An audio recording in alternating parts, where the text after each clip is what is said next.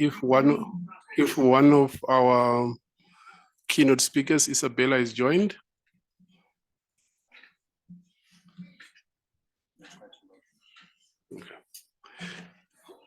Okay, meanwhile, whilst we sort out the IT for the other keynote speaker, I guess we should proceed.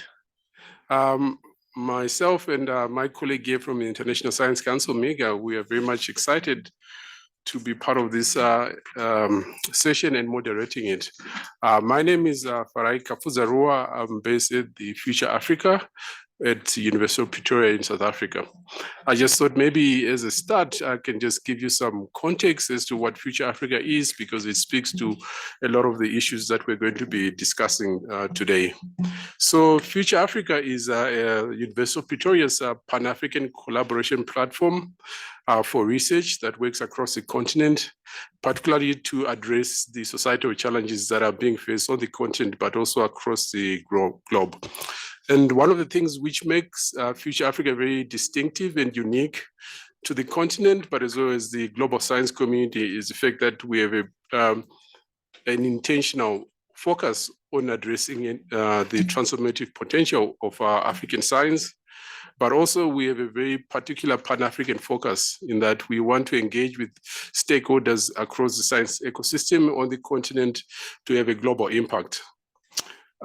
In that regard, Future Africa is part of a lot of networks and platforms which are based on the continent. So for example, we are part of the International Network for Government Science and Advice, INCSA. We are also part of the Future Aid Science Leadership Platform with the University of Rhodes.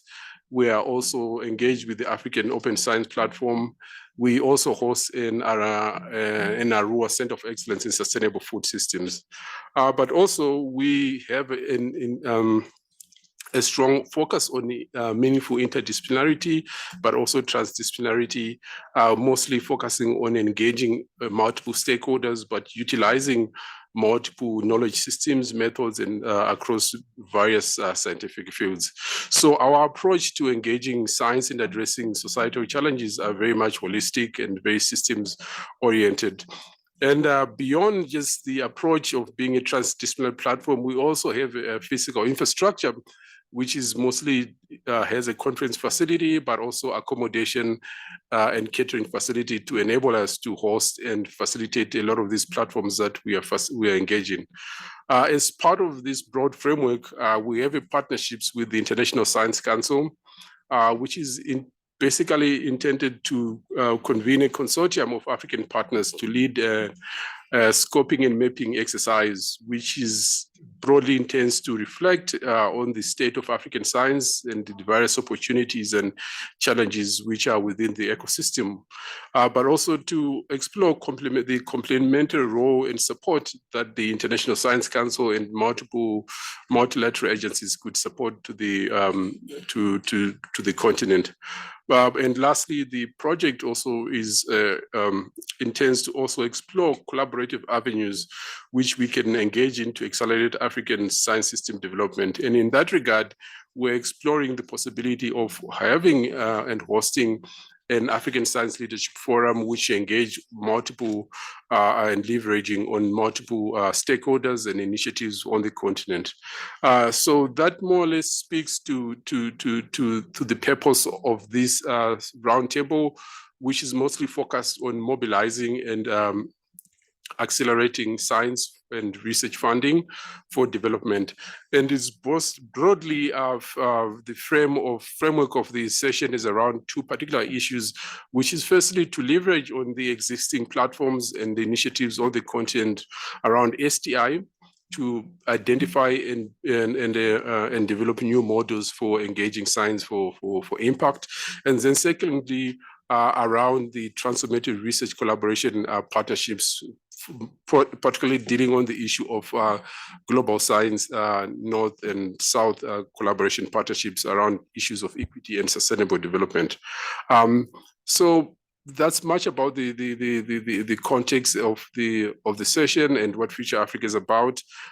So to start the roundtable with two prominent keynote speakers, And the first one is Dr. Heidman, who happens to be my boss, who's the director of Future Africa. I won't go into so much detail to introduce all the speakers because of the time constraints.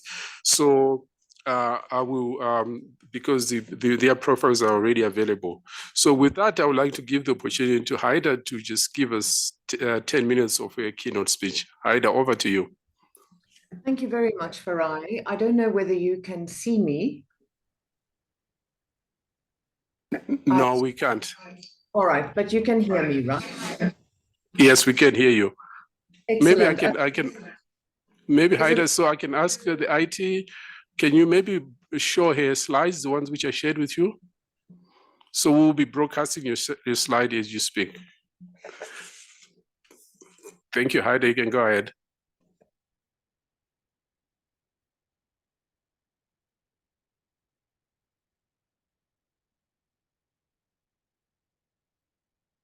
There we go, we can see you now. But you're muted. We only have one sense at a time. All right, I assume you can see and hear me, and the question now is whether you can see my slides. Not yet, but we'll try to project them, but I think in the interest of time, you can go ahead. Start in the interim. So, ladies and gentlemen, colleagues, I'm sorry I can't be with you in person, but thank you for this opportunity. Today, I'm presenting on behalf of the International Science Council, and actually as a member of the Council's Global Commission on Missions Science for Sustainable Development. And Farai, please warn me when I run out of time.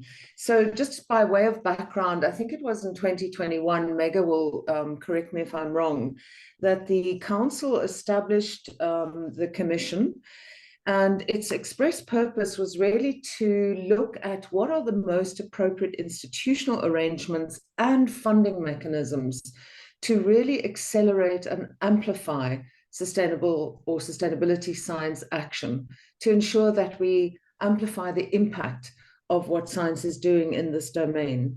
And so the Commission published a report called Unleashing Science, Delivering Missions for Sustainability, that makes a very compelling case about the need for us as a global community to step out of our business as usual approaches to both how we do the science, how we organize our science, how we coordinate, and critically important, how we fund, so the funding regimes. The Commission then, based on that work and that assessment, appointed a technical advisory group, and their task was to come up with a proposed model. What would those institutional arrangements look like across the world, and what kind of funding mechanisms would we need to put in place? And it's really that proposed model that I've been asked to briefly share with you. Let me say in advance that I see that my slides will be shared soon, and that I hope that these slides can be, no, those are not mine. I hope that these slides can be shared with you. There's a lot of information on there, and I'm just going to talk to some key points. So really the problem statement for the technical advisory group and for proposing this model was to say that, you know, we have a lot of incredible knowledge on sustainability challenges from the science community globally. But let's face it, there has been a failure somehow at the science policy practice interface. Our impact has been limited. The context in which we find ourselves, the global realities that we face today are evidence of that. So the analysis about what is it about the science system that still impedes impact covers things like the fact that we are still working in silos, despite lots of emphasis on inter and transdisciplinarity. Our science remains pretty siloed. We are not dealing sufficiently with systemic approaches, with systems thinking and analysis. So a lot of the science is still not entirely capable of dealing with the complexity of the issues we're dealing with today. As I've said, there's this persistent disconnect between knowledge and action at the limitations of the science policy practice interface.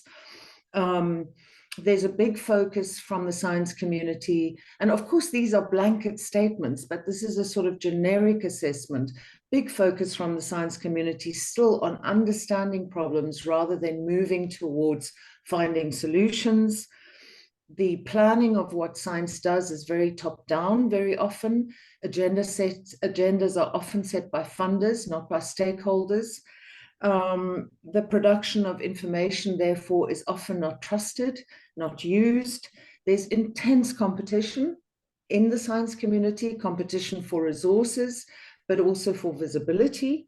And essentially, the organizational and funding mechanisms are no longer fit for purpose. Quite a damning analysis of what it is that impedes action. And so in response to this problem analysis, the Commission's advisory group has proposed institutional mechanisms that make the point that we need to focus in how we organize our institutions and fund the sustainability science community globally, with a bigger focus on the how, on the processes, not only on the agendas, on the what. And I'll come back to both.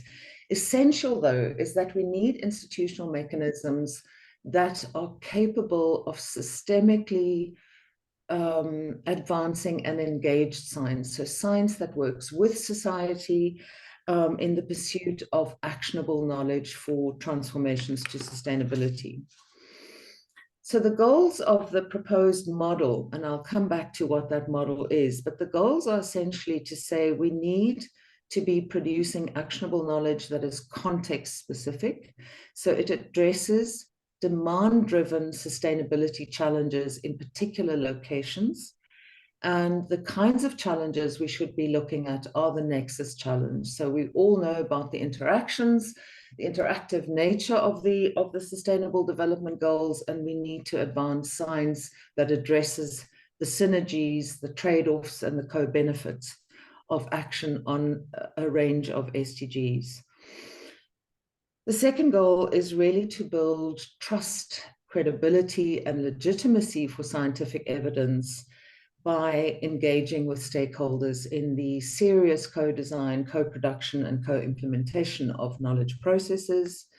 And thirdly, the objective is to ensure that we are not setting up new institutional arrangements that will compete with existing efforts, including of bodies like Future Africa that Farai has introduced you to, but that really will coordinate, convene, bring together, and provide complementary expertise.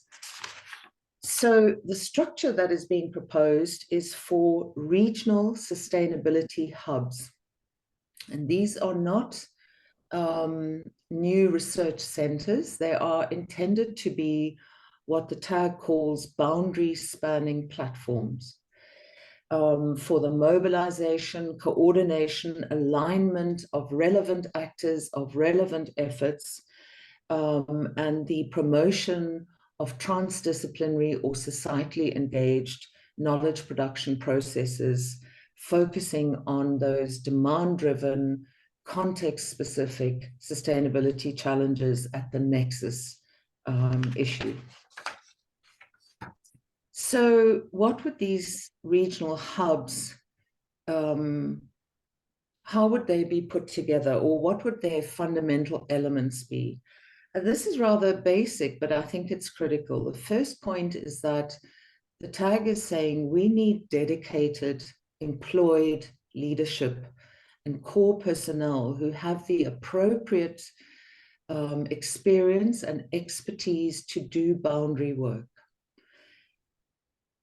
There needs to be resourcing for those hubs to bring together what we call sustainability solutions teams. These are multi-sectoral, science-driven, but societally engaged, co-design, co-production teams to address specific challenge-related work for limited periods of time. So there is a very strong research element and the requirement for research funding as well.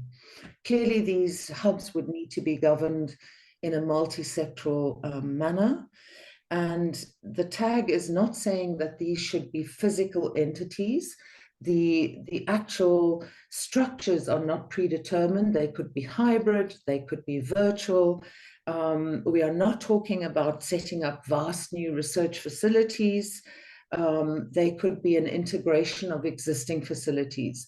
An organization like Future Africa could host a hub like that, for example. So there's no strict understanding or determination at this stage of the actual structure.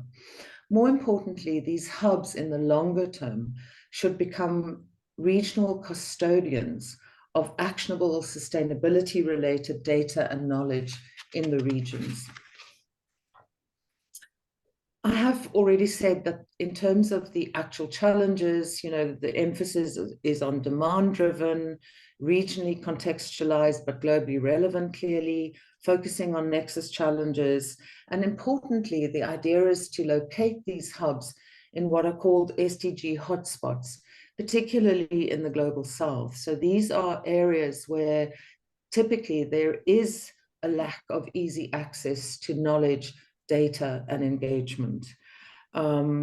And of course, we would like to think that the hubs have the potential for scalability.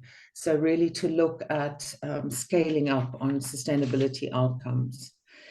I have talked about the capacities that would be required of hub staff, again, to emphasize that very often, transdisciplinarity and working with societal stakeholders is now becoming more and more adopted in the science community. Future Africa is a transdisciplinary platform, for example, but what we are expecting our scientists to do is to have the skills and the capacities and the experience to engage with societal stakeholders and to manage and facilitate complex processes. They are not always trained to do that. And so it is important to say that, and this is why we say focus on the how, not only on the what. Bring in experts in transdisciplinarity, experts in facilitating complex multi-stakeholder processes. But on the infrastructural side, also make sure that there are the necessary computational and facilitation infrastructures, as well as data and information stewards who can ensure that these hubs and the solutions teams, the researchers themselves, are also at the forefront of using the very powerful opportunities now of the digital revolution. So those capacities and the infrastructures to support the how, the processes, are critical. The long-term vision is that you have these regional sustainability hubs, and that over time, the Commission anticipates having a series of 20 located all over the world, and that these would become a global network of distributed hubs that would be linked through a global knowledge sharing platform of one form or another. And now the big issue is, what about the funding? So the Commission is committed to saying this kind of activity or this kind of model, this approach, requires what we call a big science approach to funding. The current mechanisms of bilaterals, of funders that fund research projects, again, with no support for long-term process skills and development, is no longer fit for purpose. If you think about investments in bodies like CERN, that's the level of ambition that the Commission is looking at. There is recognition that whilst the Commission, together with the ISC, might be able and is intending to pilot these regional hubs in an initial phase, that the hard work now is for the Commission and the International Science Council to engage with the global funding community, with bodies like the Global Research Council, with philanthropic foundations, international donor aid agencies, to engage in negotiations about what would it take for the sustainability science community to have access to the kinds of resourcing that we see are possible for bodies, internationally funded bodies like CERN. I think, Farai, in the interest of time, I am going to leave it at that and happy to answer any questions that might arise. Thank you very much, colleagues. Thank you, Haida, for such an insightful presentation. I think you really highlighted and problematized and shared some of the challenges in the global science system. Many of those have been ventilated in the past 1.5 days. And I think what's very insightful about your presentation is that you shared a model that we could utilize to scale up and build collective approaches to addressing these sustainability challenges, which could be contextualized at the local level. Because yesterday there was significant discussions around how do we localize STI in the region. So thank you for that. I would like to give the opportunity to Isabella. I think she's online, and Isabella is going to also, she has a PowerPoint presentation, so I hope she should be able to share that. Isabella, can you hear us and see us?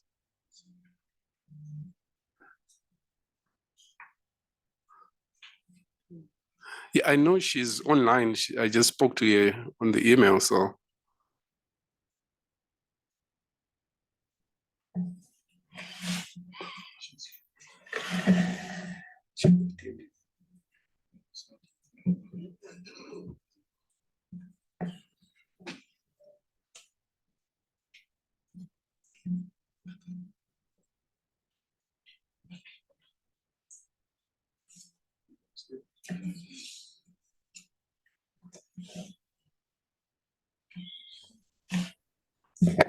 Hello? Okay, in the interest of time. Okay, we can hear you, Isabella. All right, sorry about that. I couldn't, let me just join. Go ahead.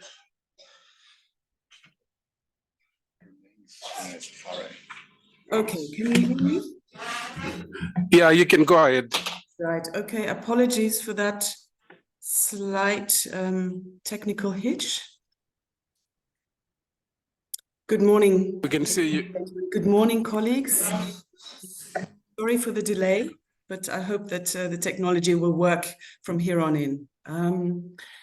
So I wanted to start by saying that I'm incredibly honored to participate in what is such a foundational conversation about how and where science can really support and enhance flourishing in the continent.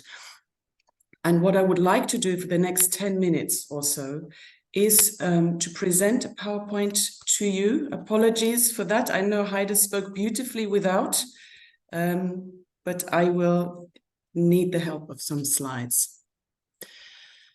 And what I want to speak about really very much builds on the key points really that came out in Haida's talk.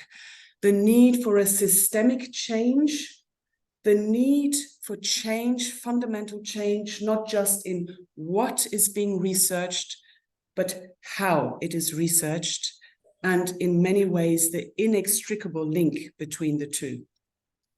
And what I specifically want to speak about is the imperative for embracing a different mode of research collaborations between Africa and in particular the global north, a transformative mode of research collaborations.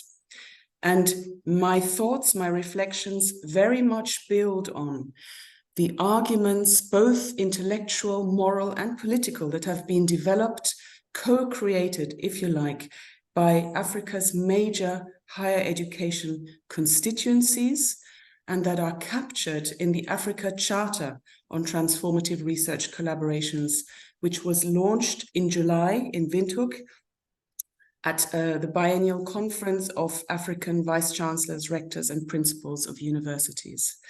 So what I'm saying very much reflects what is in this charter, and I will end by coming back to this charter. So the main argument that I want to share with you and put to you this morning is that when we think about doing science differently, as Heide has outlined so wonderfully, and think about the importance of mission science, we need to understand that transformative research collaborations are a key part of that. Transformative research collaborations aim to do two things. First, they aim to rebalance the fundamental positionings and relations of Africa and Global North in the global scientific effort. And we all know that positionings and hierarchies in the global scientific effort are foundational for positions and hierarchies in the global political economy. So transformative research collaborations ultimately also aim towards rebalancing positions and relations of Africa and Global North in the political economy globally. The second thing is transformative research collaborations aim to foster a richer, if you like, a pluriversal science, a science that produces alternatives to the monochrome logic of Western thought. And these two things together, and this is the central argument that we're making, will lead to requisite, or at least bettered, resources and freedoms and knowledges for flourishing in the continent, but also globally. So what does this mean? It means that when we think about research collaborations, we need to think beyond the idea of equitable partnerships, which I'm sure many of you have come across in many forums on many levels. So what does that mean? Very quickly, equitable research partnerships, efforts, and debates really focus on the need to introduce more fairness into concrete collaboration arrangements. They speak about resourcing, specific foci for research, the division of labor within projects, decision-making on budgets, samples, design, authorship of publications, very important, and of course, directions of capacity strengthening. These are all critically important, but we need to think beyond those. We need to think about how what happens in the context of individual research projects or programs relates to the global science and research ecosystem. And our starting point is to call to attention, to draw our attention to what Africa's positioning in the global scientific effort is at the moment. And all metrics that we have at the moment, be it researchers and outputs, be it rankings, all of those highlight the fact that Africa's position in the global scientific effort is extremely unfavorable. Here are just some figures for you for illustration, and in the interest of time, I'm not going to go into detail, but I'm sure the details can be shared with you later on. So just to show that in terms of researchers and outputs, Africa's share of the global scientific effort is paltry, is really unfavorable. The same when we look at rankings. Now, rankings are deeply problematic, but nonetheless, they are here and they have very real implications, and they are reflective of some very real constraints and advantages, depending on the side that you look.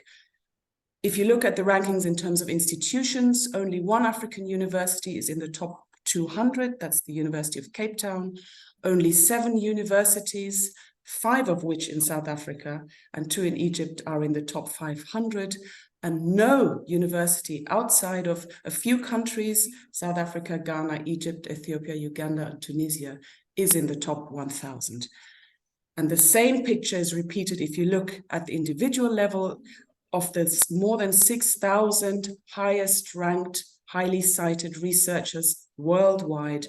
Only 12 are affiliated to African institutions, 9 of those in South Africa. So this gives you a flavor. And it is critical that we don't just take these indicators, this unfavorable position of Africa in the global science system, as a given. We need to understand that it is neither accidental nor is it harmless. The positioning reflects what we can characterize as an uneven playing field in scientific knowledge production. And this uneven playing field arises from multiple layers of power imbalances in the production of knowledge that are and need to be recognized as legacies of colonial histories. Here is a heuristic that illustrates the multiple layers of power imbalance that are at play in the production of scientific knowledge where Africa is involved. Starting right at the core from epistemologies, ways of knowing, which are dominated by Western epistemologies, Eurocentric epistemologies that are hegemonic in the global scientific effort.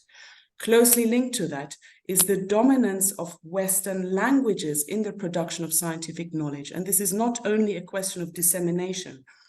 Language is where knowledge is located. So the language that you use to produce scientific knowledge will have a bearing on the kinds of knowledges that are produced.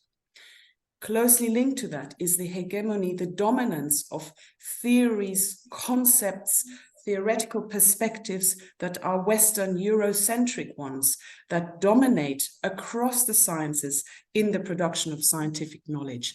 And an orientation, a philosopher, Paulin Hontunji from Benin has termed this extraversion, an orientation that goes with it, that looks to the global north, that looks to the West as the seat, as the place where scientific theories and concepts are produced, which are then applied or furnished with more data from the continent. The next layer that is also crucially important, critically important, is the development frame. As you know, much of the research that is funded, that is supported to go on in the continent is underpinned by the development frame. And this development frame does two things. One, it imposes almost always a unidirectional gaze from the global north to Africa. Africa as a site of intervention and investigation, and framed as developing, always needing to catch up with where the global north, the developed part of the world is. That gaze is never, hardly ever returned, and even less so is it ever reversed. The development frame also does other things. And here I am perhaps introducing a little critical understanding or view on the SDGs. The development frame captures a large range of issues and challenges that are critically important, but it excludes possibly other areas of investigation that might be relevant and a priority for the continent, but that are not captured within the idea of development, and that therefore do not get a chance to be researched for the most part. And then a last layer, building on the preceding ones, are the huge disparities in resourcing and capabilities, including infrastructures, data infrastructures, or physical infrastructures between institutions in Africa and outside of the continent.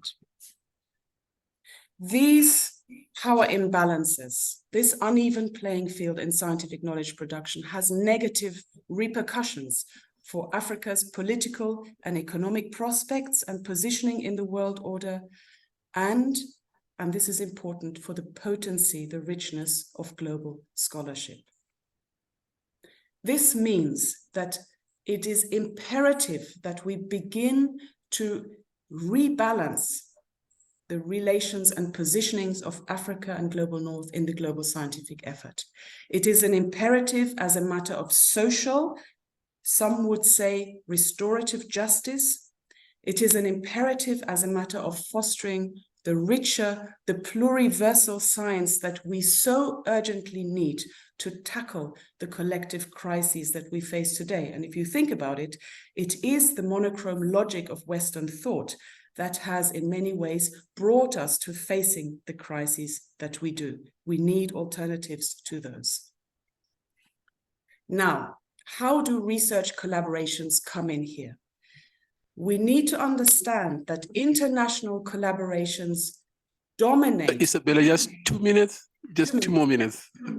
International collaborations dominate Africa's research output. Here you see the figures. They predominate all the scientific effort that goes on in the continent, which means that these collaborations offer an entry point, a leverage point for advancing the broader rebalancing of the global scientific effort that we need to think about. In other words, they have the potential to be transformative. To be transformative, research collaborations need to redress each layer of these power imbalances, not just the concrete collaboration arrangements, but each of the fundamental layers of power imbalance in scientific knowledge production. And we need to ensure that we drive change to ensure that that a transformative collaboration mode is established as best and standard practice. This requires change in individual consciousness and capabilities, in shared norms, in resource streams, and most importantly, in policy and regulatory frameworks, the rules of the game, amongst higher education institutions themselves, but also critically amongst funders, publishers, research assessment, and science governance bodies. And this is the change that the Africa Charter on Transformative Research Collaborations calls for. And it provides a framework for advancing this change going forward in the continent, in the global north, globally. The Charter has received huge endorsement so far. There is a growing open coalition forming that is committed to advancing its principles and aspirations, and is a movement for change that I would invite all of you to engage with. And this movement certainly would be honored to explore further with you all how links can be built towards the future that we all aspire to for the continent and the world. Thank you very much. I will stop sharing. Thank you, Isabella, for such a thought-provoking presentation.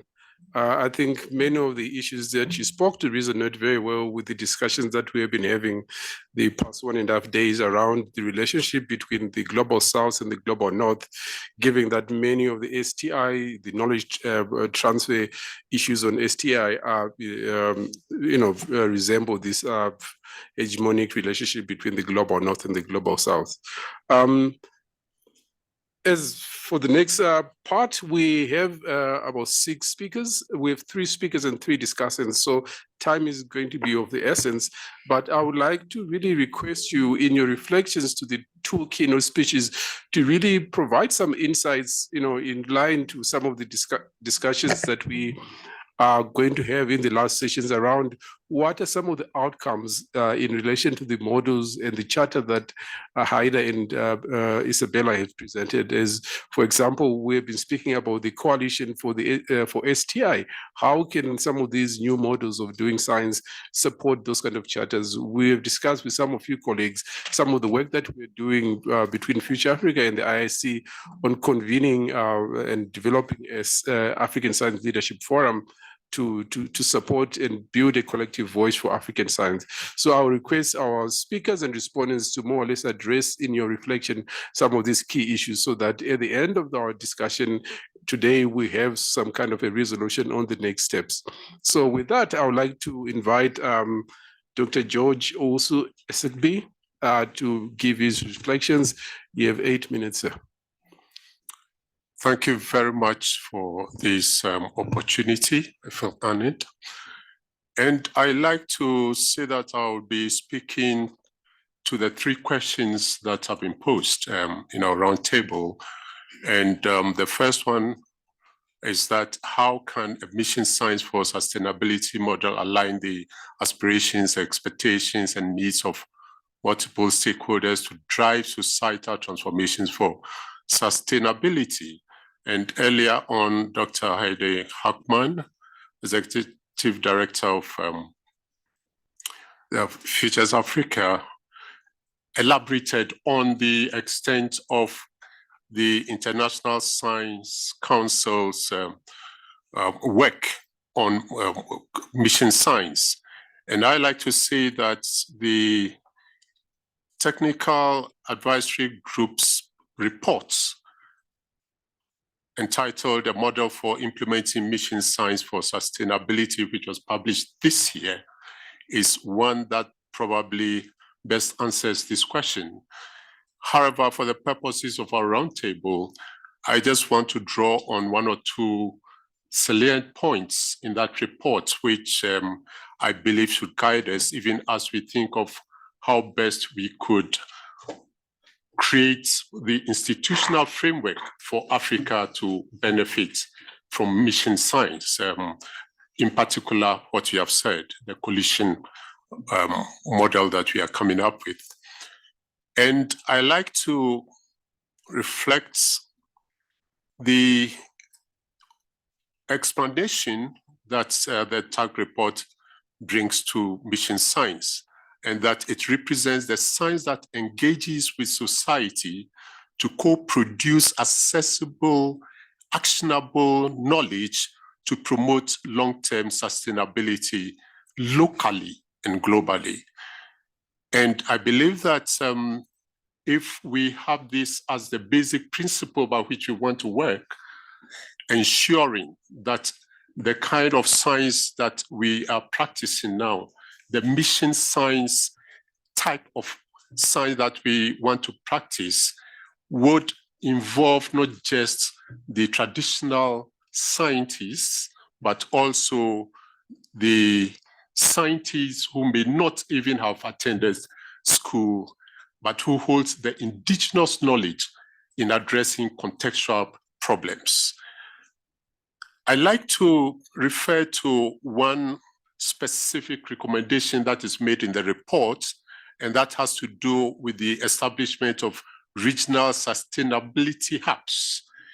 And when you read about this, the fact that these are institutions that are set up to go beyond specific boundaries, specific disciplines, and take on sustainability challenges in particular contexts, you realize that we would have to then be reorganizing ourselves to practice science to be more contextually focused.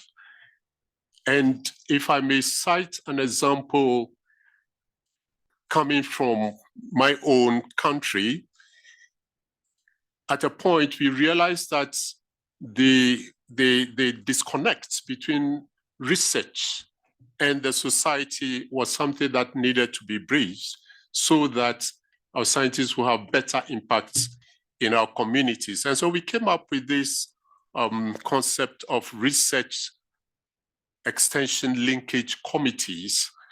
And the research extension linkage committees, the RECs, were committees that were set up so that the researchers in the knowledge institutions could better connect with the small scale farmers and address the challenges that they have. And so this was done. And to a large extent, they were able to take on the challenges in their agricultural practices. I must say that a major disadvantage of operating the RECs had to do with the seeming dependence on donor funding. And in fact, it was a World Bank project that just 1 minute. Set this up.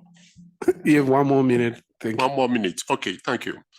And so I believe that we must think along those lines, trying to decentralize the practice of science into our national context and even down to the communities. 1 more minute, and so I may not be able to address the 2 other questions, even though I've elaborated them here. But I just want to say that when we are asking for innovative funding mechanisms, then we may have to go beyond the traditional funding mechanisms of drawing on donor funding and also governmental funding. And I here would want to encourage better engagement with the faith-based organizations. Faith-based organizations have monies that they can, if appropriately convinced, be extending into research and innovation in very practical ways. And if we are asking how we can better understand the complexities and systemic challenges that underline sustainability issues in Africa, we should be thinking of better ways of educating and communicating on sustainability issues in Africa, and we should draw on some of the strategies that are already existing, such as the educational programs that we can come up with in our educational institutions. Thank you. Thank you very much. Thank you so much. Here. Thank you. Yeah. Now I move over to Dr. Madhvi Madhu. If I might request you to just be very quick in your reflections. Thank you, Chair. I won't be very long because we have only 7 minutes. And before answering the questions, I'd just like to comment on both presentations, which are really pointing towards doing science differently, which calls for a more participatory and equitable approach for impactful change. And I think what we are talking here is really transdisciplinary research. So my responses to the questions have been assigned to will be based on transdisciplinary research. Now, the first question which was assigned to me, how can the global science community and funders better understand and address the complexities and systemic challenges that underlie sustainability issues in Africa? I think funders need to understand that there is a need for appropriate and longer-term funding to facilitate this kind of research that builds upon trusting relationships needed to effect transformative change. So funding, both in terms of limited amounts and short durations of many funding cycles, should be reviewed, as this can be a limitation when doing mission science. So this requires action at multiple levels: international, national, university funding mechanisms need to reconfigure how they structure funding, who determines the scope of the funding pause, what is the length of the funding period, who is involved in funding applications, and how researchers are supported within and across institutions and communities of practice. Now, I think to summarize the new funding approach, I think we should look toward more flexible and sustained funding for this kind of research, which through co-design of funding arrangements, there should be room for experimentation, learning, adaptation. We should recognize the role of non-academic partners and project investigators. And of course, funding should span over long term. We should promote equitable distribution of funding, and all voices should be represented in funding discussions. We talked of power imbalances. So when deciding on funding models, we should create equivalent pay scales and project co-leadership across North and South divides. And we should also think here, when we are talking of transdisciplinary research, we are talking of research between researchers and practitioners. And there's a crucial role which is played by what I call brokers, who are bridging divides between multiple actors. And these brokers should be somehow rewarded when we are developing funding mechanisms. So my second question, how do we facilitate transformative partnerships which promote equity and sustainability in science? in practice, we are talking about impacting and facilitating change through knowledge co-development that is inclusive, authentic, empowering. And we need to take on board the context specificity and recognizing multiple knowledge and value systems. So when engaging in this kind of mission science, it is important to understand the cultural contexts that are perpetuating the inequalities experienced today. We should give thought to scaling from local to global, global to local. Very often, this kind of science is place-based and contextualized. So we need to address issues of scaling and application to draw more global or generally applicable lessons, place-based and embedded in local context. Somebody talk about language. I think common framing, language and authenticity should be focused. Just 1 minute. So there's a need to deliberate on how we approach research practice and to deal with researchers from multiple backgrounds, not necessarily with a scientific background. And just to finish, I think like Dr. George just mentioned, all these call for a change in culture, in institutional culture, that I would say more mutually respectful and caring environment, creating enabling structural and administrative system, and especially our scientists need to think differently, and also institutions need to review how they reward scientists, probably recognition, promotion, and career development path need to be reviewed to allow this kind of new research to be conducted. Thank you. Thank you so much. Now I move over to Dr. Abdizerak Shaboun from Morocco. You have 5 minutes, sir. Good morning for all. I will be quickly in this presentation. Not sure. Yeah. Good. Some information about financement, funding research in Morocco.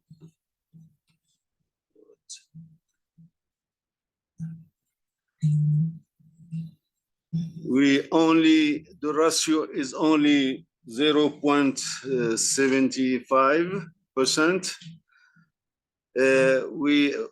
Our vision is to realize 1.5% in 2025.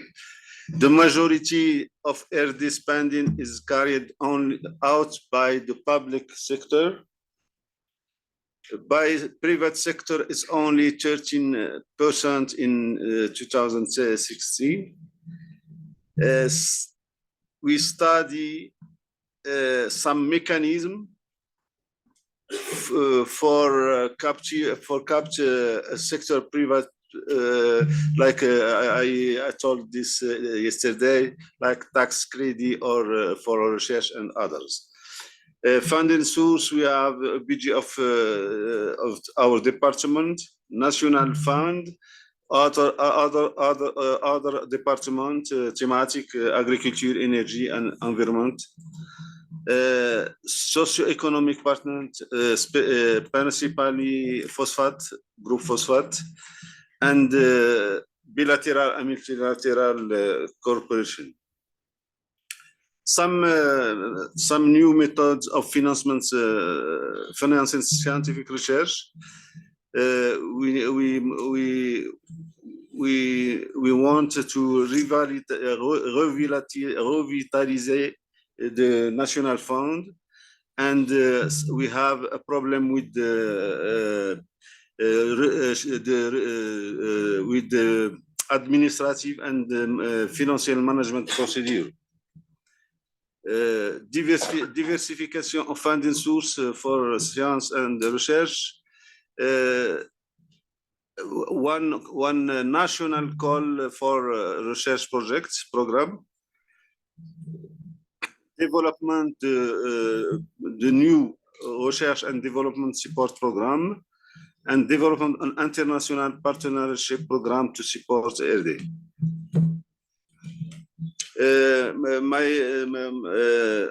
The speaker from South Africa told about new model of cooperation.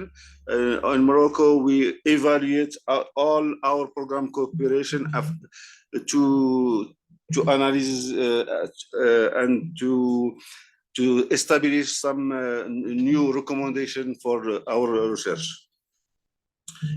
Improve the visibility university, Morocco University in international ranking is important for university, for exchange to cible some thematic and some new partner.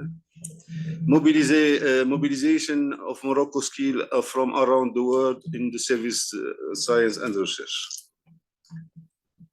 Some recommendation. I know that all research or academic and research people, they have a problem to present a project of research for in good version. Donc set up cells for setting up research projects. Participate in international call for projects. And within thematic research consortium, I think in Africa we can. I saw university alliance of universities or réseau of universities around some thematic like agriculture, food, or energy. Thank you. Thank you, Dr. Abdulrazak. Now we move over to the discussants. So unfortunately, we are running out of time. So I'm going to give our discussants 3 minutes each to share their reflections.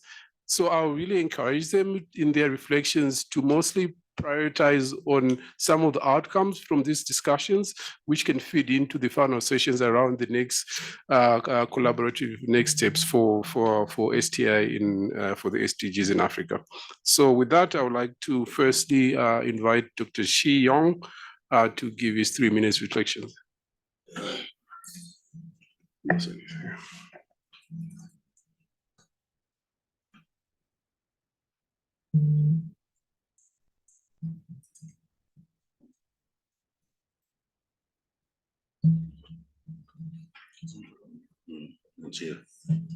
Okay, I'm sorry, I think I don't have the latest program. Okay, oh, so that's why I see she was smiling at me. Okay. Slightly change your name, but we know you are. No, it's because I had received communication that Dr. Shiu might be joined. But anyway, you have the floor, ma'am. Thank you very much. Within my 3 minutes, good morning, everyone again.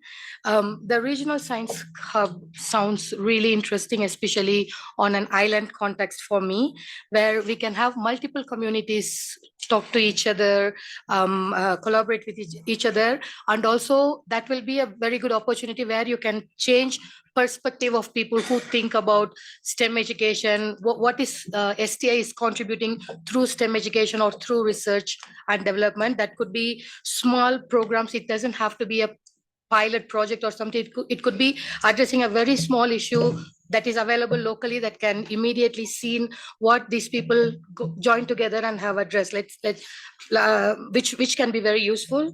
And this community engagement also are relevant to thought-provoking, entertaining, and social meetings instead of meeting in a bar and drinking beer. So yeah, that would be one thing. And the second one is from the second keynote speaker, it was very interesting perspective to see the differences or the gap that is between the global north and south in research perspective. It is about why are we doing research? Who is doing research? Like, am I a lecturer who wants to do PhD so that I can get more salary? So I just go and do a research on a topic that is available wherever there is opportunity, which could be in Europe or Africa or Asia, anywhere. And also there is the other part of research where we think about a business personality doing research only to improve that particular concern's product development and profitability. So we have to analyze and identify where and who are doing researches and for what purpose. Everything is important and has to be balanced. And thirdly, from the speakers, I have understand that diversification of funding is very, very important. And if we are talking about diversification of funding, we can take examples from existing systems and try to see it, localize it in our context. Thank you. Much. Our last discussant, I think from Malawi, is Professor Chimora Mikeka. Thank you. Thank you, moderator, for the opportunity to discuss the great presentations in here today. First and foremost, Roundtable 5, Mobilizing Science and Research Funding for Development. I was biased negatively to the title because I'm a promoter of STI than just science. And I've been a strong and chief advocate for not discussing science in its maiden name as science, but to engineer the sciences. And therefore, I think, and that's for the benefit of Africa, we need to be able to see science being engineered. In terms of development, I assume that this is economic development, and therefore would like to see technology and innovation driving economic development and economic growth. And this is exactly what is encapsulated in the Science, Technology, Innovation Strategy for Africa 2024, but also the one which will be reformulating to 2034, what we call innovation-led, technology-driven economic growth, which is also knowledge-based. So the science is where is creating the base for knowledge. Research funding, as we see it, I am proposing here, and I think this is true, it will be true in the next 10, 50 years to come. No one will be able to provide funding for research whatsoever just for the sake of it. It will only be based on partnerships. So SDG number 17, fulfillment, is the one which will pull through resources for STI. Now, reflecting on the keynote speakers, the first keynote speaker, science system that impedes impact. I loved that, and I think I would like to make that as a quote of the day from Haida, science systems that impede impact. And she highlighted 3 aspects: siloed approach, not solving societal challenges, and lastly, which is of greatest interest, is where she argued on the context of donor-induced research, which we call SID hypothesis, supplier-induced demand, or donor-induced demand, a DID hypothesis. And I think this is something that Africans in the continent should be, and the governments, I'm coming from the government side, which we are very critical about, to ensure that governments are not driven to see what they have built as capacity or human capital, doing research that does not solve their contextual challenges.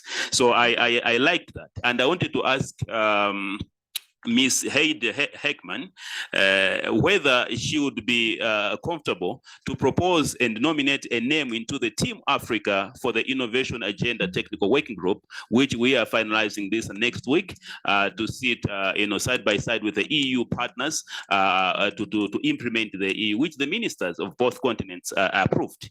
So if you are privy to that, I think you could submit the name to the AU Secretariat. Margaret was here yesterday. We would like to have representation from your organization. I think we like that.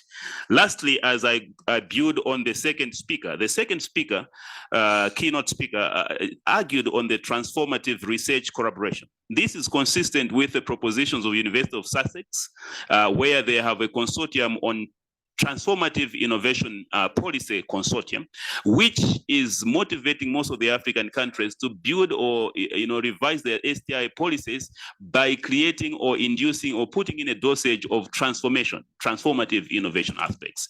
And I think this is also being built on the quintuple model, and it is important. But my question is, when she was rising to the second point, that SDGs framework might be crippled somehow, or 40, in the sense that it sometimes excludes certain aspects which are researchable for the in terms of needs on the continent of Africa, I was thinking of the question that I would like to ask the House or the audience here.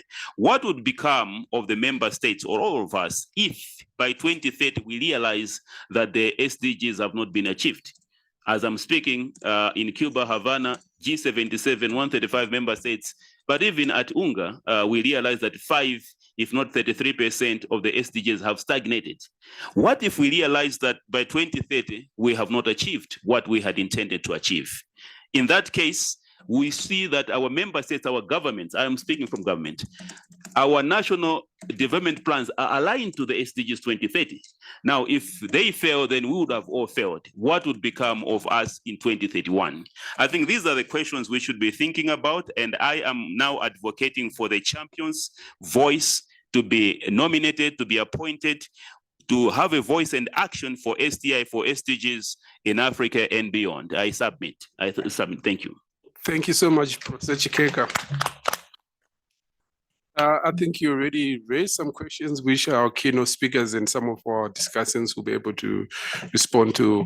For now, I'll hand over to my colleague from International Science Council, Mega, to facilitate the Q&A as well as provide a reflection and closing of the session. Thank you. Thank you. We've heard some really good presentations today. I'm sorry we didn't have a lot of time, as happens in these kinds of events where there's so much to discuss and so little time. So if you could share your thoughts with me, your presentations with me, I'll try to make sure that we have them all in one place and they're taken into account. But we are having these dialogues in different regions at the moment as a follow-up to the release of the Commission's report that Haida presented. And we have certain themes that come up again and again, and as they've also come up here in this room over the last day and a half.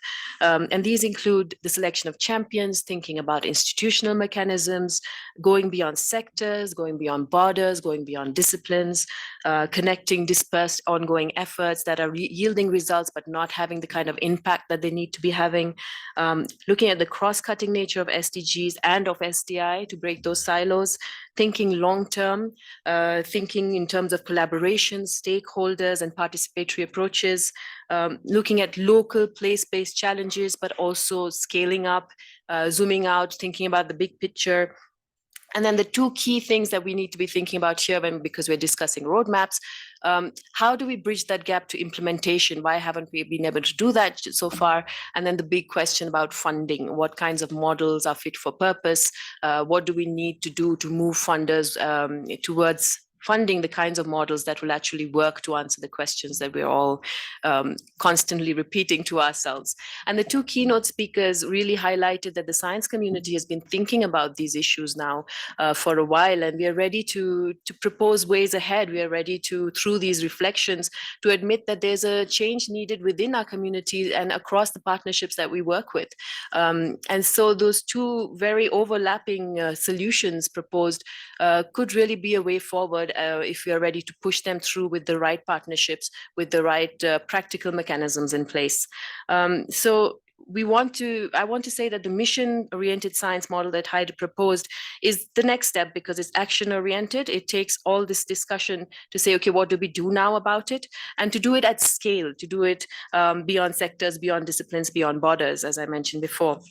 And this will look different for different regions because the priorities are different. What exists already and who needs to collaborate will look different. The questions you want to address, co-define, and then co-lead will look different.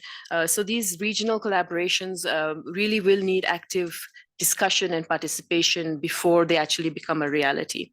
The call for pilots will go out next year, early next year in 2024. And so what we are asking for you in this room to do is to circulate that within your networks. If you think you want to participate in one of those coalitions, please do let us know and we'll make sure that you are up to date on how this is moving forward. We might also call upon you for brainstorming discussions to help us formulate this in a way that it makes sense, that enables people to participate and bring really the full potential of what you have to these coalitions. And we're asking funders to come to the table and help us have these discussions in a way that is fruitful and come up with funding models that can really enable these models. So with that, I'm going to ask audiences to please put forward your questions to speakers. Please try to be brief so that we can have 13 minutes of discussion. Thank you.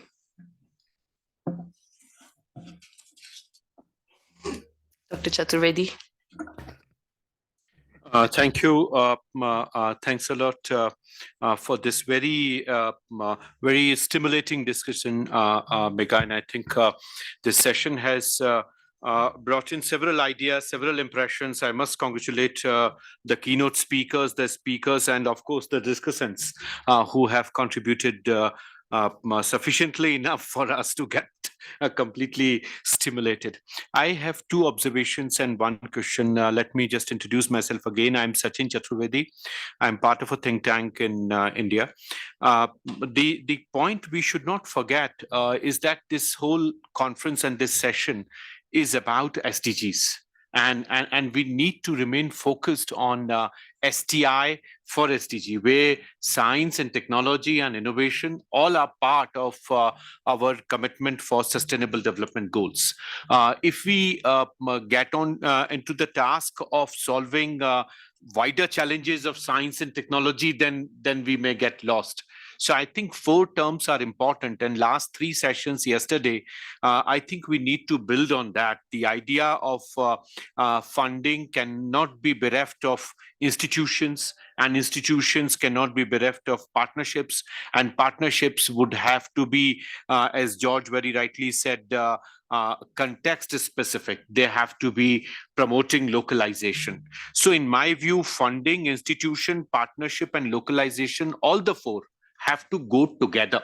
They cannot be separated. Having said this, I fully agree with Haida and appreciate the point that Isabella made in terms of going beyond the idea of simple partnership to confidence building, bringing in co-production, which is demand-driven, and also trying to bring in what Isabella said in terms of going beyond equitable partnership. So this has imperative to us, and my question to both to Haida and to Isabella, if she's there, would be to see to what extent this is possible at the sectoral level, because when we are talking about SDG, it would be either in goal 14, because large part of Africa has coastlines and we are concerned about the oceans. The blue economy was mentioned yesterday. Our concern would also be about biodiversity. But then if we come back to the unfinished agenda of MDGs, goal 2 to goal 7, we would have to see what specific is there to deliver, and particularly what my dear friend Professor Kamara mentioned in terms of technology. And technology for nutrition, technology for health, technology for renewable energy, and water and sanitation. Thank you.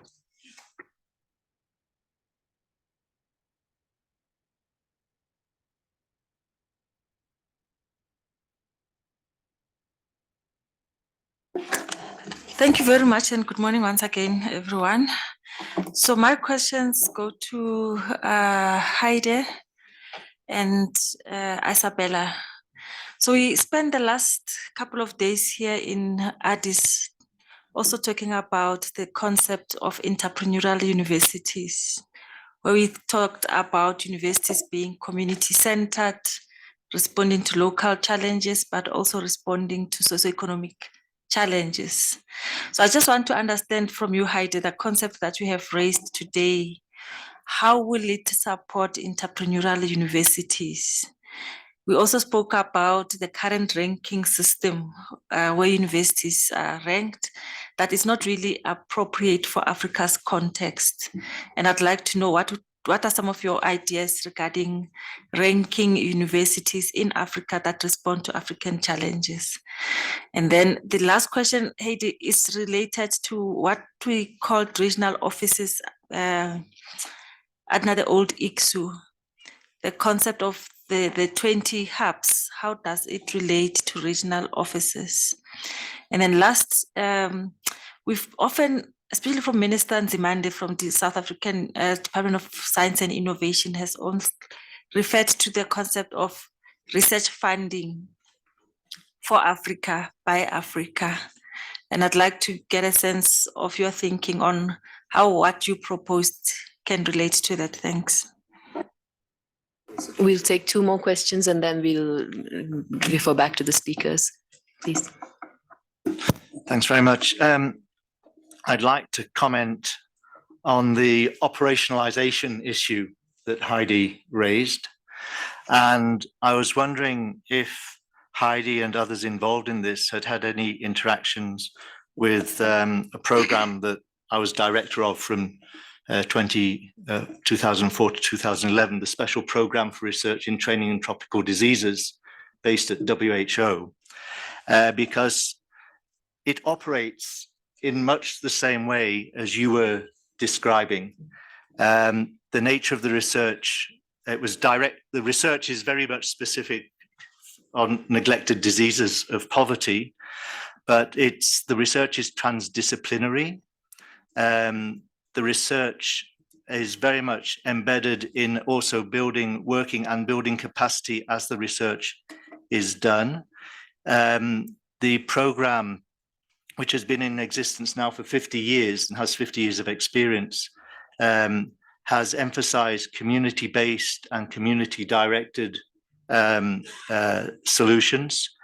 And it operates through convening scientists to support the research on the ground. At one level, that convening is international.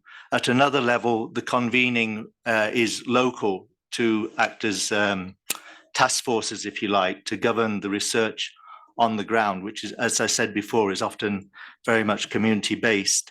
So I think there might be some learning to be obtained from this special program.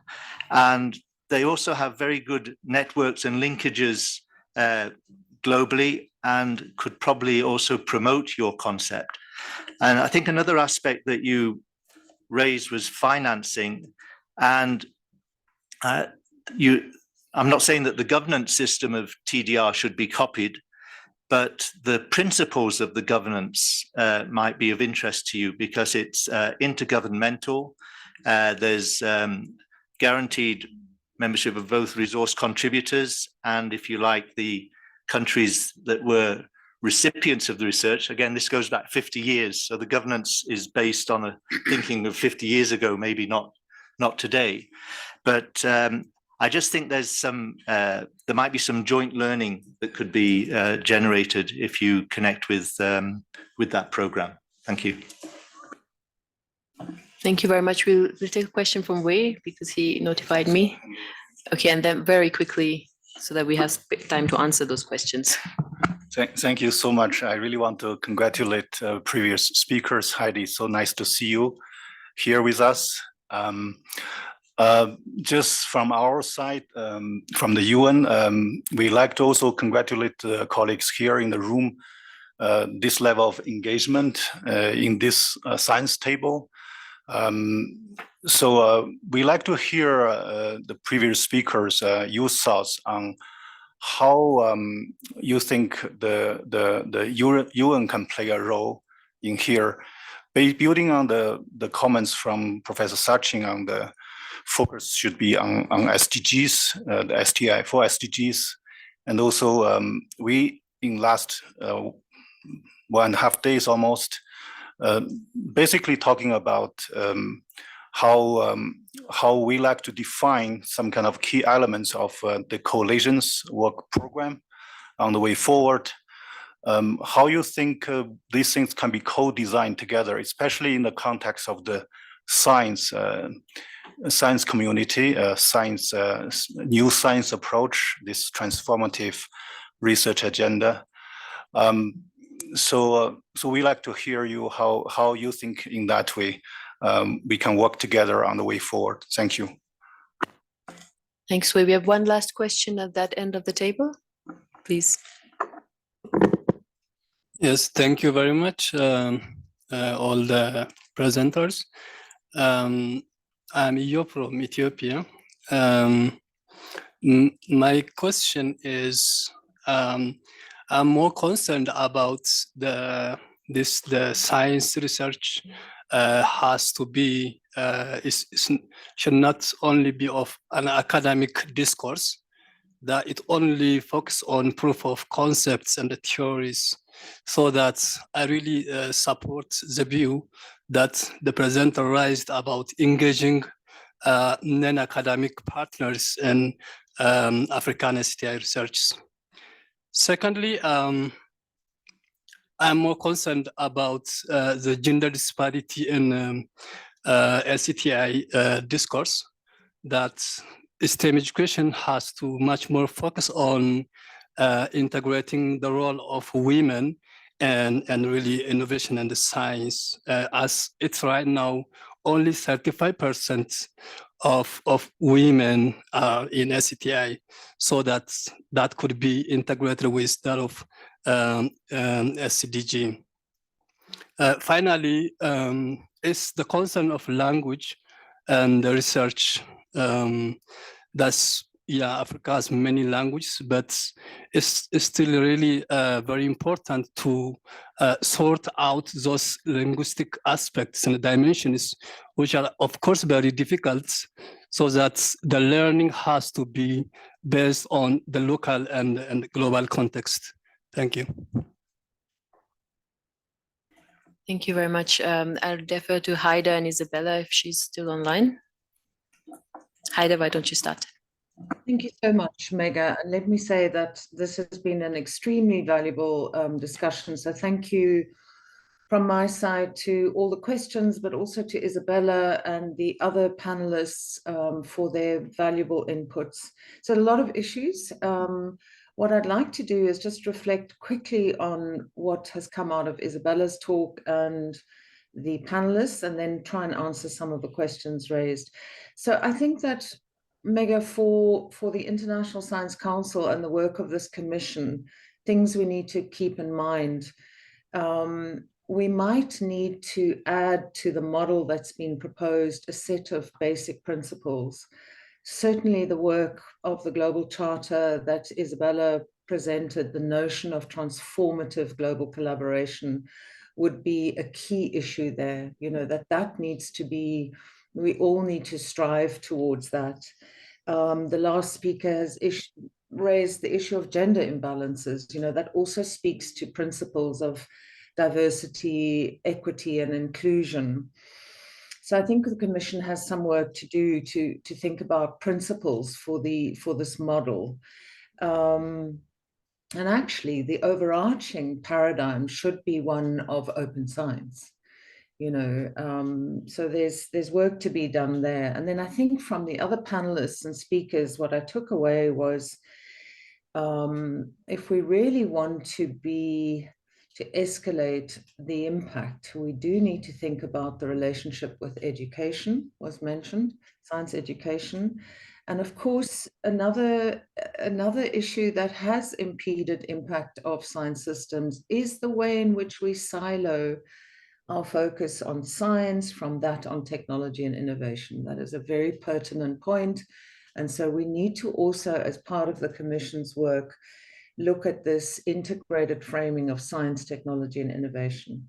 So much on the other speakers. As to some of the questions, the kind of approach we are suggesting with this model of hubs and the emphasis on transdisciplinarity or engagement is really speaks to the need for what is called the entrepreneurial university. So there's a complete alignment there.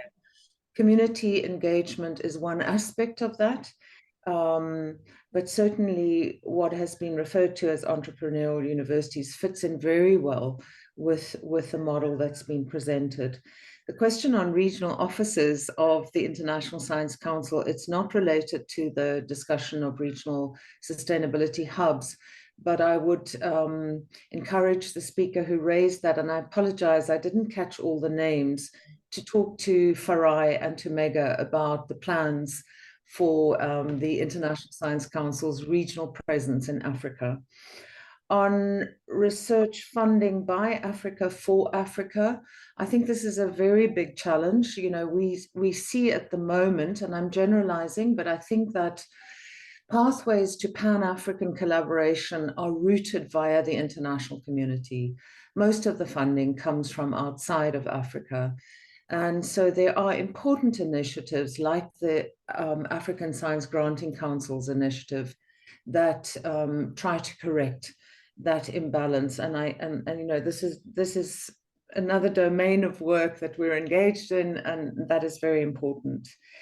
To the speaker who talked about the WHO Tropical Diseases Program, thank you very much for raising that. It makes me think that, you know, the Commission must also realize, particularly when it issues a pilot call, is that we mustn't think that setting up regional hubs is necessarily about setting up new initiatives. We need to look at what exists, and you're quite right, we need to learn from what exists. So two recommendations that I would, as a member of that commission, take back to the group is to say, have we actually mapped globally some key best practice examples that come close to the model, where we can learn about governance, about funding, etc. I think that's critically important. And the second thing is, when we issue a call for pilots, we should also make it possible for existing initiatives that have the ambition, the vision and mission that aligns with what the Commission wants, but might not have the resourcing to fulfill that mandate, to also be able to apply, to amplify what they are already doing. So let's not reinvent the wheel. That's an important point. You know, there are other big systems. If you think about the agricultural and food systems domain, the global CGIAR, we need to look at their funding model and how they have managed over also 50 years or so funding, you know, funding research across the world, most of it based in the global south, actually. And I think that covers most of the issues that have been raised, Mega. Thank you. Thanks so much, Haida. Sorry for bombarding you with lots of questions, but we know that you have the answers, so that's very helpful. I'd just like to wrap up with a few just additions to what Haida mentioned about sorry, Isabella. Go ahead, please. Sorry, do you still want me to speak? Yes, go ahead, please. I'll wrap up after. So I didn't realize you were online. Please go ahead. Okay, thank you very much.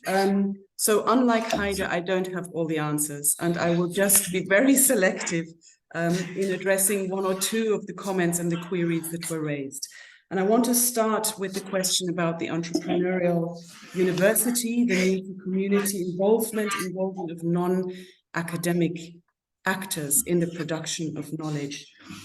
And to just highlight that when I presented those layers of power imbalance, in particular, imbalances at the level of epistemologies, ways of knowing, language, and then theories and concepts, redressing them, being explicit about redressing those imbalances, meaning that we center ways of knowing, languages, and ways of understanding the world, of understanding how the world should work, of what human flourishing is, ways of knowing that are not located in the scientific body at the moment, but in non-academic audiences, in communities, and others. That is what that's about. So it very much speaks to the question of indigenous knowledges, as you have referred to. So that's the first thing to say. It really aligns with this idea of entrepreneurial universities. The second I want to refer to is the question of funding, hugely important, hugely complex. Just to add to what Haida proposed, yes, it's very difficult, the question of African funding for research by Africa for Africa. I would suggest that to mobilize more funding from the continent for research and scientific efforts in the continent, there might be a need for a shift in orientation, a culture change, if you like, to understand that what we're talking about is a need to ensure that Africa is in the business of producing knowledge, not just its local problems, but for the world. Africa is in the business, should be in the business of producing knowledge for the world. And I think if that is embraced more than it is perhaps today, that might, might lead to more readiness, more flows of finance to support science.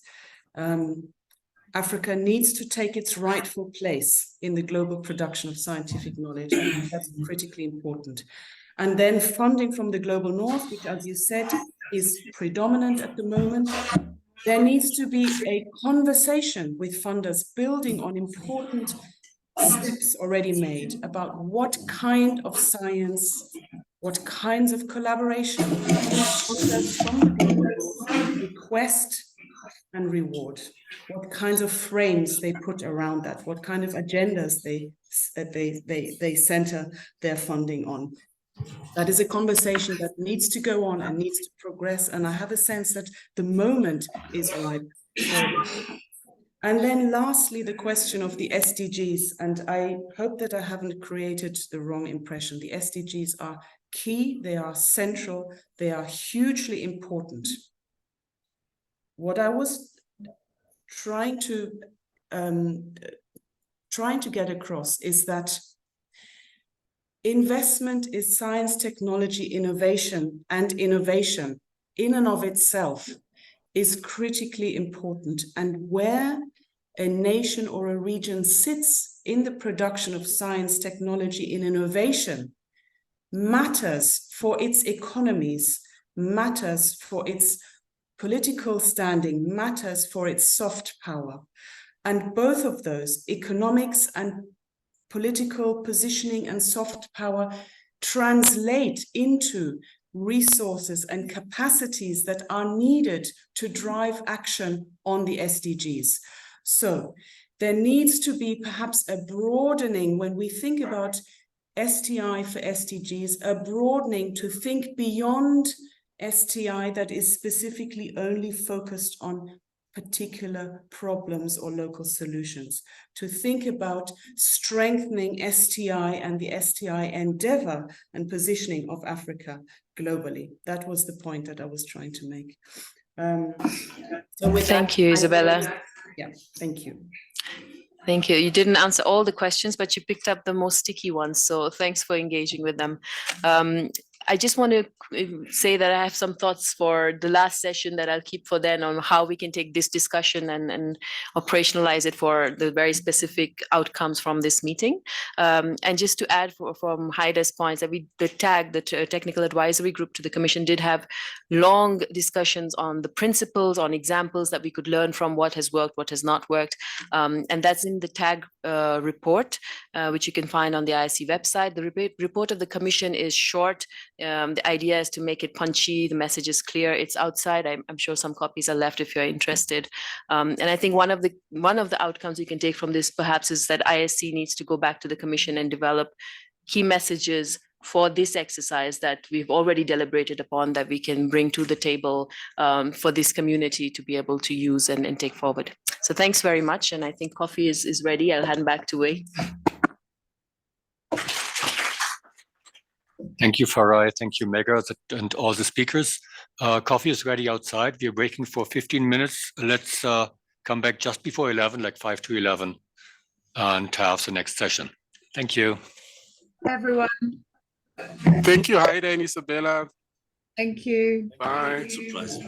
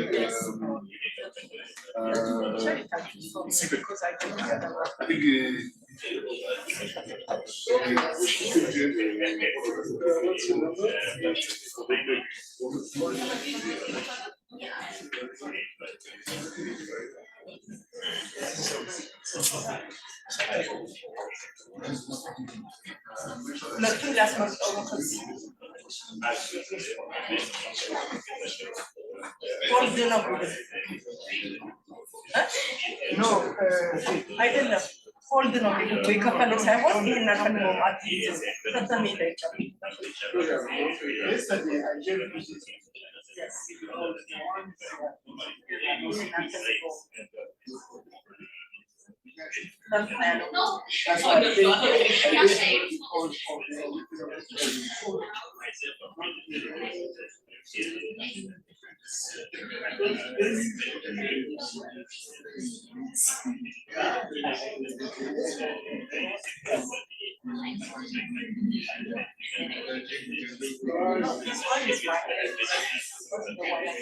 because I print it again, I don't know who takes it. So because you say that, I just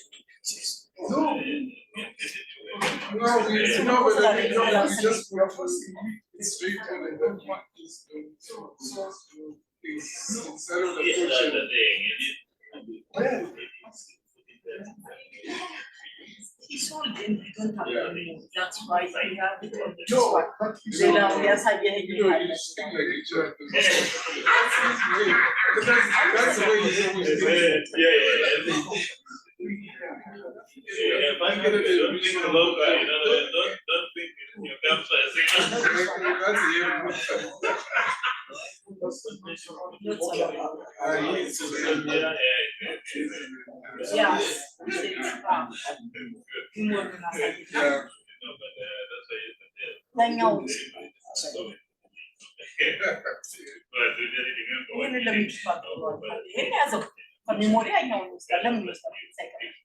Yeah, you know, it's that spirit. Unless you want.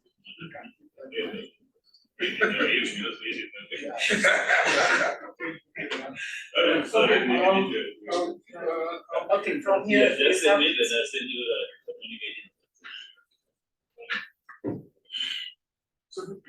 No problem, I'll give him the pipe from me. But I told him he don't need it, that's why. If you need my picture, I'll give him what I say.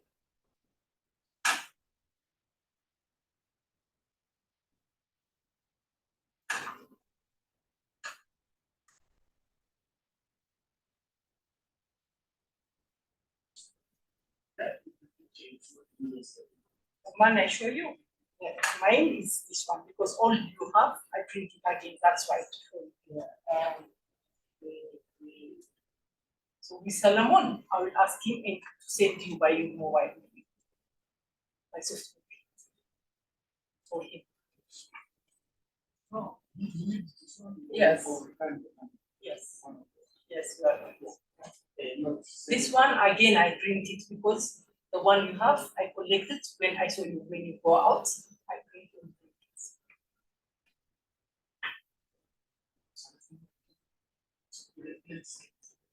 By this one. So this is my picture. There is no problem. I give you my tool.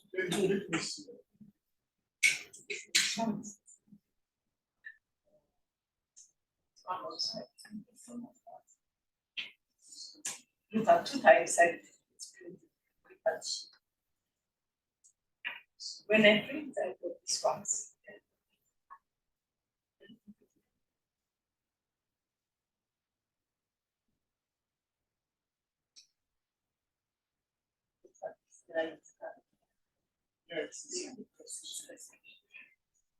This one also, the same as this one. No, no.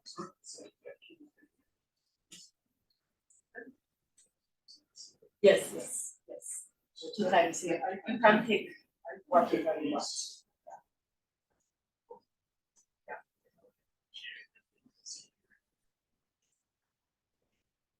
It's so nice because this is my pictures. We have to give you. Yes. You know, sir, no problem. Okay. May I send you soft copy if you want? Give me my link. Send you all this. Okay. In nothing. We are not using email. Or only WhatsApp or Telegram. Okay. I see, yes, sir. Write it down. Bro, how are you doing? Okay, I don't want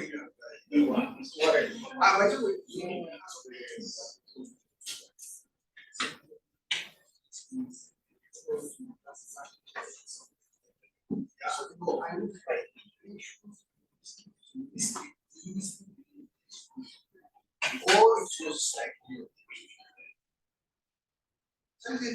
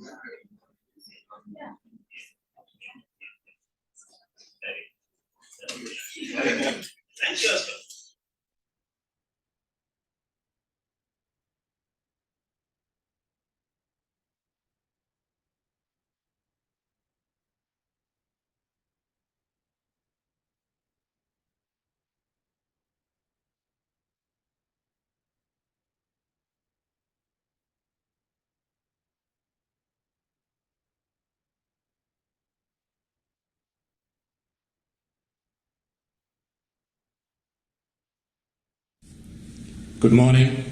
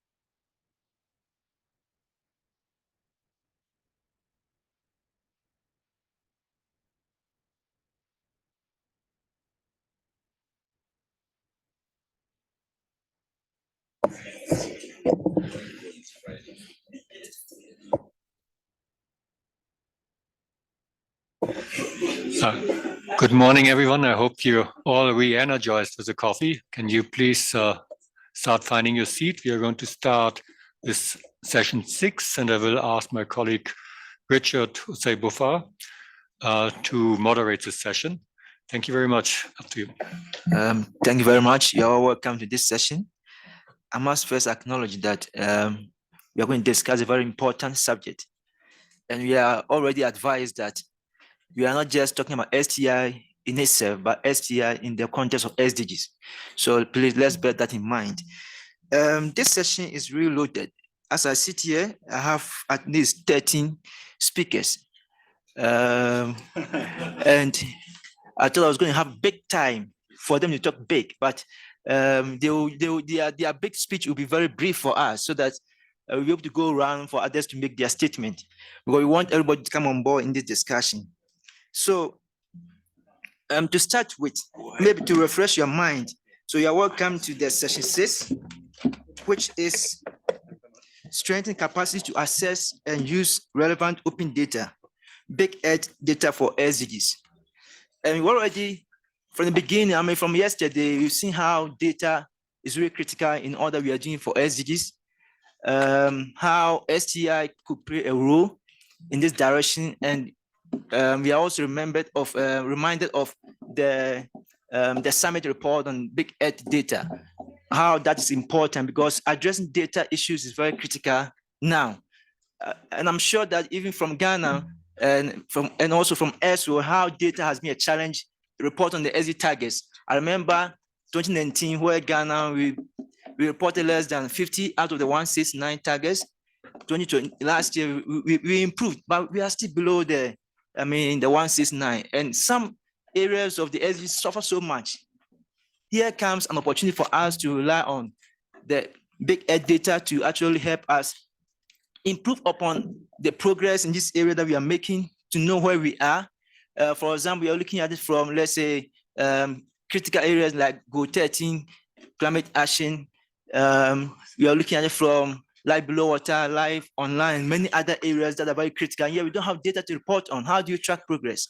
And even the question of where we are globally and at the country level, global level, is even a challenge, because what sufficient data do we have? So that is an issue that we need to really address. So today we have experts here who are going to really help us, not only to discuss what big data is, but to help us to understand how we could leverage on that the big data to be able to address our challenge in the area of SDGs, to fast track our implementation, track progress, and all that. So welcome on board. And maybe to start with, for the first cases, I may mention your name and some titles, but the subsequent ones, I will give maybe quite a different direction how we want to go by it, so that we can buy time.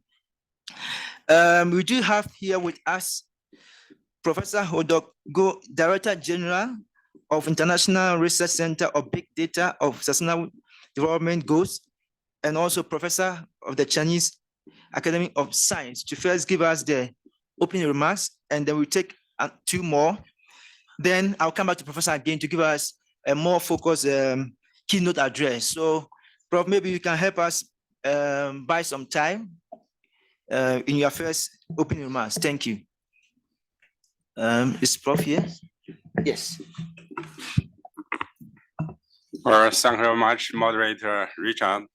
Good morning, Your Excellency, ladies and gentlemen, colleagues and friends.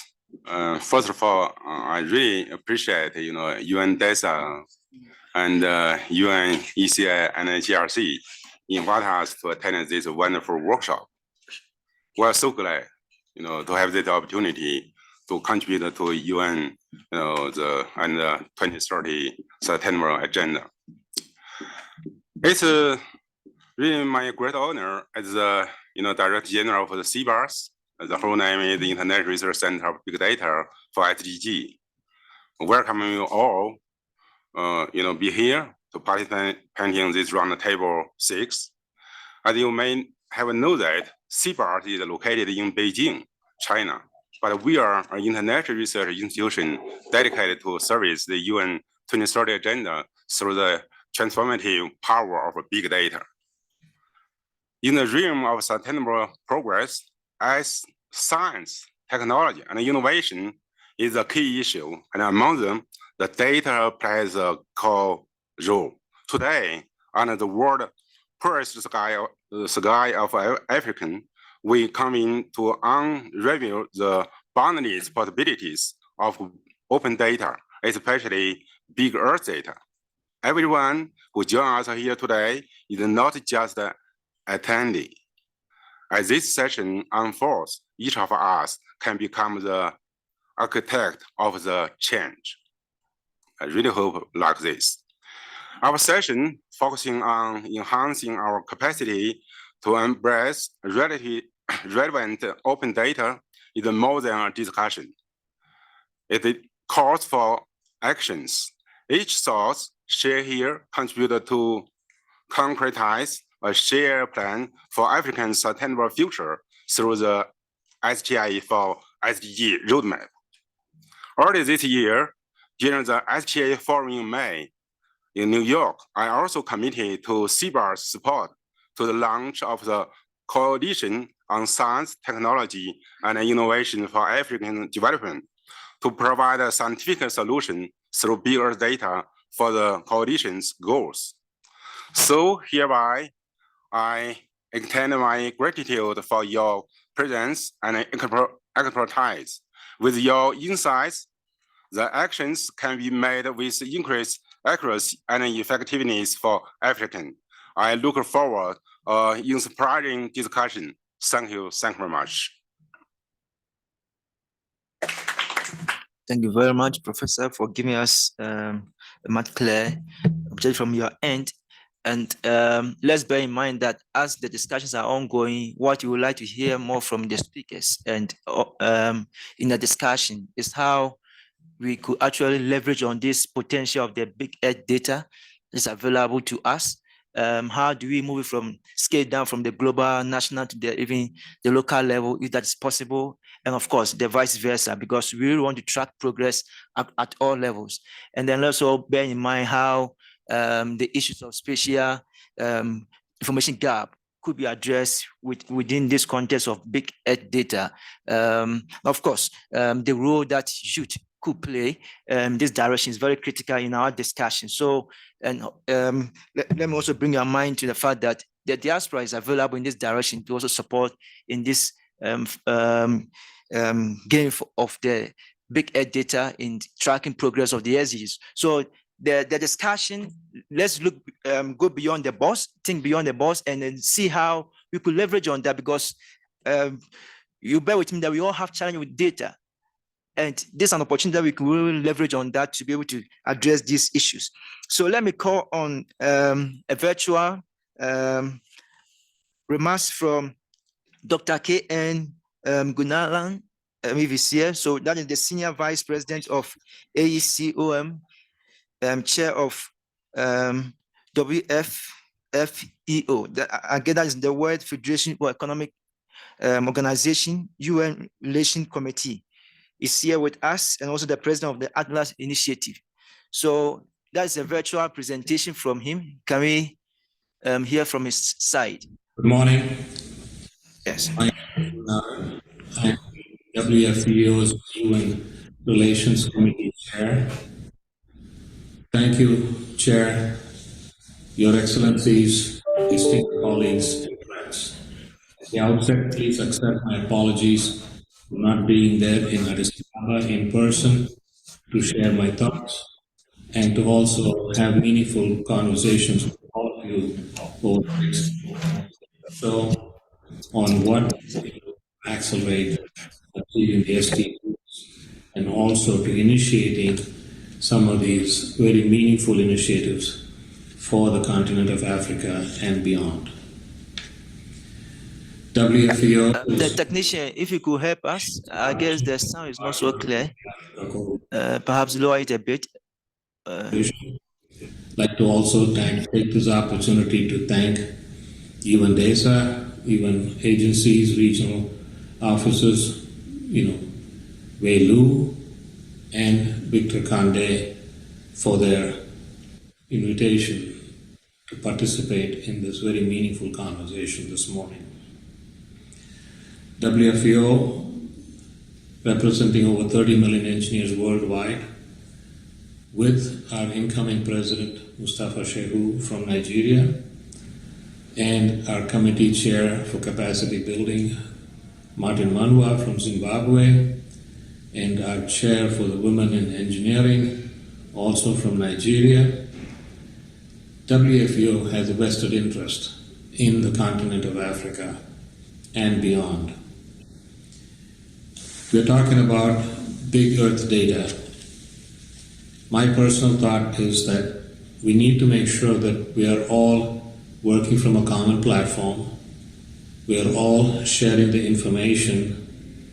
We are all collecting meaningful data that can be curated, analyzed, and used for meaningful implementation in accelerating the SDGs. As you probably know, CAS has set up a huge center and has been collecting data to monitor the progress of SDGs. And as mentioned by our Secretary General, Antonio Guterres, we have only seen 15% progress, as of the midpoint earlier this year at the SDG Summit in New York at the headquarters.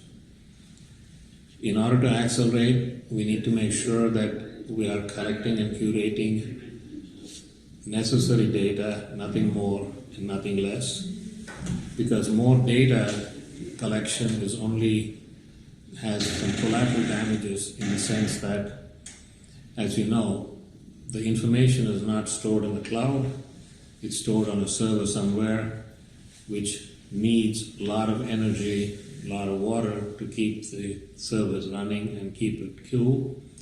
So we need to make sure that we are all not duplicating our efforts, but we are collecting information that can be commonly shared with all stakeholders for the benefit of humanity and to preserve the resources of this planet that we have come to call home. WFEO and the engineering community is ready, willing, and standing by to work with the coalition and all of its partners. WFEO, through its academy, can raise awareness, share knowledge, provide training, build capacity, and implement industry best practices, in addition to tapping into our young engineers and future leaders that are going to drive the implementation for their benefit, their quality of life, and the future of this planet. Need to develop the policy framework, including developing innovative technologies to collect pertinent data, efficiently store, restore, use, analyze, and curate the information in implementation process for the quality of all while leaving no one behind. My best wishes to all of you. Thank you for organizing this very meaningful conversation this morning, and I'm sure outcomes will be curated and shared so that we can start to accelerate the implementation of the SDGs and achieve them in a timely manner so that we don't prolong the challenges that we are going to be facing today and tomorrow. Thank you, and looking forward to working with the coalition, UN DESA, and others in the coming years and elsewhere. Thank you very much, WFEO, for this opportunity.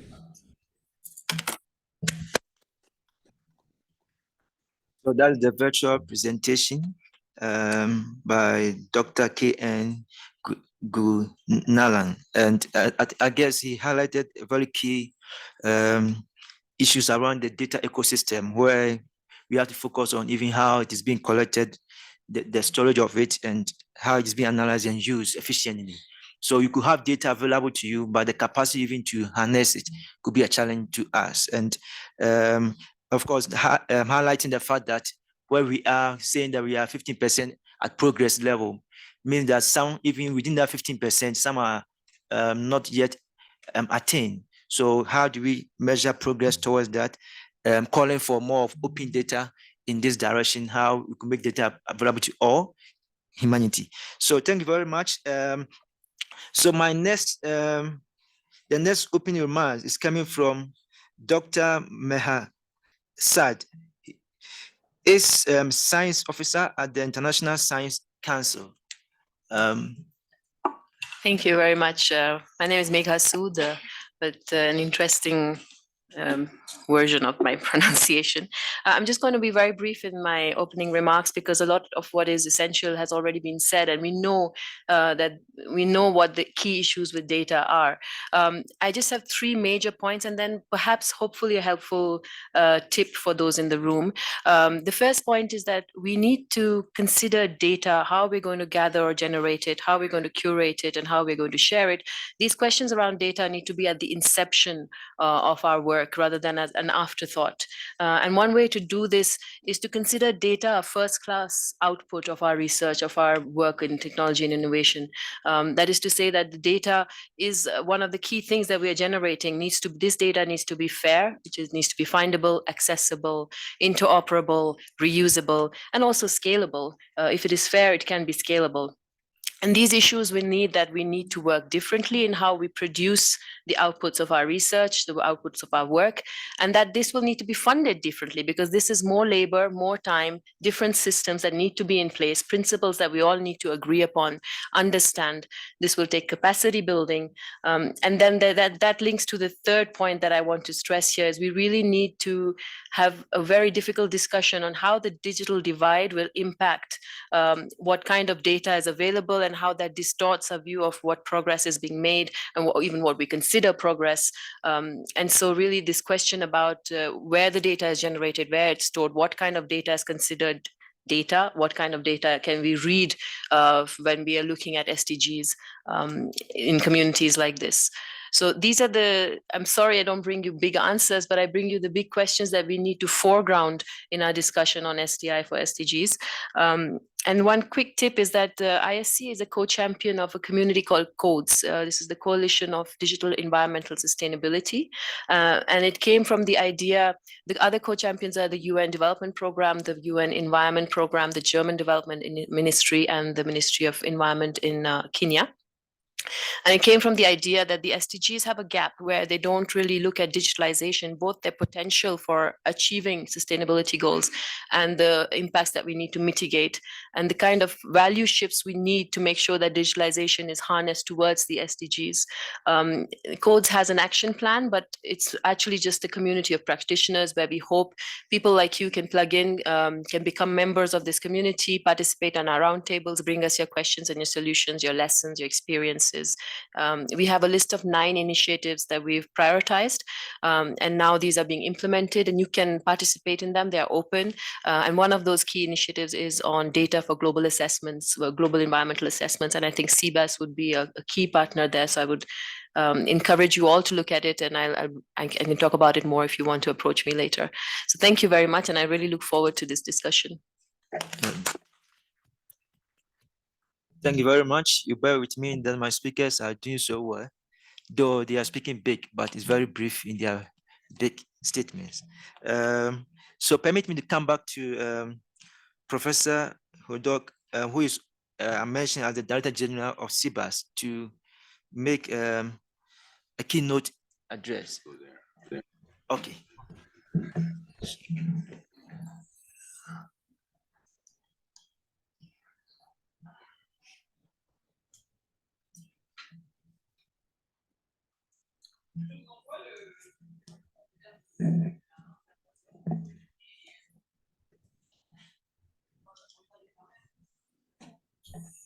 Just bear with us for a few seconds.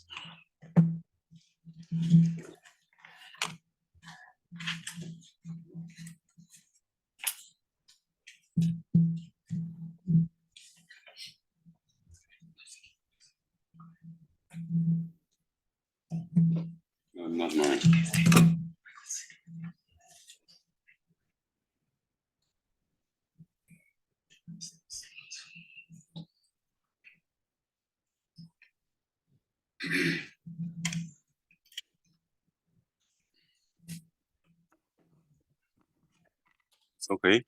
Yes. Oh, I don't think so. Another play. What problem? Don't move the computer. If you can switch. Cannot. Okay. Yeah. Computer is not responding. Could you see if why this is not playing?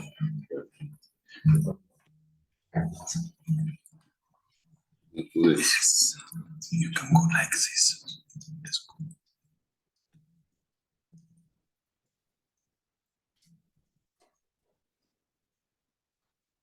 I see here.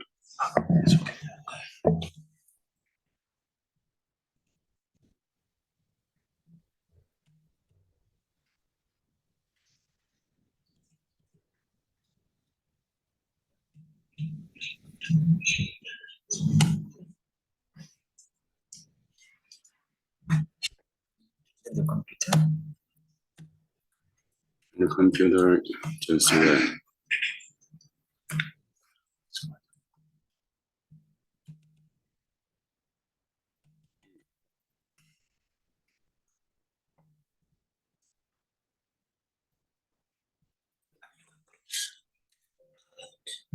I think we can just open PowerPoint to the big screen.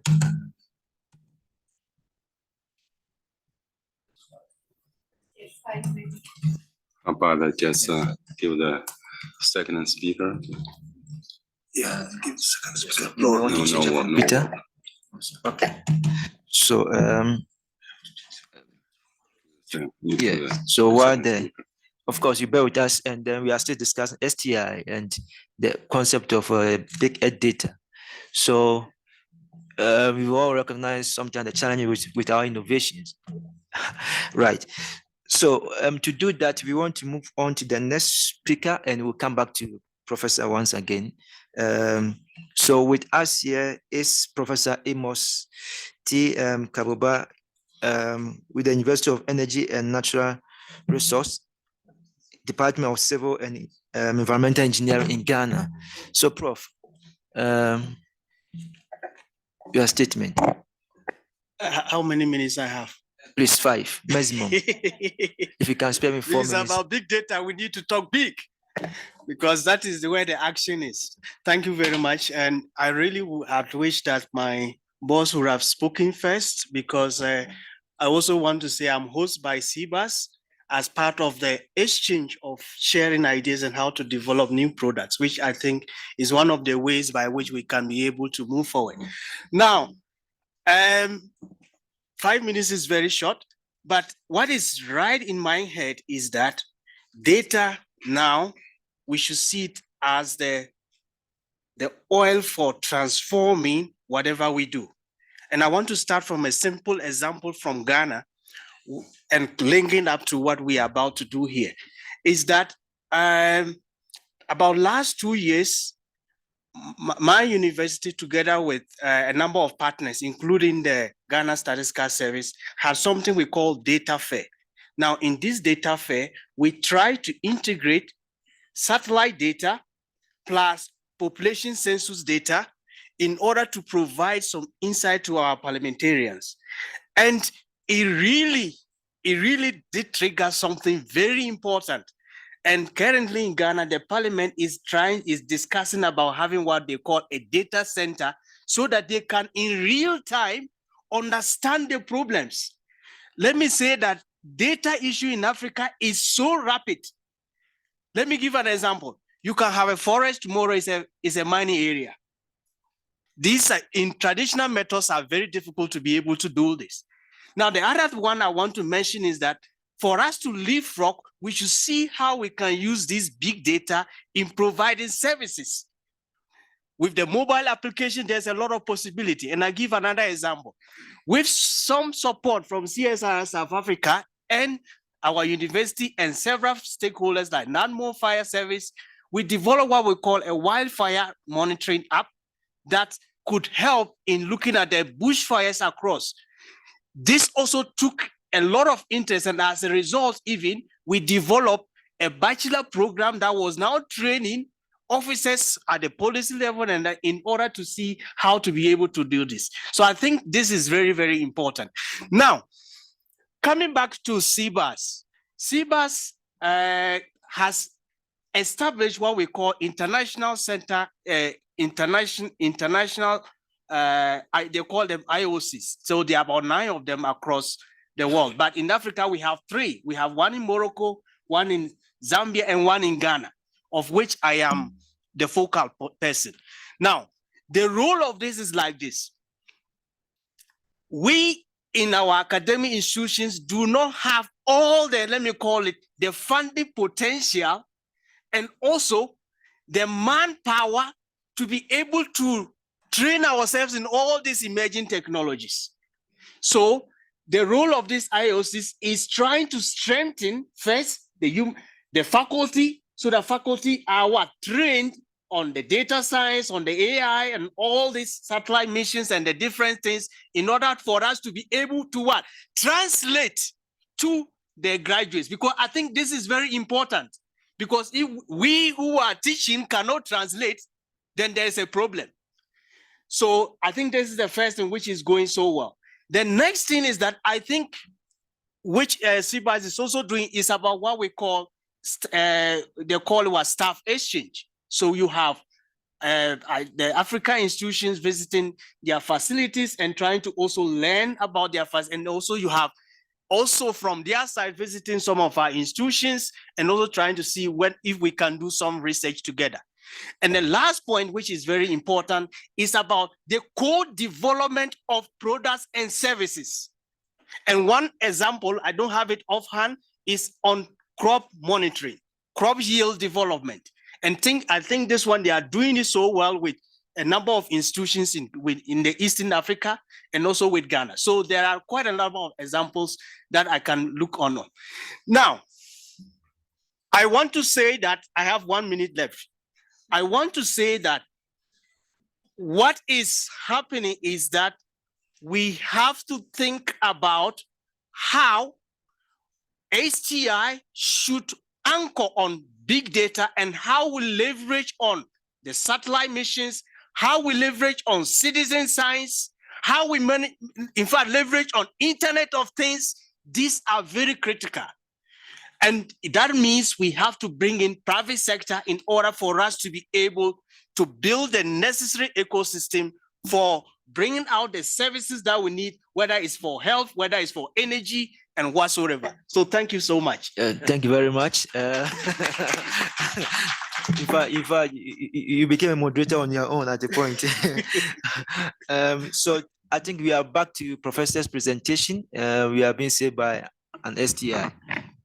Well, sorry about that, wasted your several minutes time. And also, I appreciate as Amos mentioned something about the CBAS. CBAS, I want to say again, the whole name is International Research Center of Big Data for SDG. So title, what I want to say, big Earth data to accelerate the progress of SDG. Why? You can see right now, midterm for SDG. So already 7 years passed. In the next few 7 to 8 years, what we should do? So I just want to talk something about this. The first one, I want to take the relationship between the digital technology and SDG. So people say we are facing the big challenge. Why? United Nations report already mentioned something about this. You can see from this slide a lot of target, and 48% target moderate or severe deviations. The 37% target no progress or even growth. So how about the future? United Nations just in 7 years ago, I remember that in just this city released the GFM, mechanism. GFM is science technology innovation to support the SDG.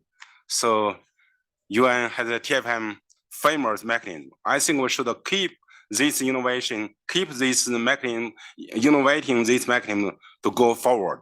Also, just like this morning, just in the roundtable 6, the Harry Heckman mentioned something about the the IC's science mission for sustainability. Also, just say science is a powerful tool. We should use science to support SDGs, the innovation to achieve new achievements. What I want to say, science technology innovation, we have a lot of series, a lot of technologies, but among them, digital technology is a very powerful technology. Why? You can see this slide. We total have 17 SDG, but 10 of them can be evaluated by the digital technology. We have a total about 169 target, but 70% can do by the digital technology. Also, digital technology, the core is big data. So without big data or without the data, we can measure the progress of SDG. So closing the data gap is essential for the achieving SDG. Also, right now people say AI for everything, AI for science, AI and big data are kind of brother. That's true. In the past about more than 60 years, AI already also is very old technology. But when AI meet big data, so we have some emerging technology. So by using big data plus AI is a really powerful big tool to support SDG agenda. So that means the digital technology is so important. How about the progress in the past time? We have some kind of experience in our CBAS.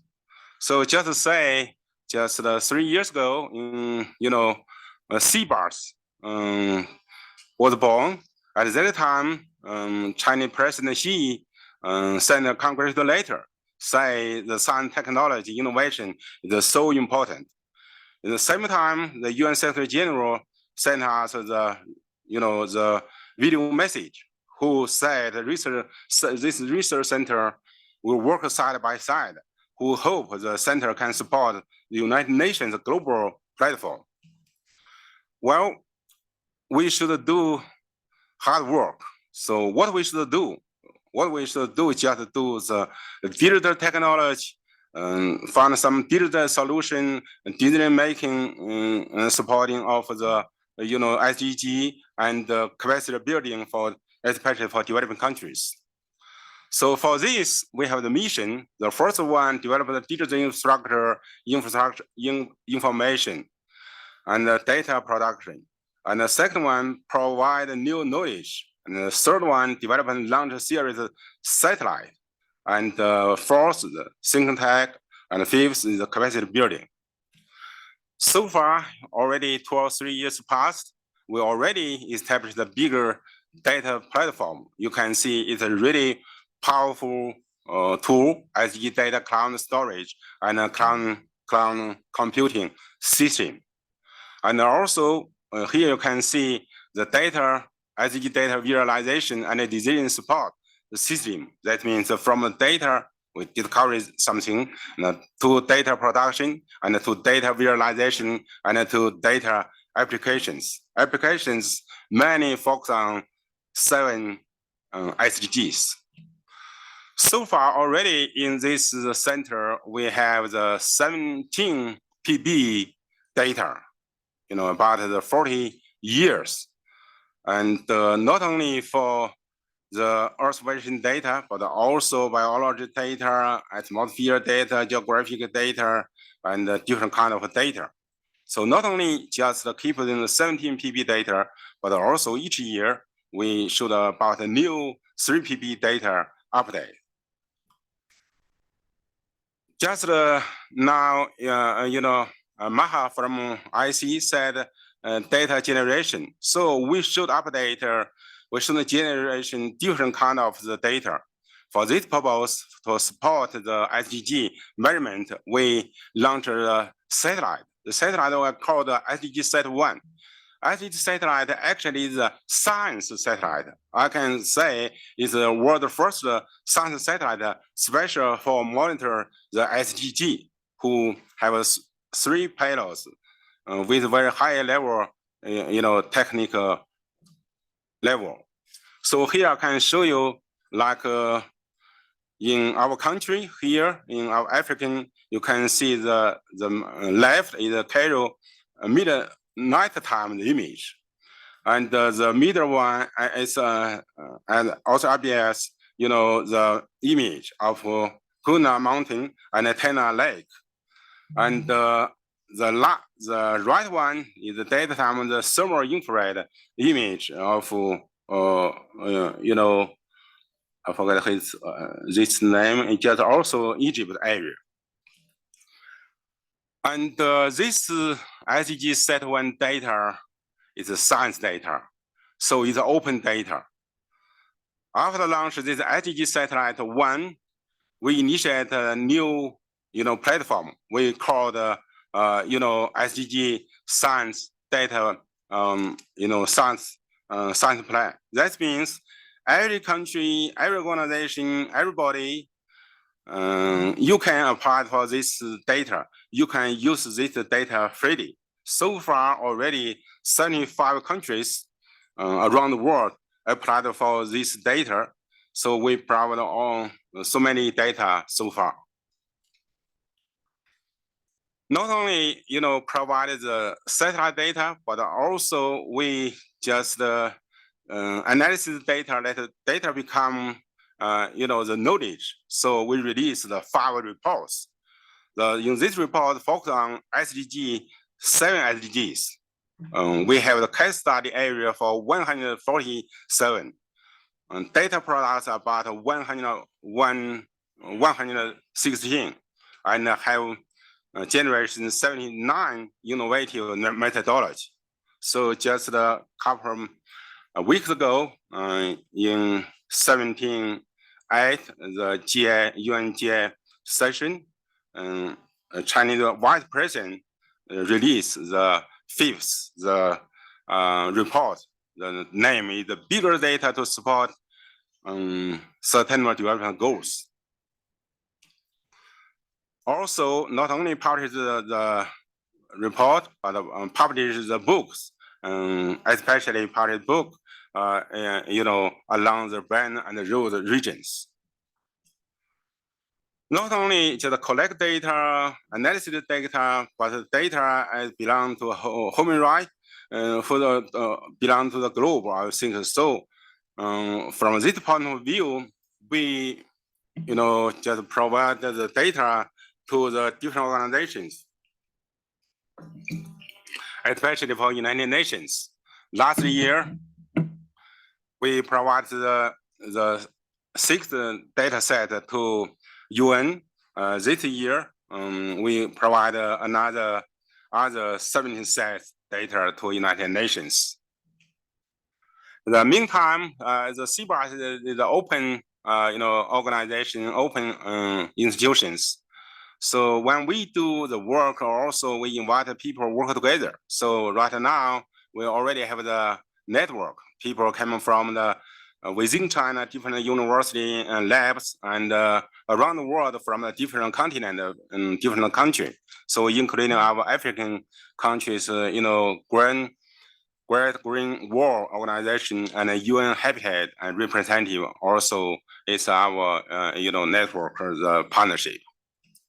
Also, we pay attention to collaboration with UN organizations, especially the DESA, UNEP, UN Water, FAO, UNESCO, etc., because we do science, we do technology, we just some technical innovation to support SDG. UN coordinator and leading the organization for SDGs. So we should meet the United Nations need. That's why we should work together. Just for this, I know that the top leaders of the United Nations heard about this. So just in this February, the UNGA PGI closely visit China at that time who really feel exciting, who said, my old dream coming true, who invite us to participate in the midterm evaluation. Chinese premier meet him, who said he hope the China can use big data and remote sensing technology to help the world achieve the sustainable development. And also in the June, the Deputy Secretary General Amina visited the CBAS, also who invited CBAS to attend the UN 2023 SDG Summit, who wrote a letter to permanent delegation, who said, closing the data gap to reap the data dividend to be the key priority. In the last several years, we did some work about SDG evaluation for African. I really don't think I have enough time. I should do quickly. We just do according to SDG goals one by one. I did a lot of analysis work. The first one, you can see SDG 2, just identifying the areas of stability and vulnerability and in crop production area. And the second one is about SDG 6, clean water. Do some groundwater storage change in Africa from the past about 17 years. That means the groundwater storage of African was increasing at a rate for during the the past 17 years. And SDG 7 is about energy, just do an assessment for the global wind and the solar PV installed capacity. And SDG 11 just sustainable cities and community, show some global proportion of variation and population with access to convenience, in the major cities. And SDG 14 monitoring the extent and the dynamic change in mangrove area, so give very positive, result. And SDG 15 just Africans, land cover dynamic monitoring. Here is the dynamic multi-source set of data. Show some deforestation and afforestation situation in the African continent. And also we pay attention to the greater green wall of African supported by bigger data, because our center developing a greater green wall big data facilitator. So the online is an online tool to support the building of the greater green wall in African. The online tool integrate the first 13-meter spatial resolution and the land productivity dynamics product at the intercontinental scale for the past 7 countries. Also, because it's a midterm year for SDG, so we show the global midterm progress. Say that since the 2015, the global impact of high temperature and heat waves has increased significantly, and the water efficiency and the forest coverage has, worsened in Central Asia, Africa, and the Central area, and land degradation in China, Ghana, Canada, and European and other places has significantly improved. So these several examples about SDG evaluation for African. Finally, several words say SDG progress next 5 years, next 8 years, what we should do. According to this progress assessment, what I said, big challenge. China initiated some initiative, GDI, that means the Global Development Initiative, just support SDG. Response to accelerate the achievement for SDG. So for us, for CBAS, have the task to launch a series of sustainable development satellite.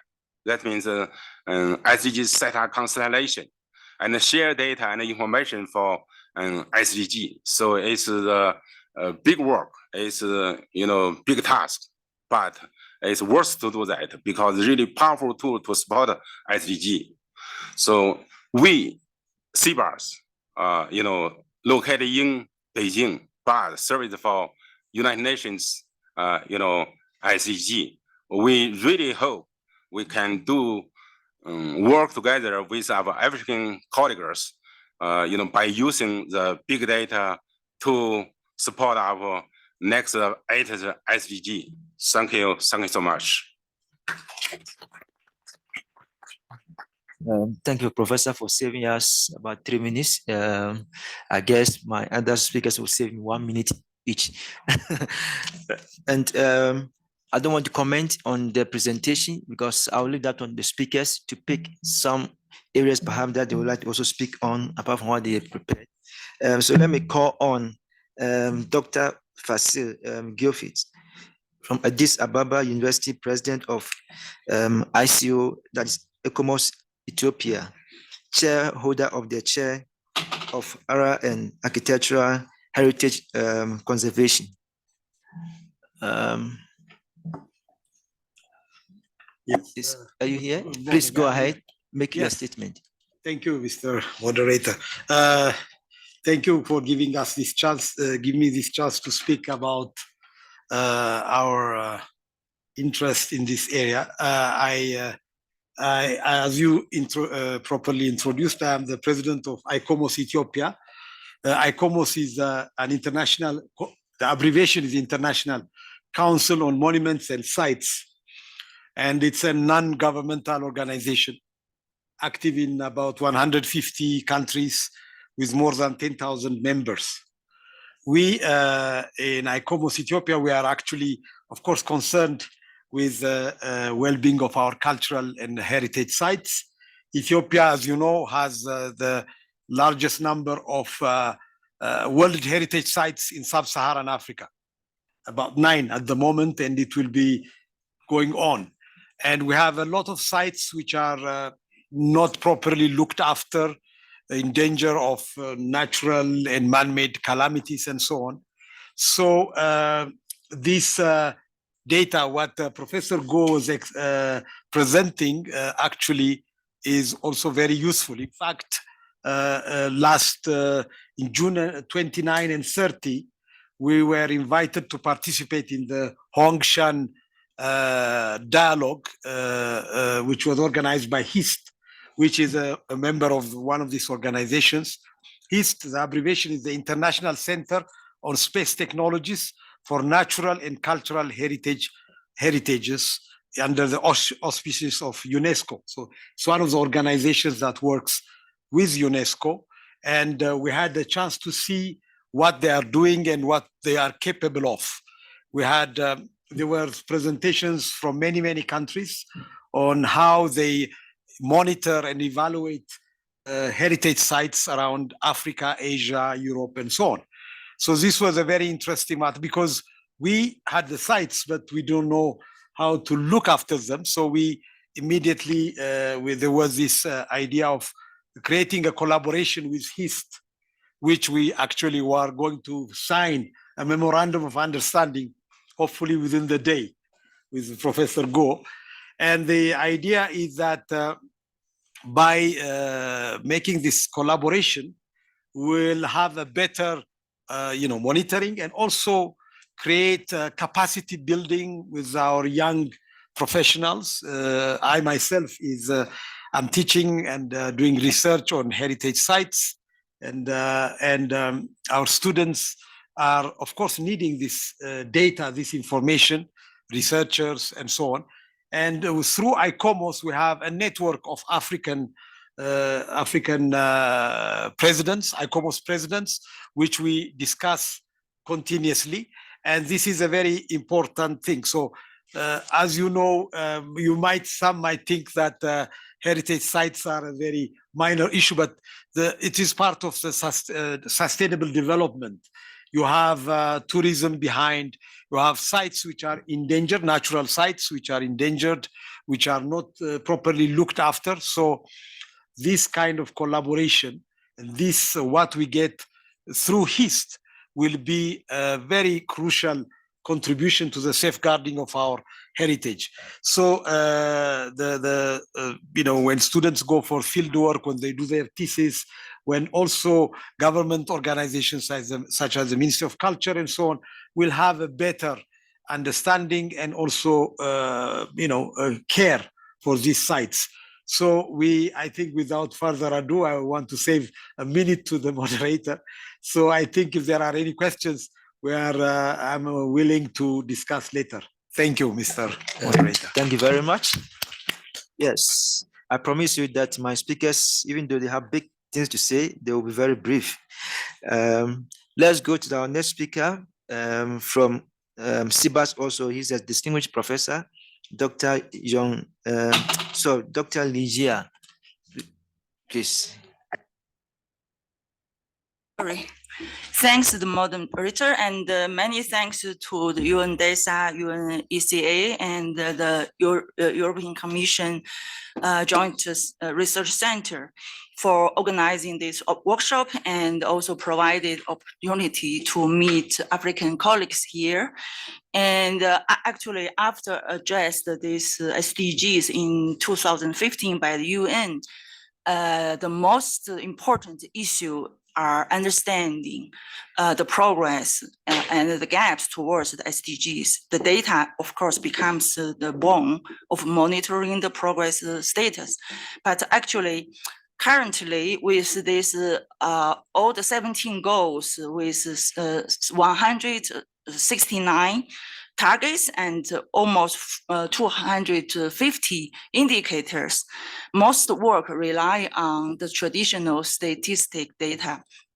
Of course, we cannot say the statistic data is not good, but there are actually the drawbacks. For example, it can currently, UN can only receive national level statistics.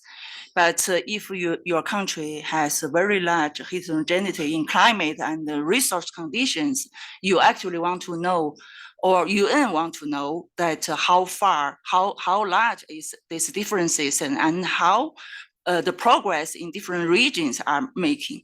So in this case, so we want to see like if this other data can provide more powerful information that becomes this big Earth data.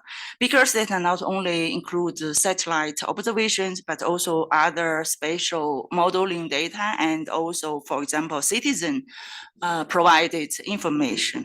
But among all this big Earth data, we think that satellite observation is the most powerful one because of his fast acquisition at regular time steps, especially, and also the large spatial coverage, and also can provide graded information. This is the contrast to the statistic data can probably only go to the administrative level.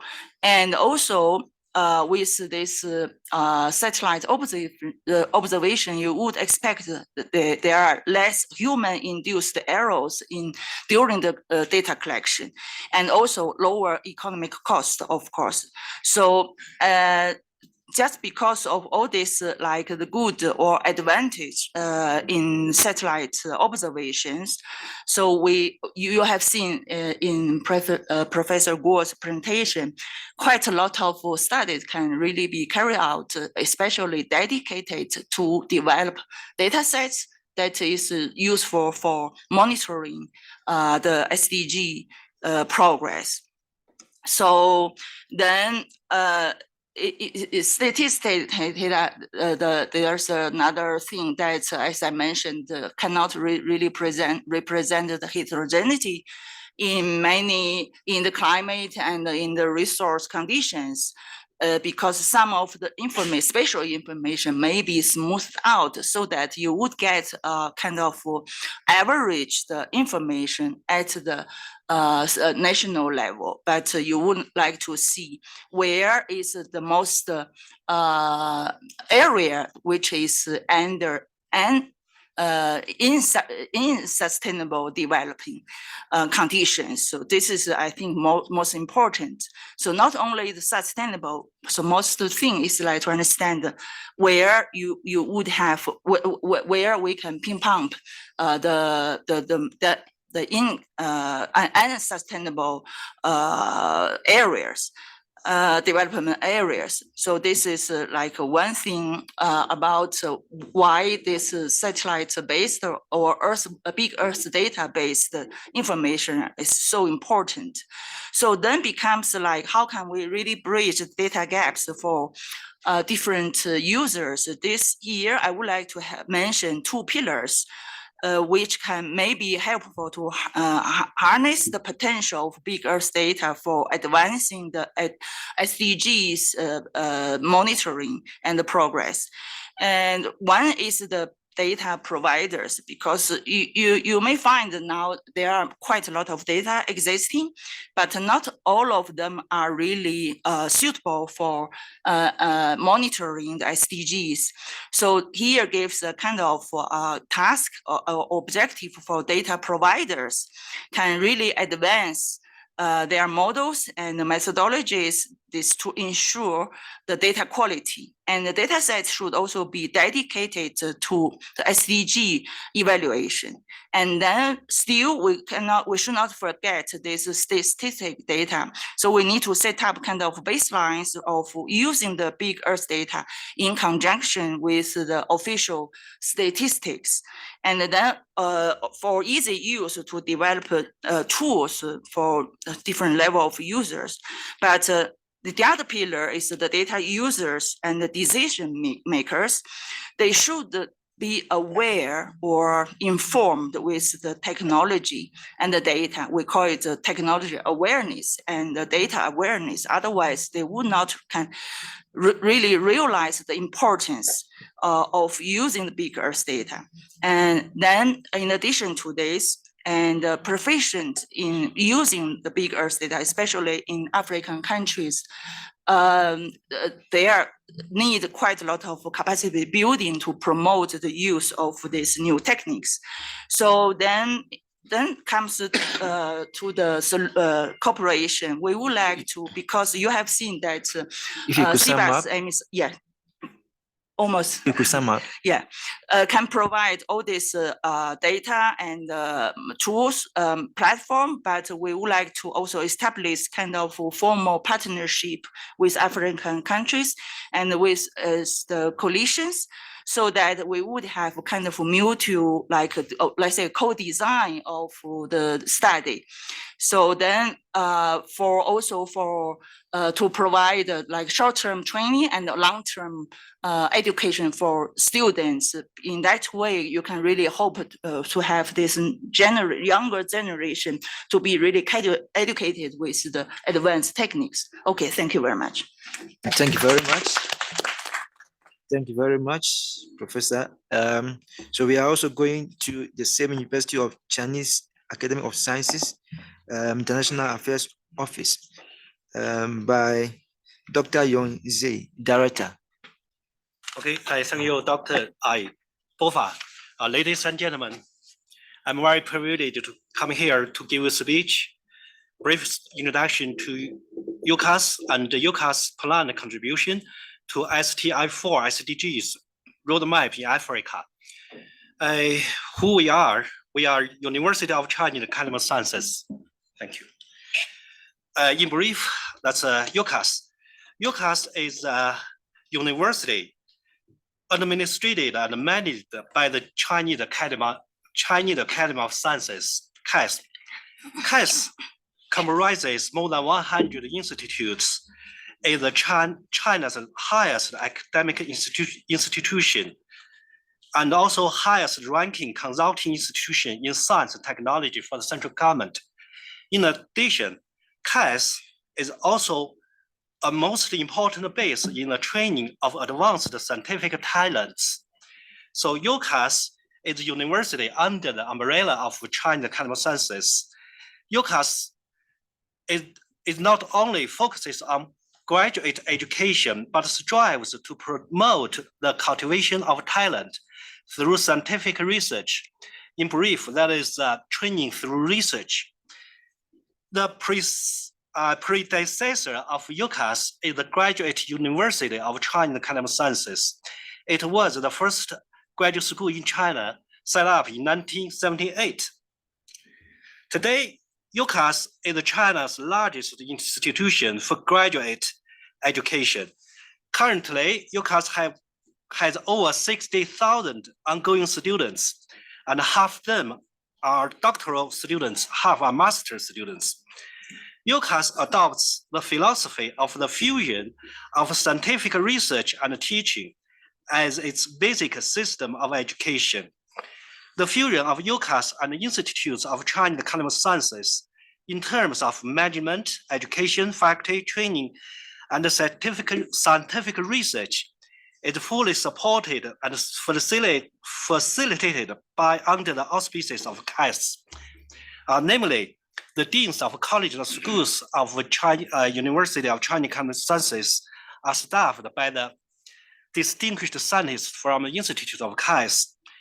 The scientists serve the backbone of faculty at the colleges and schools. The students will spend 1 year in maximum on Beijing campuses, then go to different CAS institutes all over China to do research. In this way, we try to make UCAS unique and the most outstanding world-class university in the world. So as the largest graduate educational institution of China, the main focus of UCAS has long been postgraduate education. Now, UCAS has over 60,000 graduate students on campus, including over 2,000 international students from 91 countries. Among those international students, there are 520 students from Africa, including 67 Ethiopian students. The disciplines represented by UCAS include 100% of science and 90% engineering. According to the ESI Science Indicator report released in July 2023, UCAS ranked 27th in the world and the #1 in China. Among all the 22 lists ranked by the research fields, UCAS figured in the top 1,000% in the fields of material science and chemistry, and the top 1,000% in 7 fields, including material science, chemistry, environmental sciences, ecology, engineering, plant, animal science, agricultural sciences, and geosciences, and the top 100% in the world in 18 fields. UCAS is a member of the Association of Pacific Rim University. You have a minute to sum up. Right, and has set up overseas joint overseas standard in Kenya. Today,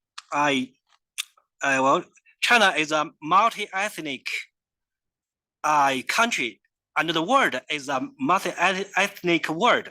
We should strengthen communications and help each other and contribute to the progress and the development of the human society. UCAS will continue enhance partnership with African partners and explore more potentials in collaboration. So together we can do bigger. Thank you. Thank you very much. She also received presentation from Professor Zhenzong Zhu, Associate Director and Professor of Economy Research Department of Chinese Academy of Governance. Prof. Yes. Hello, moderator and distinguished guest. Professor Xu is not here today, and I'm on behalf of Professor Xu, and I'm from University of International Business and Economics. Based on today's topic of strengthening capacity to access and use relevant open data, big Earth data for SDG, I would like to focus on leverage of big data to build the geographic information system, we call it GIM, and making it to social infrastructure for the digital civilization. GIM is integrates building information modeling, city information modeling, and the Internet of Things. In order to realize the digital twins, based on the GIM, countries would be supported to achieve sustainable development based on its own characters. It enables countries to build a global city information modeling community to support the United Nations in taking coordinated actions to reduce risks, such as weakened transparency in system operations, lack of monitor measures, and inequalities, supporting the digital transformation of countries, establishing the network of actors and the systems, and ensuring the protection of human rights. The GIM supports countries around the world to adopt a comprehensive and inclusive approach when planning and designing digital public policies, engaging more shareholders in digital innovation and groups to access digital services, reduce the risks of digital platforms such as cybersecurity, misinformation, and digital privacy issues, and establish accountability mechanisms to achieve joint discussion and resolution of global issues such as public health, natural disasters, environmental pollution, and carbon emissions. China advocates the construction of the community with a shared future for mankind. With the overall 5 goals for the world, we should stay committed to building a world of lasting peace through dialogue and conciliation, build a world of common security for all through joint efforts, build a world of common prosperity through win-win cooperation, build an open and inclusive world through exchange and mutual learning, and make our world clean and beautiful by pursuing green and low carbon development. Based on the above, we strongly recommend that the United Nations establish a corresponding mechanism to take the lead in the formulation of relevant international standards. This will ultimately help in design an engineering ecosystem for industrial innovation, promote the integration of digital technology into people's livelihoods, and achieve sustainable development goals through digital and green development. Thank you. Thank you. Thank you for saving us time. Before we go to our discussion, to hear from our discussant, there is another speaker from the School of Computing Engineering, University of Derby, senior lecturer, the person of Dr. Oluwarotimi William Samuel. Please, you have the floor.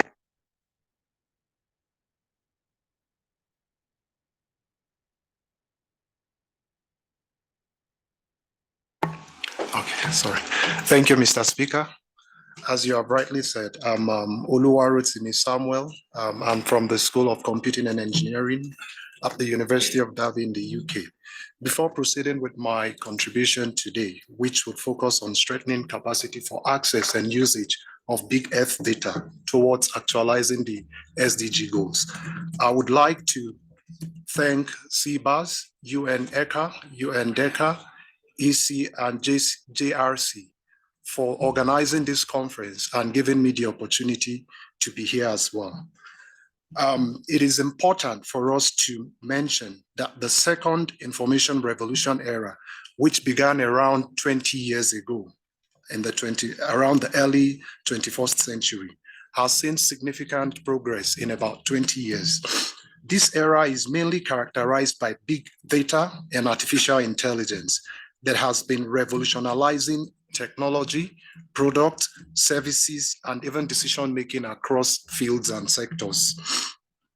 This is partly because big data houses relatively large amount of data of various kinds, and this data is actually growing at a tremendous rate. And besides, the big Earth data could also be seen to have these characteristics. In other words, leveraging the potentials in big Earth data could lead to new scientific discoveries, technical innovation, development of knowledge-based and decision support systems, and also facilitation of knowledge communication. So, scaling, how do we then scale accessibility to big data and its usage, particularly in African countries and the region as a whole? I think I have highlighted some points that might be helpful in scaling this access and its usage. I mean, the access and usage of big data towards actualizing the SDG goals. One is the identification of gaps or issues that are actually precluding the access to this data and its use within the African continent. And I do believe that proper identification of the current challenges precluding access and usage of big F data would aid building a strategic plan that can aid adequate scaling of access as well as usage of big data towards the SDG goals. And in this regards, providing answers to some of the following questions might be helpful. For example, are there facilities for acquiring and storing relevant big F data in Ethiopia, in Ghana, in Kenya? And if we have this kind of facility, what level of access, what kind of access do the people that need to access this data actually have within this region? This is one. Two, also, are there other factors apart from the one I have mentioned, such as policy and frameworks that actually preclude those that need to access this data from accessing them and actually using them towards developing solutions that will address the SDG goals? This is two. Then three, also, I would like to talk more on the usage of this data. As you know, the value of big F data lies in its processing. It is when we're able to process this data and analyze it that we're able to see trends that drives ideas, technologies, and even solutions to SDG problems. So, SDG goals rather. Now, are there tools, softwares, and experts that could enable proper exploration and analysis of big Ed data in ways that would reveal novel and interesting insights that can potentially spur advancement in technological innovations, solution to a range of local and global problems within the space of each African country and the entire continent? If yes, are there resources being leveraged accordingly to maximize the potential of big Ed data for sustainable development goal? And if no, mechanisms that would aid proper scaling of big Ed data usage across sectors towards SDG goals in Africa specifically would need to be set up. So other things I would like to touch on briefly before I wrap up is that science, technology, and innovation has been clearly identified as a key tool for driving the SDG. So big Ed data could be leveraged, in my opinion, to scale up scientific research from the perspective of fundamental and interdisciplinary research within the African continent, which could also lead to new technologies, new innovations, and better ways of driving solutions within the continent. Also, I would like to highlight the place of collaborations, involvement of diaspora, and as well policies. For example, adequate communication of big F data's values and benefits to relevant stakeholders can stimulate their interest, worthwhile involvement of such stakeholders and investment. And this is a very important, in my opinion, source from which fundings could arise to scale up whatever we need to scale up in the space of accessibility and even usage of big F data. Then partnering with the diasporan community could potentially provide access to resources that includes fundings as well, and as well expertise that may help strengthening capacity for accessibility to big F data towards actualizing the SDG goals. Thank you. These are some of my submissions, and I would be glad to take some questions in this aspect. You bear with me that my speakers have really been extremely good in their presentation and insightful. So I'm going to take much time. Let's go into the discussion. And please, if I guess there are others who are not on the list but would like to have a statement or a question. So if you can be very brief and discussant in roughly less than 2.5 minutes. So I would like to call the first Kema Ibrahim from Addis Ababa Science and Technology University, Academic Vice President. Please, you are quick. Not here. Okay, let me save time. So, calling Dr. Tibabu Asifa, Addis Ababa University, Treasurer of ECOMOS, Ethiopia. Please, Thank you, moderator. And the speakers, all speakers have just addressed well the questions that have been just raised in this roundtable 6. And they have just raised the importance of big data for Africa, as well as the cooperations and their work with the United Nations and other subordinates that enables just the African countries to address their drought in terms of big data.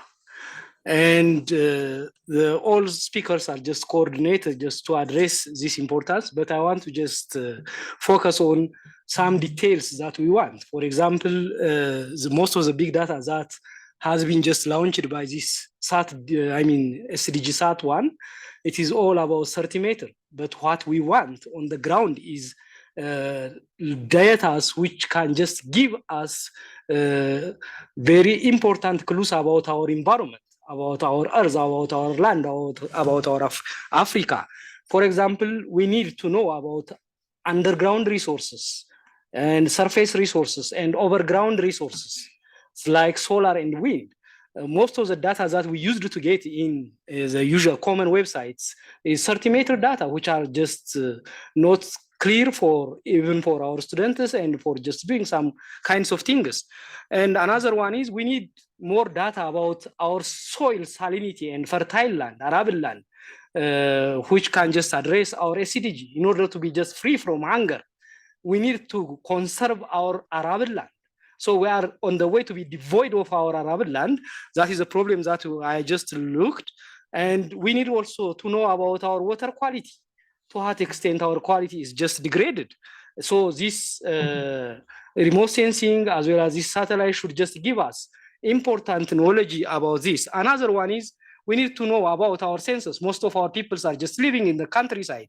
We haven't just counted them. We can just plan to address SDG. If data is important, as it was raised by different speakers.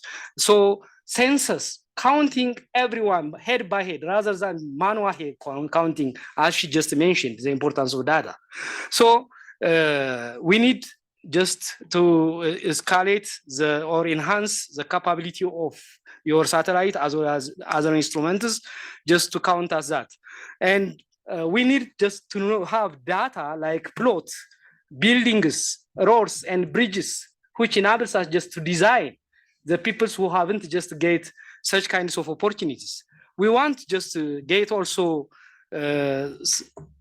data about our heritage sites, water logging areas where we can just accumulate our water so that we can utilize for the production of more water. So waterlogging areas, sinkholes, imperviousness, as you have just described it, even it is a larger scale, we need a smaller scale, at plot scale, at lot scale, where people are just damaging the environment. So if you just know how people are just damaging their plot at cell level, we can just enhance it to the bigger level, body level. That is how we can just understand the importance of this big data. The slopes, most of the slopes that are derived from different satellites are just 30 meters. So we need 1 meter data for our students just to do something on the ground. That is a major obstacle that we faced. And another important thing that I want to just raise is bridging data gaps for geospatial sites. Okay, I'm going to sum up. Okay, I want to sum up. Regarding this bridging data, digital, if you have just digital pics and digital sensors and drones for mapping and cascading to satellites and SDG sat, that might be just a good instrument if you have just developed them. If someone has a pen-like peg, then he can just identify the cadastre points, his plot's corner, so that it's possible to have a cadastre map of all of Africa immediately. Thank you. Yeah, thank you very much. So let me call the last on the list for the discussant, Engineer Emmanuel, I guess you pardon me for the other name, Ethiopian Association of Civil Engineers. Please, are you here? Okay, go ahead. Yeah. Thank you very much, but I don't have anything to add. Thank you. All right, thank you very much. I guess we've traveled so long. There are others here who want to make a quick comment, a question, or maybe an observation. So let me open up the floor. If you have, please be very snappy.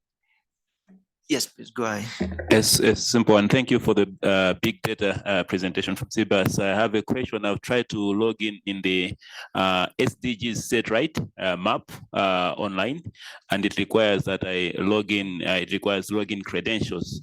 Are these free credentials, and are we being put in your database? That's the first question. Secondly, are we able to use this set right imagery map that you also demonstrated in the on the presentation as Google Earth or Google Map that we can localize and co-locate specifics within, for example, in the case of Africa? Do we have a footprint all across Africa? Thank you. Thank you. Maybe we could take Trey, then we respond. Please go ahead. Yes, I just wanted to mention in all the discussion, something has come up very strong, which I want that at least we should be able, with this STI for SDGs, we must think about it.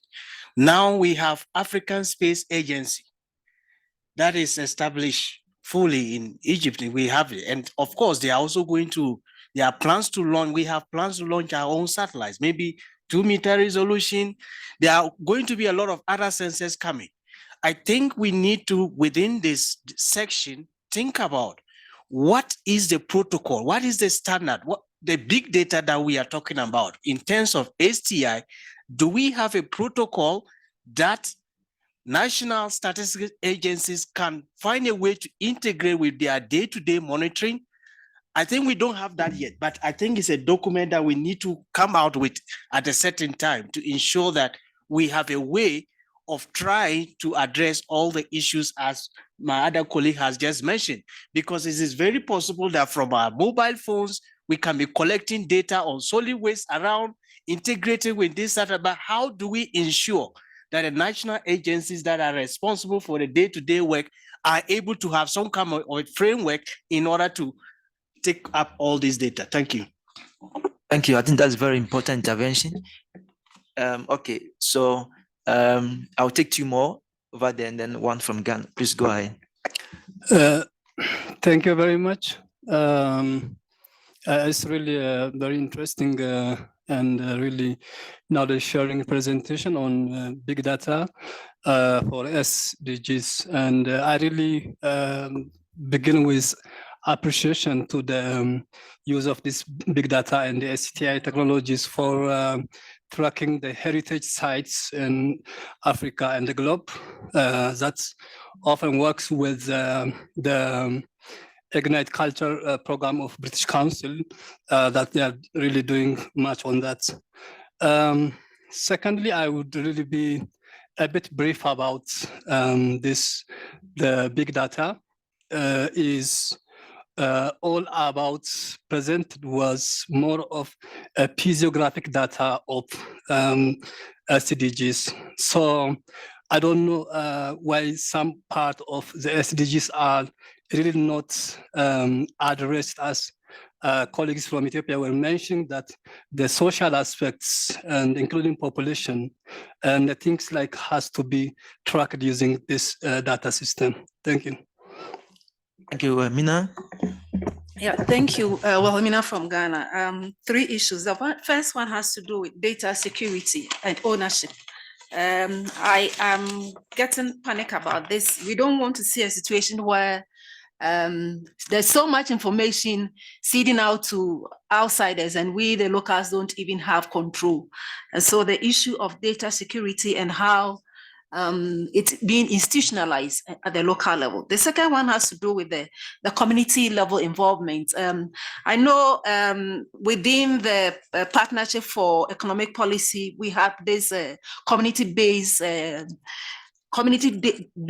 monitoring systems where the community members are even involved in giving out information, having control as to how these data will be utilized. And so I don't know how this one can mimic that particular system, which is very common in the Philippines. And the third one, again, has to do with the policy and regulatory systems that we have in place. I think we are very much open, but if CBAS can help us to be able to also having to institutionalize this in the Ghana, for example, Ghana Statistical Services system, and then we can say that this data is owned and could be utilized by other people, a lot more people. Thank you for utilization purpose.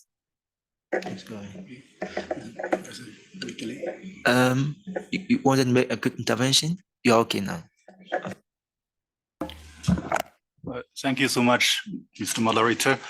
I really want to congratulate CBAS and also your partners to make a lot of progress on here. You can already see the audience already have interest to log into your database. We appreciate you can also elaborate a bit more on how to have those access. A couple of things, as you know, the last 1.5 days, we are actually trying to get this coalition operationalized, and one of the key things are diaspora.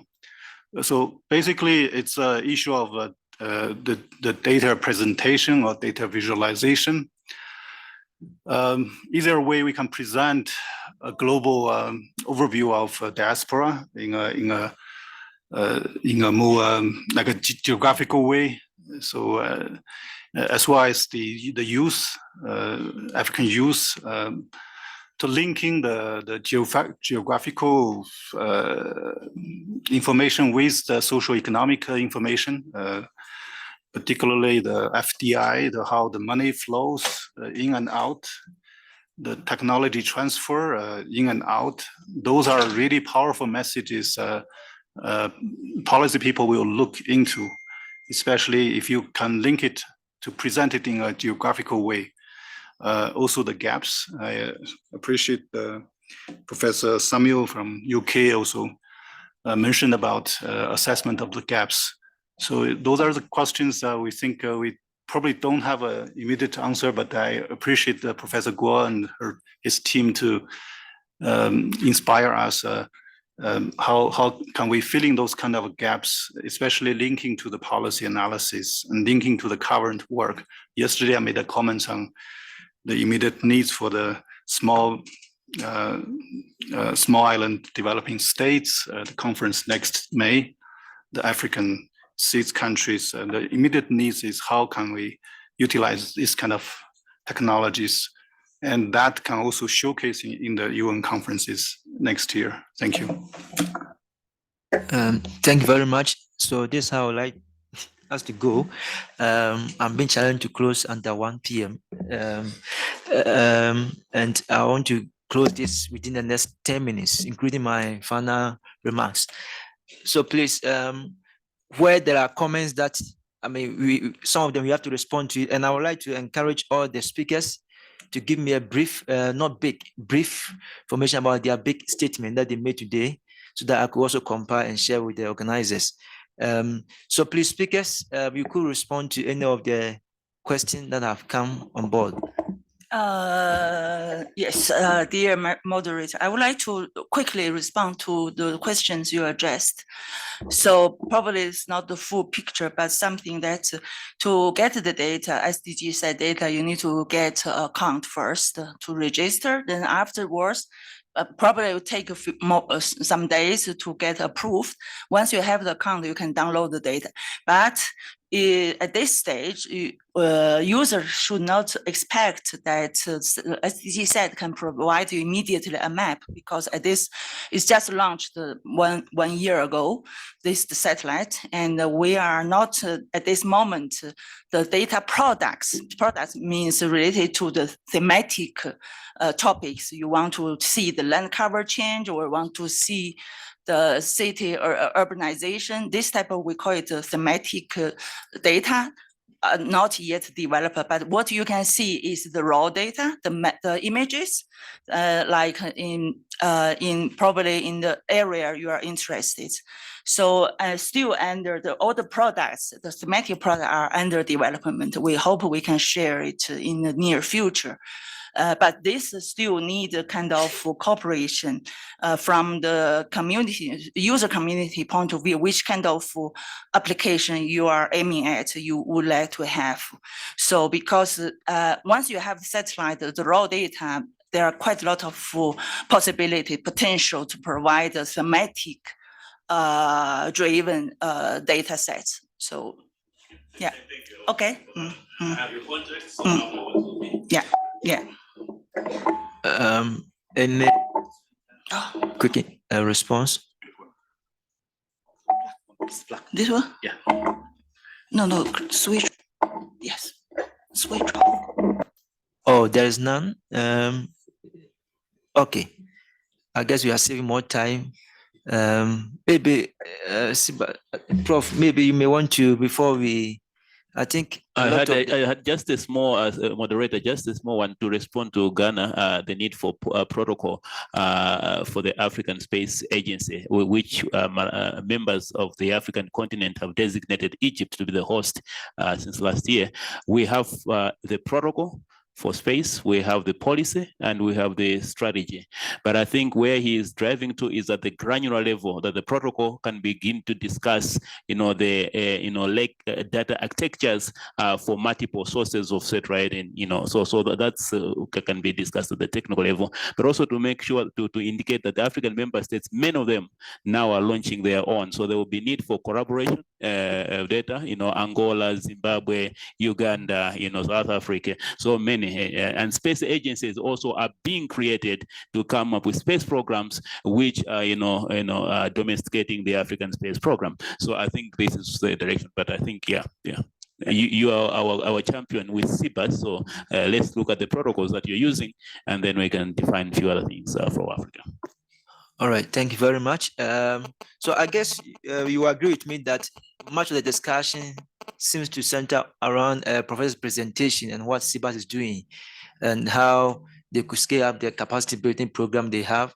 And I'm more interested in the area of even localization of these data that is coming up, because for Ghana, for instance, we are going local, and we are encouraging more local authorities to now prepare their voluntary local review, which will then feed into our national voluntary national review in subsequent years. So, and I think addressing this issue of data is critical. And I was so happy when I saw how the data space alone, data technology alone could actually address or speak to about 70% of the 169 targets that we have as the SDGs. So maybe let me give Professor some few minutes to, based on what has come up, to make some quick intervention for our reflection and before we go.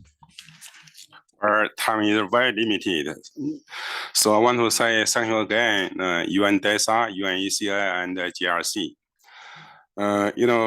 Very short time, but we talk a lot. I want to say the first one, CBAS, from the name, you can know that it's an international organization. International organization should serve for the international, serve for especially SDG. So from this point of view, of course, we should serve for African SDG implementation. From this point of view, you are welcome to participate in CBAS activities. Like CBAS, every year, we have the international forum of big data for sustainable development. So located in China or some places. So we should let you know that. Welcome participants that, the conference, the forum. The second one, what I said before, in May, I gave a talk. I said CBAS strongly support the coalition of African for, science technology for SDG. So now I want to say again, I see a lot of, colleagues, friends in the future, CBAS, based on the space technology and the big data, we will support your, development. So in the future, we can, work together by the different kind of the activity.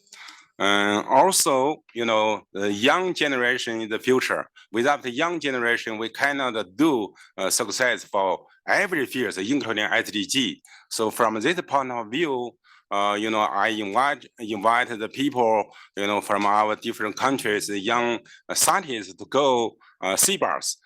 You can study there for a master PhD program. You can stay there for several months, for just joint workshop, joint, research. So from this point of view, every year the forum also we can provide a limited number of the young peoples, for the candidates we can provide some kind of the art fairs, international art fairs for you, for the young people to participate for that. Anyway, in the future, we can cooperate closely. People ask a lot of questions. My colleagues already answered a lot, but I can say again, SDG satellite is a science satellite. So it's a fully open satellite. Please use that. About the technical problem, we can solve that. About the security of the data science satellite, data for us, already we released the 17 PB data. All of the 17 PB data, no security problem. It's a public data.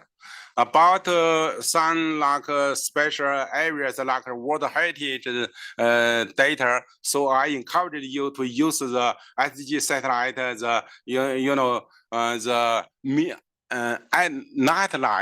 nighttime the data. That data is really useful data for World Heritage, especially cultural World Heritage data, because about 10 years ago, I suggest the government to launch some kind of archaeology satellite. The purpose is just for monitor for that.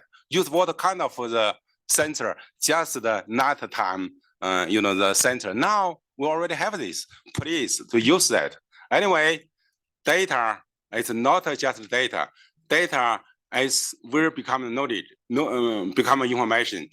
Will become the knowledge. We can provide the decision maker to do this. So today's in round table 6, I think really successful. Just to say thank you not enough.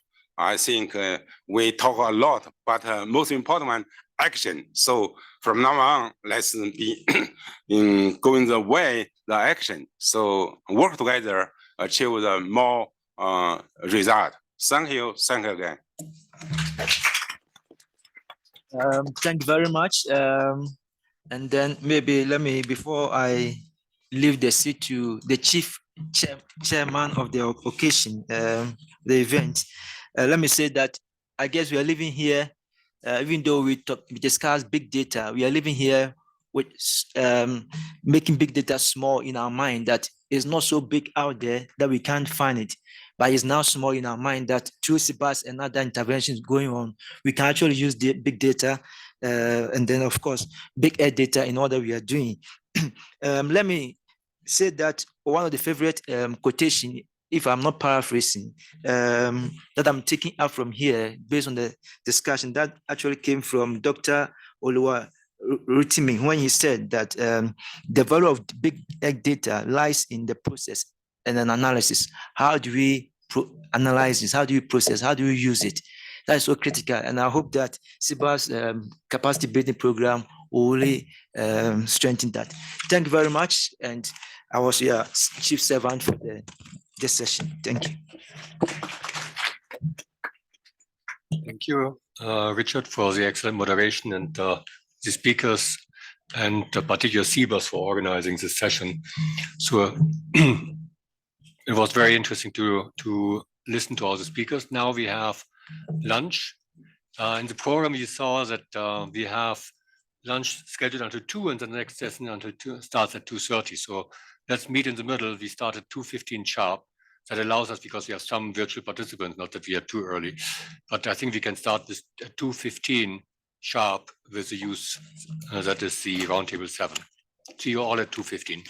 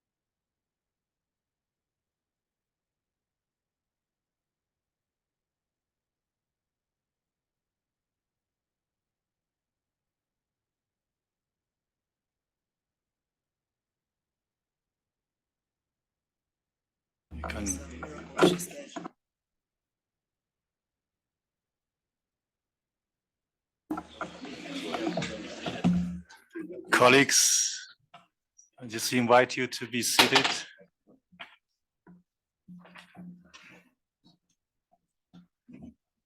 I was taught by the Madam Moderator, it's going to be a very excited session. Hopefully you had a good lunch or some break. We need youth. So we need new energy into this discussion. And it's my great pleasure to invite Madam Moderator to take us to the next hour, or maybe a little bit longer, to lead to some concrete results. Floor is yours, Madam. 2050 is an excellent year. Africa stands as the world's fastest growing region, with a youth demographic predicted to double by 2050, placing increased demand and pressure on existing socioeconomic structures across the continent. In this same year, the demographic bulge essentially represents an opportunity and a potential challenge for the region's future. Youth, therefore, present a critical constituent group who need to be actively engaged to secure the future of the continent. Good afternoon, everyone, and welcome to Roundtable 7. And if you haven't figured it out already, we're talking about youth. And our focus is going to be on youth initiatives and stakeholder mapping in science, technology, and innovation. My name is Adeto Mishoinka, and I'm the Regional Director for the British Council's Higher Education Programme across Sub-Saharan Africa. And today I'm joined by 8 champions, co-pilots, who will be introducing themselves as we go along. And we'll try and keep you as glued to the conversation as possible.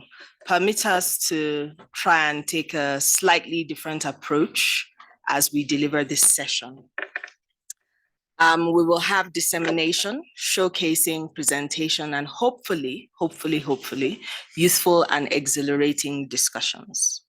Overall, our session aims to do 3 things: to identify key stakeholders, individuals, and organizations who are in a position to support the mobilization of our African youth, to amplify African youth voices, and input in STI policy development and addressing their priorities, aspirations, and empower them, to collect inputs from African youth and to inform STI4SDGs, the roadmap processes. But then I've taken a little bit of a different deviation, and I've added one additional objective, which is to understand the individuals that you are discussing and creating policies for. So those are the 4 main things we're going to aim to achieve: to identify, to amplify, to collect, and to understand. Our themes that will be explored by our speakers over the course of the next hour and then some are funding mechanisms. So these are the questions we've posed to them, broadly speaking. They'll be looking at funding mechanisms, funding models and mechanisms for deploying STI projects. They'll be looking at inclusion. How do we boost the active involvement of young people, especially those from marginalized communities? We'll be also looking at collaboration. So how do we get young people, young groups, both close to home around the world, to partner with local, national, and regional governments and organizations to drive transformation and secure support for youth in STI? We'll be looking at connecting and engaging. Can we mobilize young individuals to engage with technology, develop their careers, participate in global projects, strengthen roadmap implementation and fuel innovation? And then we'll be looking at what models and mechanisms exist. So we're going to take a slightly different tour at this point, which was why I said we need you to understand who we're talking about. So we'll do a little bit of a setting the scene before we get into the conversation proper. So when we say, I've been here, I think this is my 4th day now. And the initial workshop that was looking at the Alliance for Entrepreneurial Universities, I think I asked a critical question. Who are we producing knowledge for? So when you say youth, what does that mean? And the same way Africa is not a country, youth is not a monolithic construct. At least that's not the way we see it. It's a diverse, dynamic, and multifaceted group of individuals. And depending on who you're talking to and where you're talking from, youth could mean any number of things. The age gap from 15 to 24 for statistical purposes. In this case, or 45 in some instances, where I would be considered a youth. If I was going for political office in Nigeria, perhaps, I could identify as a young person as well. But for this purpose, we're going to use the definition as created by the African Youth Charter. So we're looking at 15 to 35 because we have essentially a survey that did focus on that group as well. So who are they? Who are these young people? They are social, although some of you think that they are antisocial. They're natural multitaskers, they're intuitive learners, they're purpose-driven, and generally have strong values and passionate about social justice issues and sustainability. They are more likely to advocate for and lead on the creation of opportunities for people of diverse and unrepresented backgrounds. So that's great because it fits into what we're discussing here. And there's a focus on rigorous, sustainable, and green practices as well. They are tech savvy. They are early adopters of tech and spend majority of their time online. They are high consumers of digital content. You've heard of the term attention span of a goldfish. Well, the attention span of a goldfish is 9 seconds, and young people have less than the attention span of a goldfish. So with the advent of technology, apparently in the early 2000s, average attention span was 8 seconds. Now it was 12 seconds, now it's 8. So engaging with them needs to be really nuanced. And it's difficult because they have multiple things competing for their attention. They demand a return on investment on their time and money, because it is critical to them. And if you're going to engage with them, you need to showcase value, what value you bring as an individual, as an organization, and why they need to engage with you. They demand accountability. Generally, they are distrustful of traditional, cultural, and social institutions and systems, and they are highly susceptible to peer influence. So those are the people that we will be discussing today in broad terms. So let's get into it. And I have my first presenter who's going to be sharing a video. His name is Leonidas Mushimiyimana. Apologies for butchering your name. And he's going to be sharing, he's a representative from Uganda, and he's going to be sharing his video. Is he online, please? Hi. My name is Leo Mushimimana. I'm Good morning. My name is Leo Mushimimana. I'm a small-scale farmer in Rwanda using digital technology. I started learning this technology, digital technology, since in 2007. It has changed my life. My main business is using digital technology to produce mushroom. One of the significant contribution is to focus. When I started doing I earned the big money. By doing mushroom, I can make profit of $50,000 US dollar by selling 33 up to 36 tons of fresh mushroom per year. I'm now living in a big house in Kigali. I can afford a car. My kids go to the best school in Rwanda, Jinkao, University. I'm really appreciate what I have and what I'm doing. I want to be a bridge between this and my people in Jinkao mushroom and hunger. They are full of nutrients with my dream is let all my friends and the neighbors eat mushroom. Planning my Jinko business, I established a primary school neighboring my Jinko farm. It now has 350 students. The kids eat mushroom every morning. They are strong and heavy. The parents are to see that. So they buy mushroom from me. I'm also a mushroom trainer working closely with the government. We have a small unit, right? It's a small unit for where we grow mushroom. What is mushroom? We have 135 women from the community and the other city of Rwanda. Now, more than 3,800 Rwandan householders have become aware of entrepreneurs. The Jinka industry is a big value chain. Based on the Jinka mushroom, I also produce charcoal in the other business.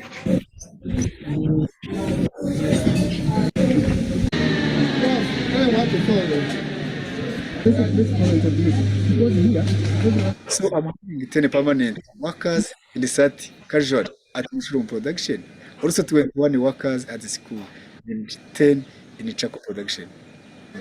Dear participants, I look forward to receiving you to my farm and my school. Wish you all having a great time in New York. Thank you.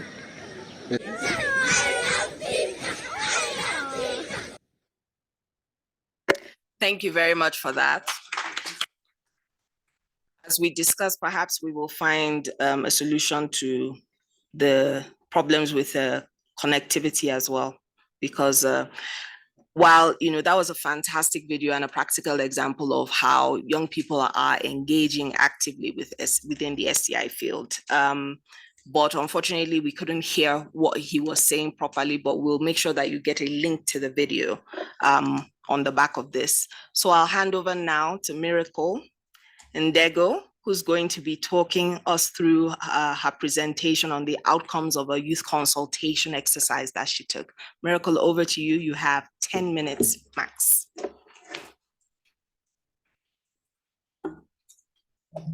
Thank you very much. I see this as a great opportunity to be here and to speak on behalf of the youth. And I'm making this presentation on behalf of the Measure Group for Children and Youth in partnership with the Youth SPI platform. And we are titling this presentation as The Youth Unleashed. And it was a consultation on pioneering science and technology and innovation in Africa. So it was an online consultation where we sent out surveys to African youth aged between 15 and 30 years old who are into youth-led initiatives and youth-focused organizations. We received responses from 36 people from about 10 different African nations, including Nigeria, Ghana, Malawi, Burundi, Rwanda. And also the outcomes of the survey summarizes these 6 overall trends.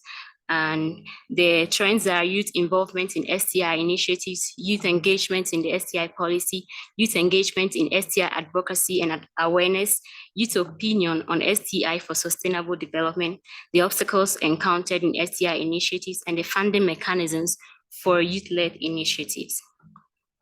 But before I present the outcomes of the survey, I will just ask for you to permit me to share a brief personal notes.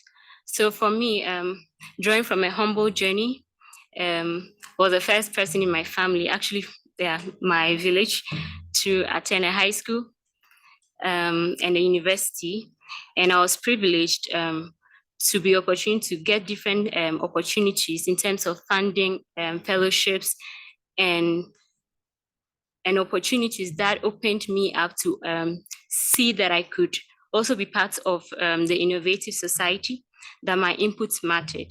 And so I remember in high school, during a time where Ghana was going through what we call doomsday, which is frequent power outages, I studied a concept in my chemistry class on oxidation reduction. And through that concept, I developed a battery using cow dung and cassava peels. Those are waste materials around me to solve that problem. And it was able to power lamps for my community, my village. And to tell you something, that this project actually won the national best STI project for high schools. But then that was where it ended. I didn't get much mentorship and support to move it forward. And also, I would just like to say that these experiences that I've had from the fellowships and the funding opportunities, they've actually helped me to amplify my conviction for youth-led initiatives. And this has fueled my dedication to advocating for greater youth engagement and inclusivity in STI. And I believe that young minds, we hold the power to shape a more sustainable and innovative Africa. So back to the survey. So the survey, we've summarized the trends from the survey on 6 different key points. And the first one is why we should be involving the youth. So the youth they participated in this survey, and they expressed a wide array of motivations for engaging in the process. Someone made a quote, someone made a statement which I'll be quoting. The person said, "If it is to be, then it is up to me." A youth made this statement, and this shows the motivation of the African youth to be part of innovating for change in Africa. Also, another respondent made a comment that sometimes science goes beyond the needs of the population. In this case, the findings are not useful. These findings are just good for publishing. There is a need to encourage research and development projects, the ones that can be used directly by our communities. And I can side with this particular person because even in my university, our faculty are being rewarded based on how many publications they have for their promotions. But then if those who are actually involved in solving problems that affect our community, most of them are really not being recognized. And also another participant of the survey said that I'm passionate. I should be involved because I'm passionate about the development of the African youth. So the second trend of the survey was to know the youth involvement in STI initiatives. So the trends indicated that youth are involved in hands-on projects such as clean cooking solutions, earthquake detectors, and sustainable agriculture, addressing local problems. So for the particular responder that spoke about the earthquake detector, their team have designed an earthquake detector that not only sends the earthquakes, they also are able to prevent electrical accidents by cutting off power, showing the life-saving potential of their innovation. So because of time, I'll just rush through some of them, and maybe at the end we can share the PowerPoint presentation as well. Also, on the youth engagement in STI policy, our responses showed limited direct involvement of the youth in policy making in terms of STIs. And the survey also showed the desire of the youth to be included in these policies. One youth said, so from the question whether they are being engaged in STI policy, a respondent said not yet, and that your intervention is needed to involve me. Also, on the trend on youth engagement in STI advocacy and awareness, so the trends were on youth-led education initiatives, the power of mentorship and education. So I'll just read some of the responses that we had. One person said the biggest challenge in STI implementation is ignorance. A lot of young people don't even know about the many emerging technologies that are changing the landscape in this fourth evolution. And another said, empowering you to lead STI initiatives involves education, mentorship, policy advocacy, and the power of storytelling by nurturing a generation of informed, inspired, and engaged young advocates. We can catalyze transformative change in the realm of science, technology, and innovation. So the question was posed to the youth on what their opinions are for STIs for sustainable development. And the key themes from their responses showed that the need for digital connectivity and inclusion, such as prioritizing digital literacy and access, especially in undeserved and marginalized areas, and also the transforming power of education through e-learning platforms. Also, they shared opinions on agricultural innovation and healthcare access, empowering the youth to develop technologies such as telemedicine, mobile health apps, and the likes. Also, the youth opinion is also on solving challenges that affect the local people. And for me, I'll even share something short on this. Yes, we have universities that produce engineers, for example. In the final year, engineering students are required to bring up innovative solutions. And for me, from biomedical engineering, we come up with innovative solutions that are actually solving the problems that we see in our healthcare setting. But then the problem is with mentorship and funding. At the end of graduation, the students are not able to take these things forward, and they end up on the shelves of the campuses, not really making impacts. And the question I'm asking is, if this is the case, then why are we even going to engineering schools? Because if you're going to engineering school and you come up with an innovation that will not be translated into the market, then there was no point in going to study engineering. And most of these graduate students, they come out looking up to the government to provide job opportunities for them when they themselves could have actually been empowered to solve most of the problems that are facing our governments. So we are charting the future for the African youth. So in charting the future for African youth, there are so many obstacles. One is accessibility and infrastructure. We have limited accessibility to infrastructure, innovation hubs, and maker spaces. We also have lack of information and guidance for the young innovators as well. And in this, we are not left out. There are also some opportunities that the respondents made known to us. There are opportunities for capacity building that are already there, helping young people bring out their innovations to light. But then what we are saying is that more could be done in helping the youth bring out their creativity and to impact society. So finally, I'll just speak on the funding mechanism for youth-led initiatives. A particular youth said, securing funding has often felt like chasing gold at the end of a rainbow. Finding the right resources from tech equipment to labs has been like searching for buried treasure. So in funding mechanism, there are various opportunities that some of the youth who responded have benefited from. And these fundings are diverse in the nature of grants, partnerships, donations, government fundings, but that were like few in the responses. And some also receive global entities, while others also rely on the few local sources available. And also in access to funding, there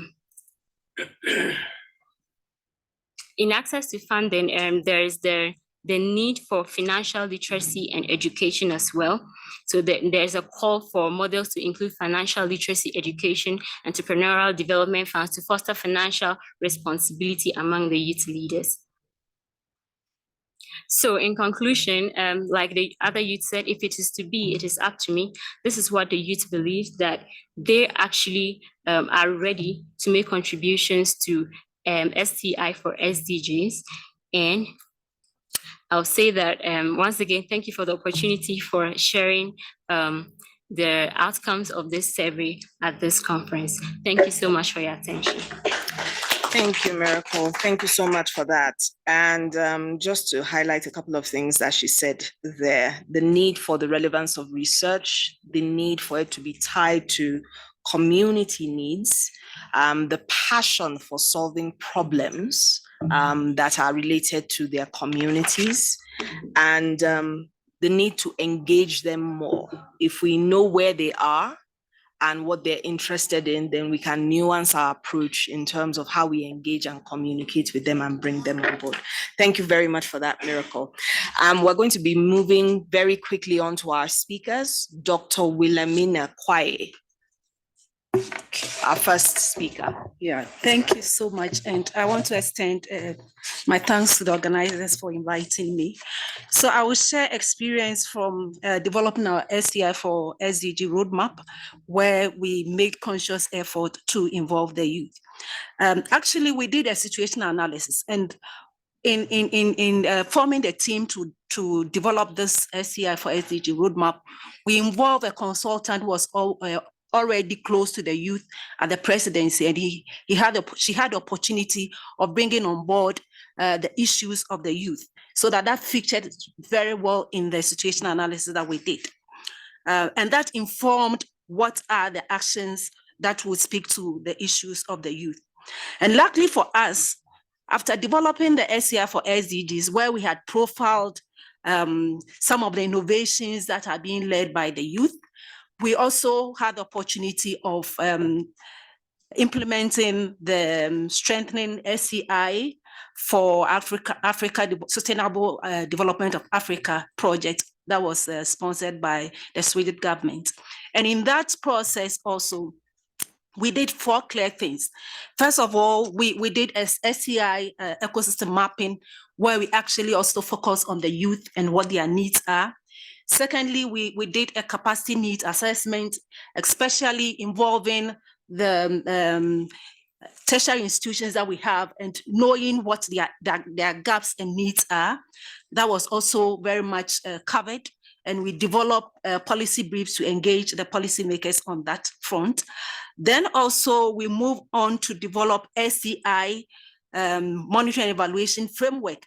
And in this framework also, we made conscious effort to engage the communities by moving away from Accra. After engaging with the actors in Accra, we move into 5 other regions, so that the community members and other people who are sometimes not too much part of the policy-making processes also have advantage of being involved. And so developing the SCI monitoring evaluation framework, then we move on to, under the same project, to develop action plans. And in these action plans, the Ministry of Environment, Science, Technology, and Innovation was very much involved in this. And what we did was to make sure that we had actually brought on board all the issues right from the SCI eco mapping exercise, the situation analysis, and the kind of strategies and actions that we had outlined in the STI4SDG roadmap, also making input into the action plan. Then from there, we also had the opportunity of reviewing the SCI policy for Ghana. And so we brought on board all these input. But then what was very critical for us, after developing the draft for consultation and also validation processes, we were then mandated to also engage with the youth. So there was a workshop where the youth were brought on board to also make their contribution into the SCI policy that we were reviewing. And so now I would also want to say that in the situation analysis that was part of the STI4SDG roadmap, the way we did it for the innovation hubs and also startups initiated by the youth, we've profiled these by sector and also mapped them onto the SDG. So we had a whole tables that profiled all the startups that were initiated by the youth, as well as the innovation centers and the hubs in the ecosystem. And so, having gotten all this information, what do we do with this? And I must say that with the review process, the youth were bent on saying that, yes, we have started the process, but we need to grow, we need to scale. So the need for venture capital fund came up strongly in terms of financing, and also patient capital, where that we look into the future using the long-term view to make sure that these startups actually grow, because there were some challenges with access to financing. And also the issue of digital technologies also came up strongly. And lastly, I want to say that there's a chapter in the SCI policy that looks at emerging technologies. And this specifically because of the need for this by the youth. So in our framework, we are tracking the human capital changes, we are tracking the organizational and policy issues, and we are also tracking the changes in infrastructure, especially the SCI infrastructure in the ecosystem. So with this, I say thank you for giving me the opportunity. Thank you very much, Dr. Kwae. Thank you for sharing with us Ghana's very deliberate approach to engaging youth and including a variety of stakeholders in the process of developing and delivering your policies. I would like to move next to Ms. Harriet Kariuki, the head of Innovation Equity Group Foundation from Kenya. Is she online? She's not. Okay. In that case, we can move to Ms. Munira Twahir, founder of ARI Kenya. Good afternoon, ladies and gentlemen. Sorry, Munira, you have 5 minutes. Okay. Yeah. My name is Munira. I'm the founder of ARI. I think the best way to describe my role in the company is a behavioral designer.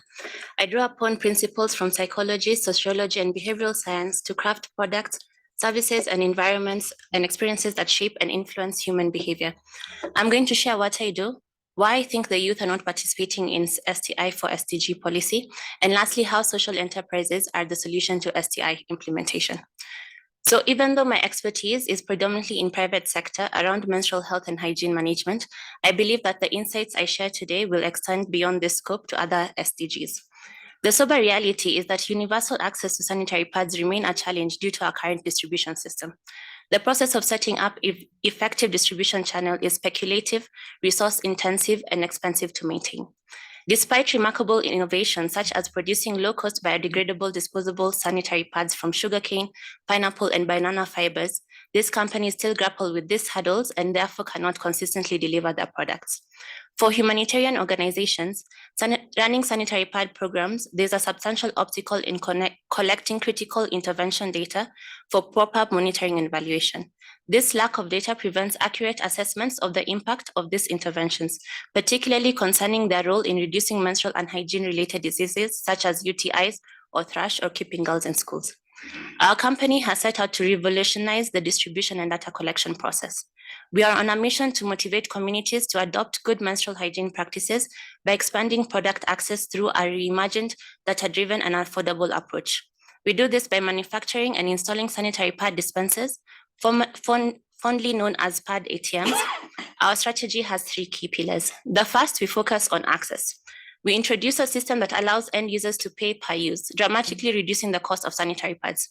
Users can purchase a single pad for a mere $0.1, as opposed to buying a traditional 10-piece pack for approximately $1.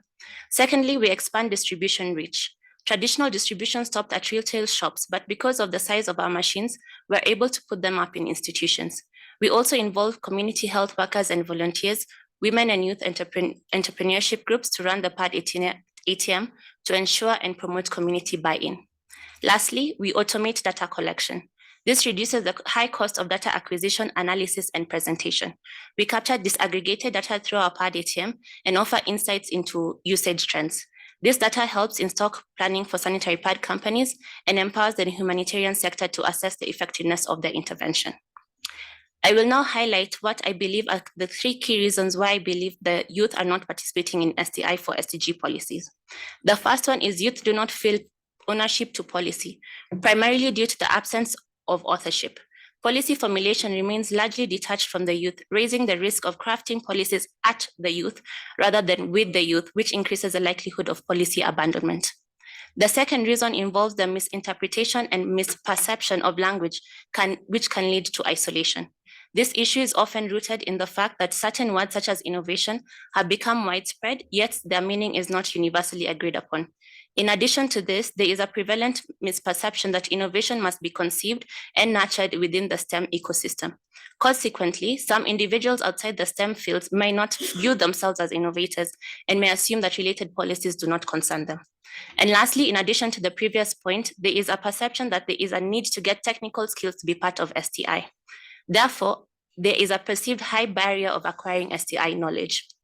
Despite these key points, we see youth engaging in social entrepreneurship, and this is why I think they can be incentivized.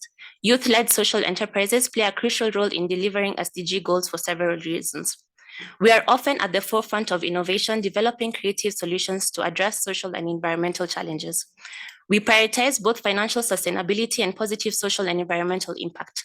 This dual focus ensures that our initiatives can be maintained over a long period of time. We operate at the community level, engaging directly with the populations we serve. This localized approach is essential for addressing specific, often context-dependent issues associated with SDGs. We generate employment opportunities, stimulate local economies, and empower marginalized and disadvantaged communities. We often prioritize impact measurement and reporting, which is essential for tracking progress towards the SDGs. We provide valuable data and insights that can guide policymaking and resource allocation. We frequently collaborate with governments, nonprofits, and other businesses to achieve our mission. And lastly, we often focus on inclusivity, ensuring that our initiatives benefit marginalized and vulnerable populations. Yet, there is underutilization of the private sector, specifically youth in social entrepreneurship.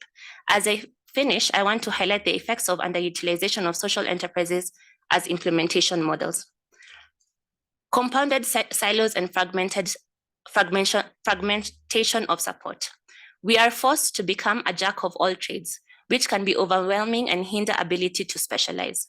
We have to be impact researchers and behavioral analysts while being technical experts, all while ensuring we're running a profitable business.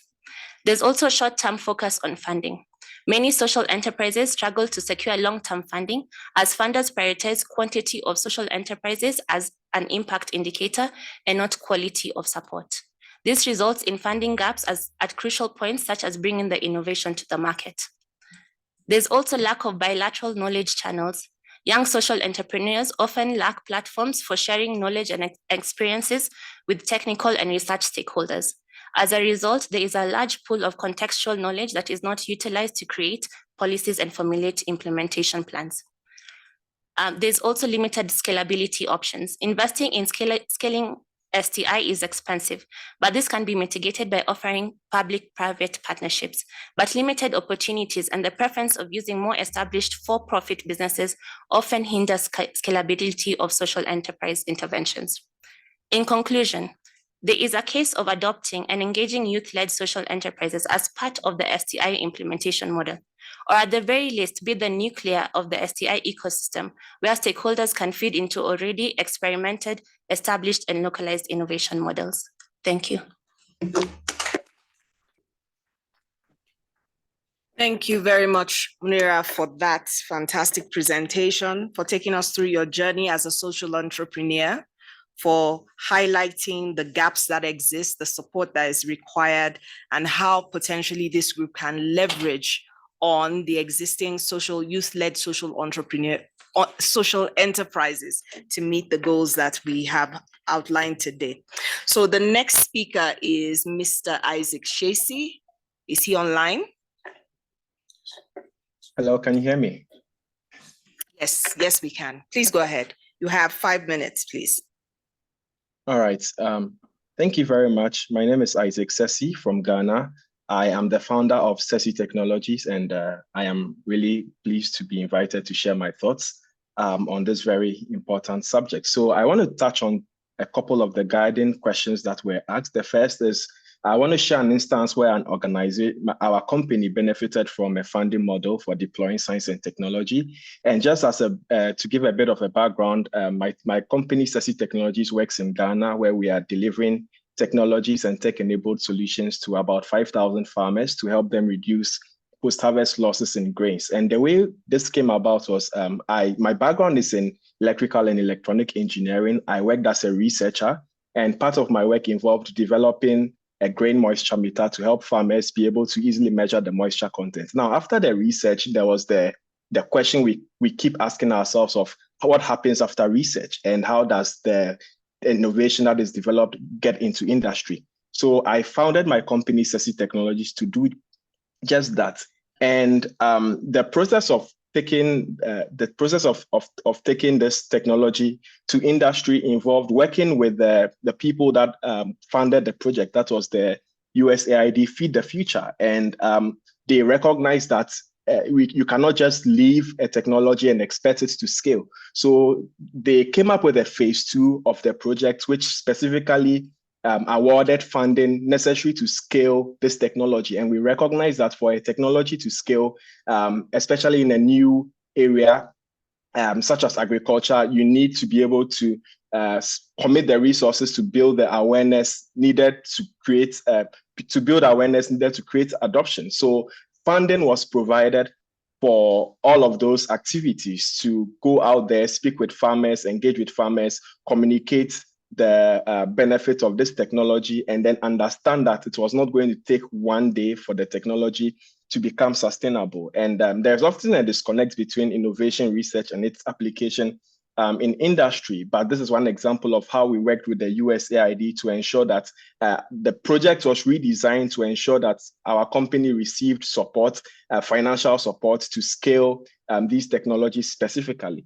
Now, there is also another model that we recently started working with, which is Innovate UK. And what this does is that you partner with a UK university and a Ghanaian university as a local startup to think about or to develop a solution that ties into the existing solutions that a company offers. And so right from the design of the innovation and the research, it is geared towards industry so that we don't have solutions that are just lying on the shelves. So I think that if we come up with mechanisms or if we deploy mechanisms that think about how applicable this solution is in industry, and that innovation really looks at how this is going to deploy it even before we start doing the innovation. I think that is going to help in translating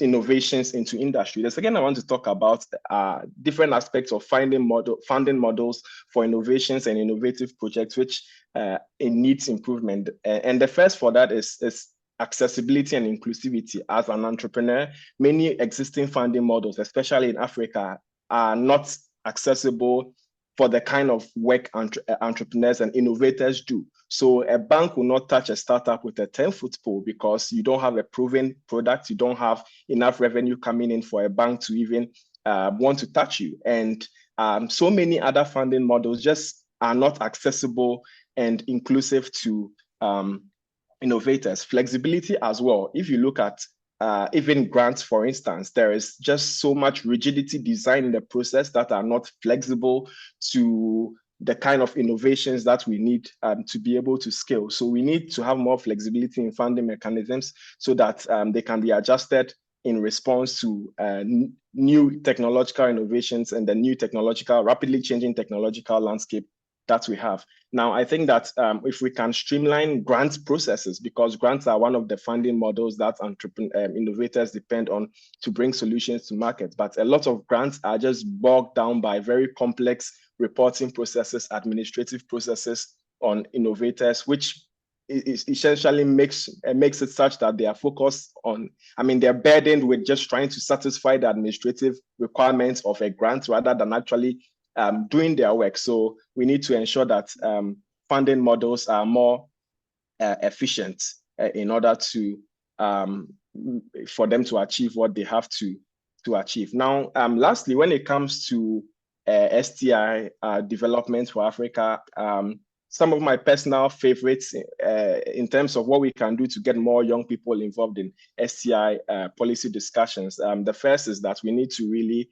invest in STEM education because for me, fortunately, I had the desire to learn about science and technology and engineering, but not a lot of people have that opportunity. But if we really inculcate STEM education into our curriculums in schools, young people, especially even girls, are encouraged to pursue more STEM-related fields, and that gives them the opportunity to become more abreast with what is going on in STEM and be able to contribute to policy discussions. I think another thing we can do is to foster innovation hubs. So if we can create places where young people can come and experiment with their ideas and play around with ideas and hopefully turn them into viable businesses, that is going to contribute to more development of science, technology, and innovations for sustainable development in Africa. So thank you very much for giving me the opportunity to share my thoughts.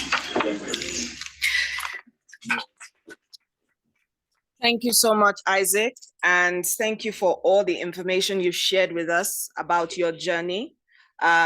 You've talked about the need for flexible funding models, streamlining grant models so that they're not as restrictive and more efficient, a need for investment in STEM education, and looking at how we include more women and girls in this particular area. Thank you so much for that.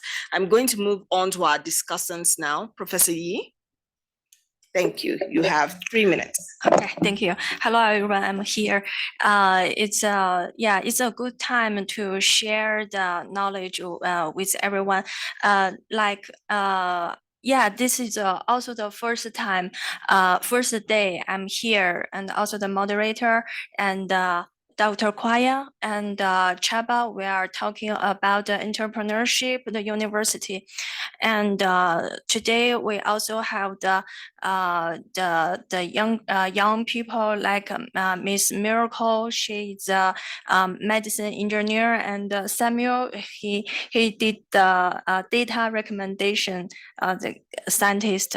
What I want to say that on Wednesday I deliver a speech about the Juntao, and that what the video shows. I think you didn't get much information from the video, but I talked with the Leonidas yesterday. When he graduates around 25, he didn't have a job, but he had a wife and a kid to feed.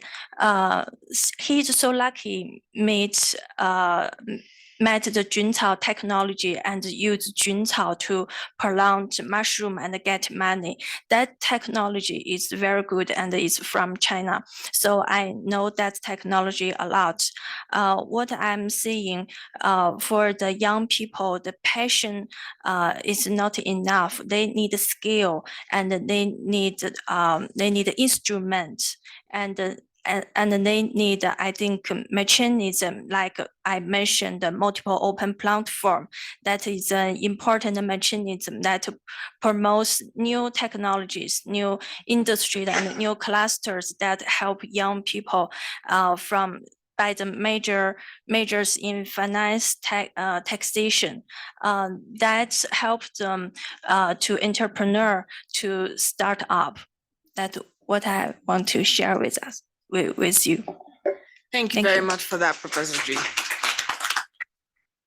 Excellent. Now we move to our next discussant. Give me a minute. We have Mr. Kamau Gachigi. Apologies. Is he in the room? Or online? Okay. All right, so I guess that gives you more time to ask questions. Does anybody have questions that they want to pose? Yes, sir. Please go ahead. Thank you very much. Let me congratulate the speakers for sharing their knowledge and experiences with us. And in particular, I want to congratulate Miracle, Munira, and Isaac for the very practical things that they are doing to show that indeed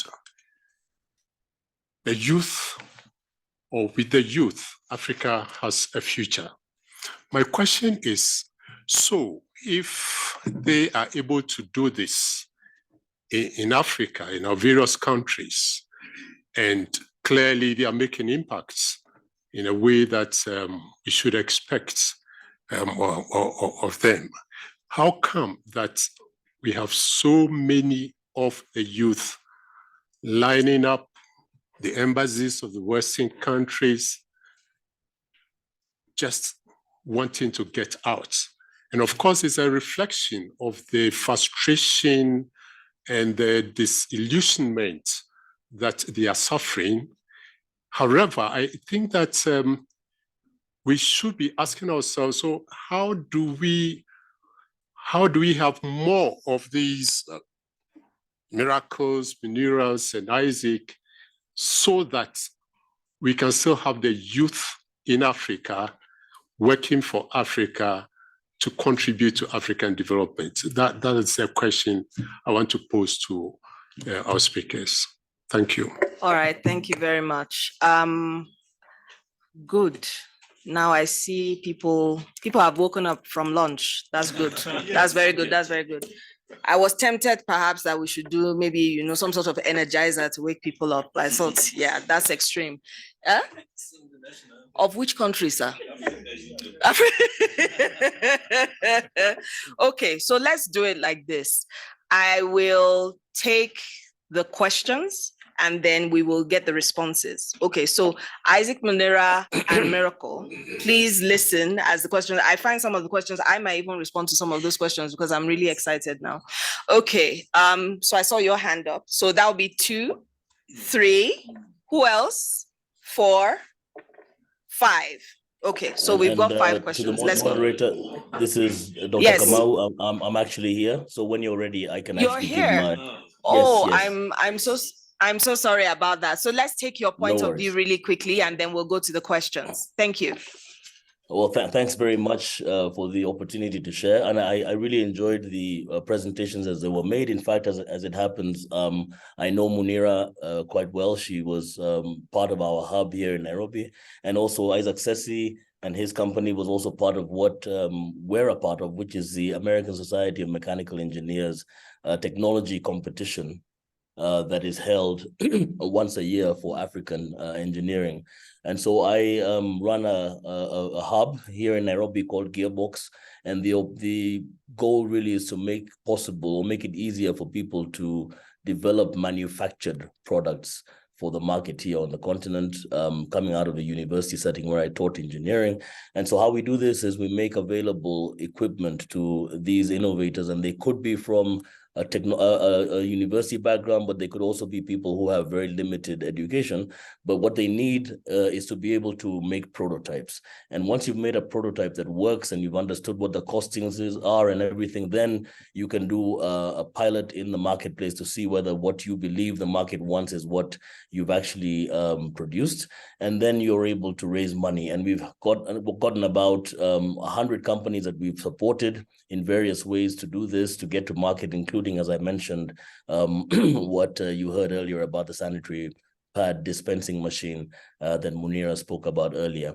We're very proud now to be moving this model across the continent through the very same agency that's supporting this, the UN, specifically the UNDP. They asked us if we could design a similar model for 10 other African countries, which I'm happy to say we've done already.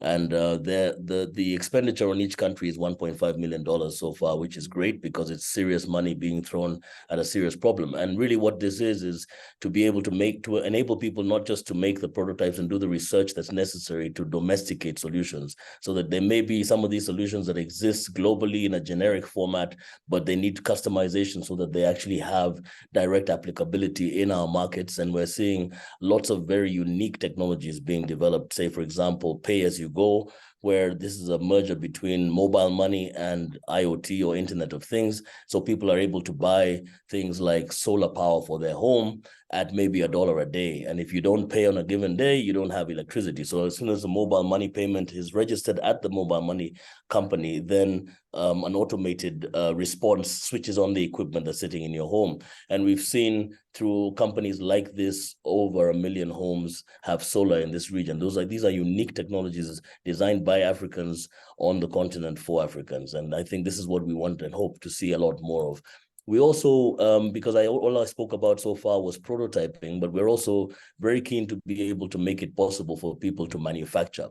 And the manufacturing, again, will be done on a contract basis through, like in our case, there's certain technologies that we avail and people will share the facility. So we do what we call SMT or surface mount technology, and that's the creation of circuits like this. I don't know whether you can see that, but able to make, because of course the world is in the 4th industrial revolution, what Munira does with the sanitary towel dispenser, what I just described with the pay-as-you-go methodology for buying equipment all requires circuitry.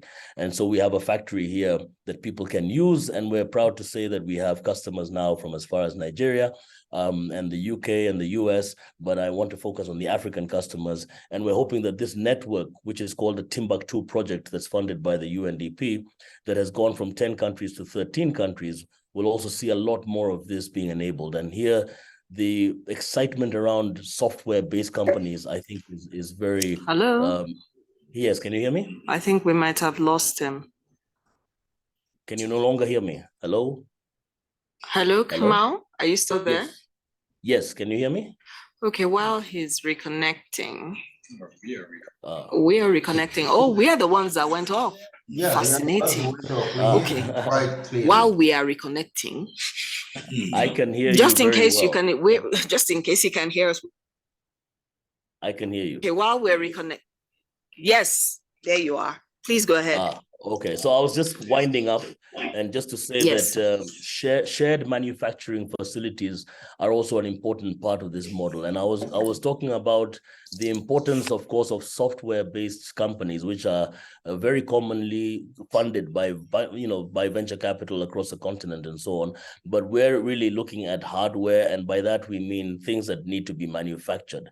And this is, of course, very important for the continent. The software-based companies can give a return more quickly, can spread quicker, and so on. But the importance of being able to manufacture a good percentage of what we consume on the continent, I think, is critical towards industrialization and doesn't need much more support, really, in terms of vindication. But I think we want to be able to see this happen. And so setting up factories is something that we are very keen to do, and also putting the capacity within the engineering schools that are part of the Timbuktu network for the students to learn how to make machines, so that the machines that you actually use in the factories are also made in Africa. We specialize at Gearbox on CNC machines, a class of machines that are automated. It's like the first floor of robotics, if you like. And I think this kind of skill needs to become widespread on the continent, just to make sure that manufacturing really sort of sets in the manner that we'd all like to see it happen. So I'm grateful to be able to say that the UN has really come through for us, UNDP specifically in our model, and we're really happy to invite anybody to look at it, so that we give greater support to the likes of SESI and the young lady whose name I'm not sure why escapes me right now. But yes, the lady with the sanitary towel. Munira. Munira, thank you. I should know that name because I know her quite well personally. Thank you very much. Let me stop there. Thank you so much for your input.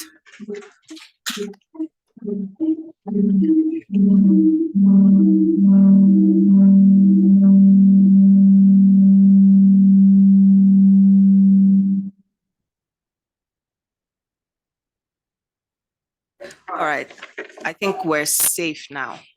Okay, so we have more or less, no. Okay, Asfa, you need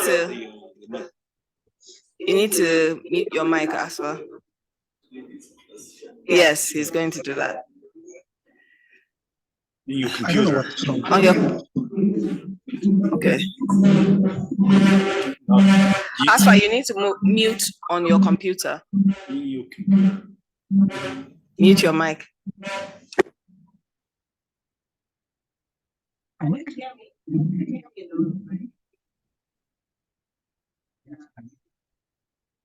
I think just say everybody online should mute. Tell everybody online to mute.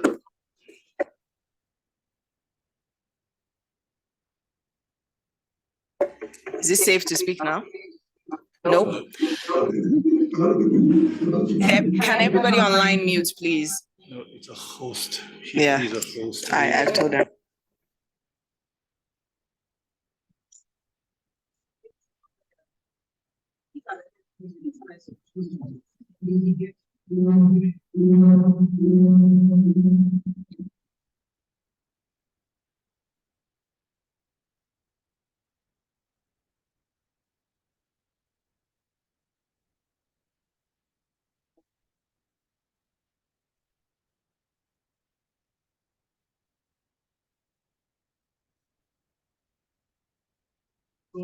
Just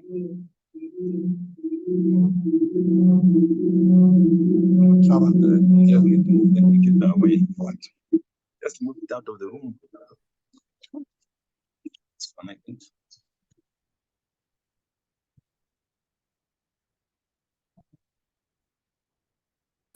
All right. So I think after listening to everything, I'm really inspired. I don't know if we need to just give them a standing ovation, because this is what we are looking for. It shows that there is hope in Africa. I think that is what I can feel. Now, to your question, I just wanted to also give another example that one of the biggest challenge, and here I charge all the researchers and the professors in this room. One of our biggest challenge we have is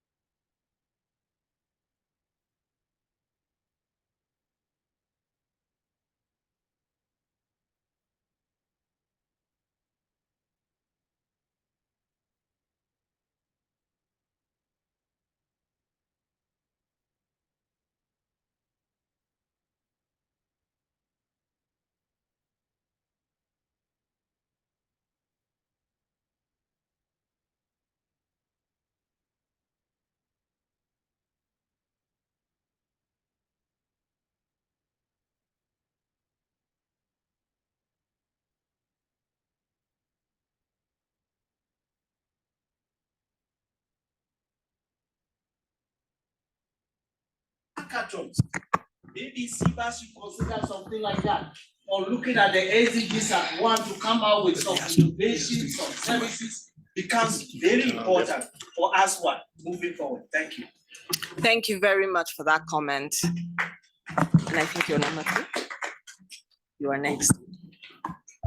I don't want to repeat anything. So, but just to say, the median population in Africa is less than 19 years. So no matter how many queue in embassies, there will be plenty of young people with the kind of description that you produced to give this country a new air. Because the path to industrialization, the path to the social activities or the third sector are relatively closed. I mean, you are not going to repeat Brazil's industrialization process, you see? You have a new thing, but what you have is the possibility of leapfrogging, of quantum leaps, and that's precisely what the kind of young people that you described can do. STI technologies are ever more powerful.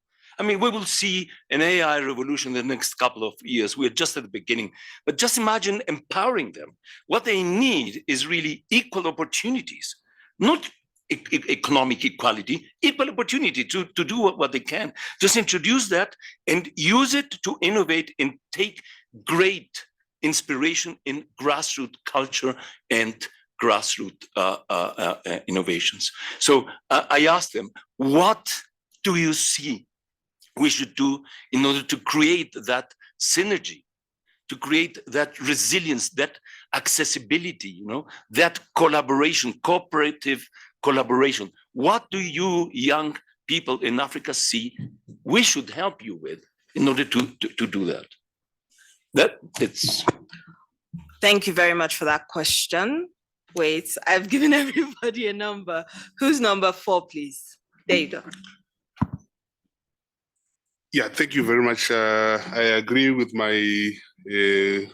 energetic brother from Ghana that it's important that we focus on a way of encouraging the youth to have a change of mindset in such a way that they see themselves as the leaders and not necessarily as the followers of maybe the older people that are there. So I think there are things like the sort of question that they should ask themselves when they venture into anything, where they, at the back of the mind, they shouldn't think in terms of having limitations, but just to ask themselves the question, how do we do it? And not necessarily to say, as find out whether it's possible to do it or not. So I think there's something that came up, I think is it Ceci, who was talking about some limitations, I think in terms of funding, and I think a number of things that were coming out from, I think even Miracle, you mentioned something as well. So I think there are some mechanisms that are already in place on the continent where you can go there and benefit, like you were talking about mentorship. I don't know if you're aware of YALDA, the youth, I think it's Youth Alliance for Leadership and Development in Africa. I don't know if you're aware of it, but what I know is that, I don't know how many others are there, but I know that they cover things like mentoring, things like capacity building, things like entrepreneurial support. And also, I think they also have mechanisms in place to facilitate networking, I think, with possible professional affiliates and partner organizations that can take off a number of things that you may be interested in. So I just wanted to find out if you are aware of that organization. If not, it probably might add value in terms of the things that you're working on, and also look at other organizations like that as well. Thank you. Thank you very much. And we'll give Isaac an opportunity to respond to that later. Yes, please. Thank you very much for the opportunity.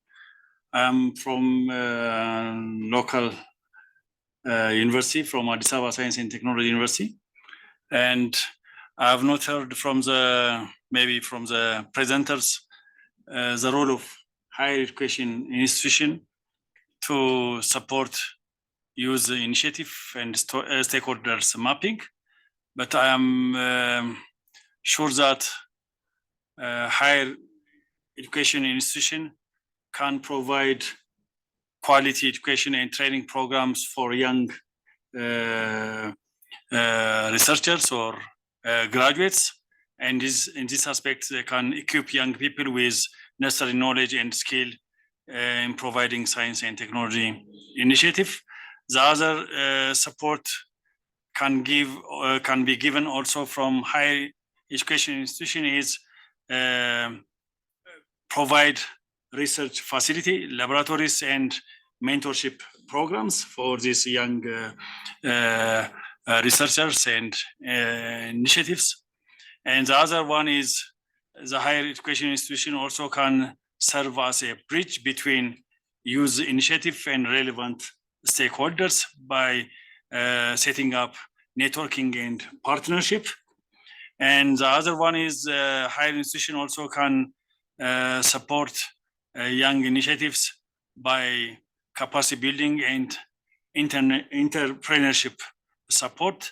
So with this role, the higher institution also can engage themselves by playing a policy advocacy and awareness creation programs to engage more youth graduates and researchers in science and technology institute. Thank you very much.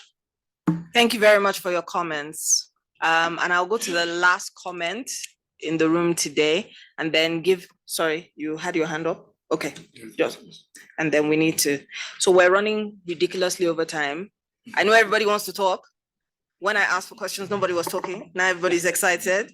So we're all in the room. So I guess we can have those conversations offline as well. I'll take yours and yours very quickly. You have a comment to make, right? Very quick comment, because we still need to give we have a speaker online and we still need to give our presenters a minute to respond to the questions they've been asked. So your comment really quickly, please. All right, thank you, Mayor. And just to corroborate what he said about youth, I think it was part of the things I have discussed with a number of us here. I think youth involvement is very key in initiatives like this at all levels. You know, I begin to imagine, to be candid with you, how feasible will it be for some of these SDG goals, if not some, most, to be realized in Africa without involving youth? Significant involvement. This is one.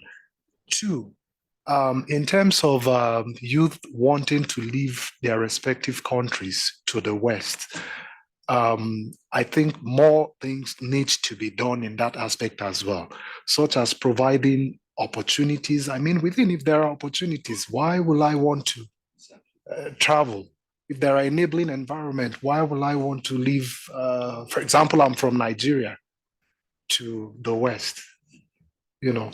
So these are some of the things I think should be thought about carefully and look for a way. I mean, UN, CBAS and others look for a way of integrating mechanisms that would cater for some of these things. Oh, sorry. Okay, so I feel these are some of the things I would like to add to other points that have been raised, and I think they are quite important, in my opinion. Thank you very much. You're next, very quickly.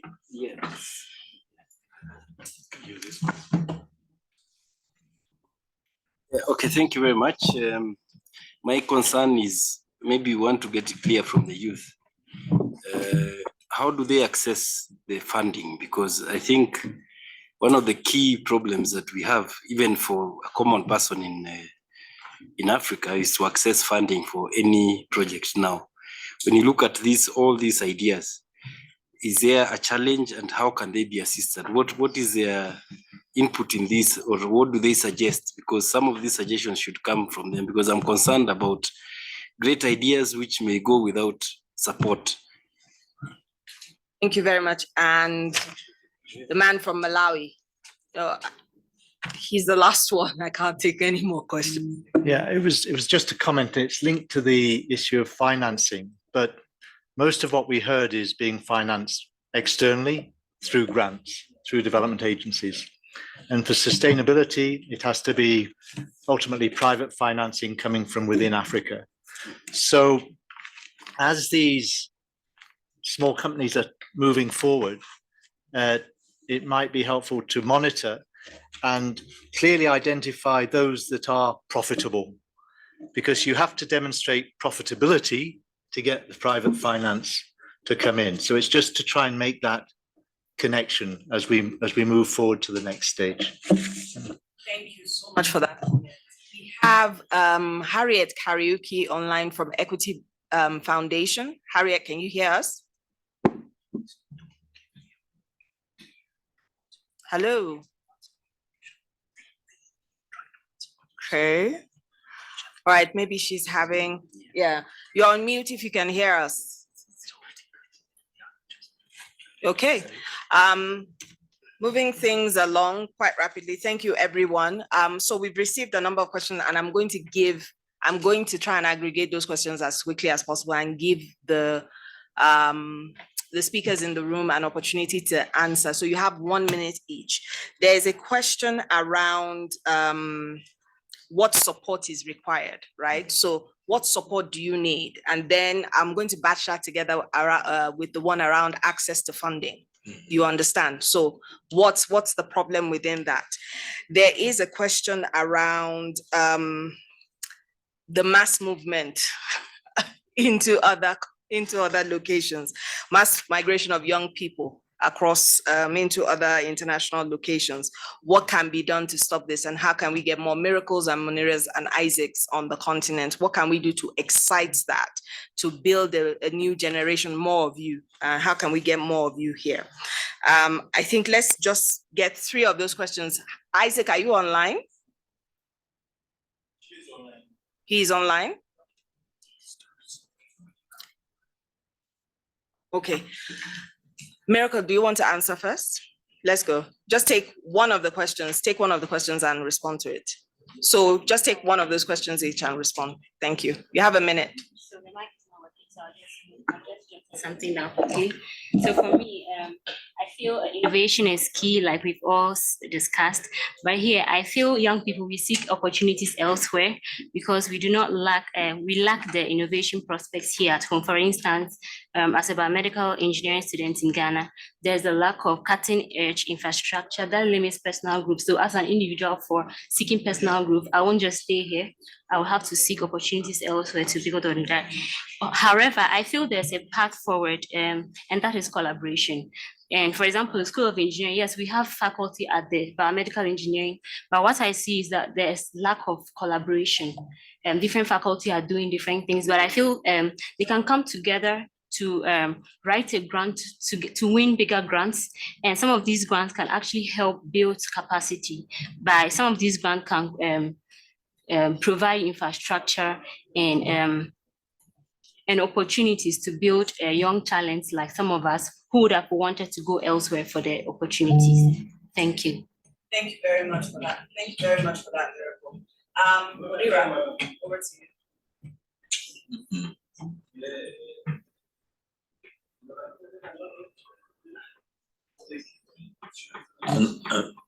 If you can turn it off, your mic. Mine is on? No, well. Oh, I'll use. I think I'll answer most of the questions with it. We're having a marketing problem. So the way I'm seeing youth moving, migrating, or not being part of STI, especially in entrepreneurship, is because it's not been marketed as something that it is viable. For example, entrepreneurship is being discussed as an academic degree, where I think it should be looked at as a logic framework and be taught in that way. So I'd suggest things like having it more as a professional course where youth can come in, learn what they need to learn and implement it in short courses, about 3 months. I think that way then we can be able to see return on investment on trying to acquire knowledge. In terms of support, I think we'd need more technical, more infrastructure support. So I'll give an example of how Kamal's organization has come to help myself. I'm not from a STEM background, but I had the idea and I needed technical support in creating at least an MVP for the product. So if that was the case, I'd have to look at getting the CNC cutter for myself and figuring out how to do mechanical development, where his organization came in and helped me with that. And then lastly, for funding, I think Ceci had mentioned it, funding is available. A lot of people, we tend to scour the internet and do a lot of applications, call for applications. And luckily, if you enter one door, there's a network to other funding opportunities. However, as he mentioned, there is a lot of administrative requirements that bog down that process. So we tend to have funding that 50% of the time we're writing reports instead of implementing. So if you could change the nature of funding. And lastly, it would be funding is highly concentrated on 2 areas. So at the beginning, as an innovation idea, there's a lot of funding for that, which tends to be smaller grants for about 10,000 USD. And then there's nothing in between until you reach growth phase and you're already accelerating growth. So at the point where you'll have an MVP, but not able to accelerate, so trying to get human resource or trying to standardize your business, there's no funding for that. So I think that's where I would add on. Thank you. All right, thank you very much, Munira. Isaac, are you still online? Harriet, I can see that you're online. We're going to just give Isaac a minute to respond, and then we'll come straight to you. Okay. Isaac, are you online? You see? All right, not to waste any time, while we find Isaac online, since we're already having a conversation about funding, I think that segues very nicely into your remarks, Harriet. You could just give us very brief remarks because we've gone ridiculously over time. Obviously, we're all excited about the youth conversation. Thank you. Yes. Again, apologies, I was on the other side of the Zoom. Sorry about that. I wasn't a panelist, but now I'm glad to be on this call. Organizers, thank you so much for having us. Regarding funding, it was good to have multiple feedback from different use cases. Actually, my own background is an entrepreneur where I started a HR tech startup called AfriJob. And my biggest challenge was exactly that, fundraising. Hence why when I moved back to Equity Growth Foundation, which has been one of my very important journey when it comes to upskilling and training, where I was one of the scholars who was able to gain global exposure through their programs. Went to Harvard, undergraduate, China for my grad school, and came back to set a startup. It was a good opportunity for me to join in a great revolution within the foundation to transform Africa when it comes to creating 25 million direct jobs and ensuring that we are digitizing products for 100 million customers under the Africa Recovery and Resilience Plan. Now, to answer the questions around ways that we can really disrupt funding, and this is something that we have been working closely with Professor Kioni in the Dedan Kimathi University to really think outside the box when it comes to how do we commercialize solutions or research that is being done in a university and push it directly to markets when it comes to private sector like Equity Bank. Equity Group Foundation has been able to build a pipeline of close to 60,000 scholars, including myself, who has been impacted in one way or another. And a majority of that talent pool, close to 50%, take STEM courses. So even to answer some of the highlights in engineering courses. And one of the things we have realized, being the biggest employer of the graduates as Equity, is that we don't have capacity to ensure that we're able to create more jobs, noting that this year alone, we're getting 10,000 young people graduating from high school, which means then we have had to think outside the box in terms of ways we can create more job creators or job entrepreneurs. And one of it has been two-sided. First, upskilling and capacity building. Within upskilling, we have approached it in two angles. The first one is leveraging organizations such as IBM with the Skills Build or Cisco with the Networking Academy to upskill when it comes to emerging technologies. But also in terms of actual practical live experiences, we have been able to put this young people in terms of problem solving for business problems for the bank. So it's a win-win for the bank. They're able to get innovative solution. And it's a win for the young people. They gain the real life experiences that enable them to now be true innovators. Now, within this program, we're able to now start seeing solutions that are being prototyped and taken to market directly to the use case, which is the bank, which is commercialized. So there's a very good engagement when it comes to leveraging, upskilling, but pushing it towards commercialization within the private bank. And this has led to, as a result, young people seeing the whole journey of ideation until commercialization. And that's why we're taking them to the next step, which is entrepreneurship through incubation and acceleration. Within entrepreneurship, we have looked at it in two folds. The first one has been really leveraging our existing pipeline of talent in universities mainly to be able to be micro entrepreneurs selling different products for the bank, enabling them to gain money that can enable them to start up their own businesses. So going back to how we have thought outside the box in terms of enabling them to have micro funds that can enable them to set up businesses. Majority of these businesses are in agriculture, where we've seen more than 50% of our agri-ventures that are solving for all the different solutions across the agricultural value chain. But within the tech space, we have been even more deliberate to really encourage young people through hackathons, through engagement with different organizations as Microsoft and universities, so that we're able to run competitive ideation that can enable them to access grants from the bank and enable them to actually take it to market and as a result, be able to really run a successful venture.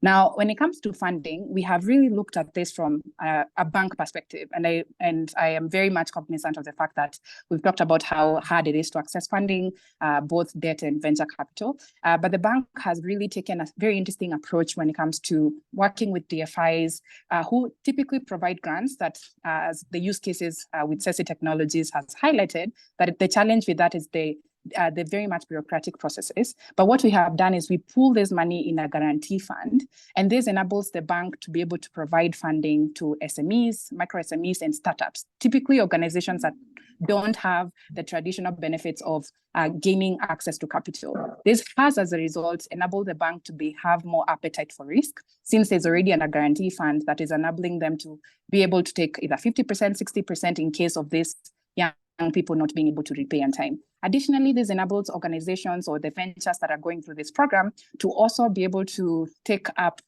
sustainable business models or models that are enabling them to really grow their businesses, as opposed to being stuck on that loop of grants that is a never-ending cycle sometimes for young startups. And this, as a result, has seen us train upwards of 500,000 MSMEs who have been able to access close to $2.5 billion in debt capital from the bank.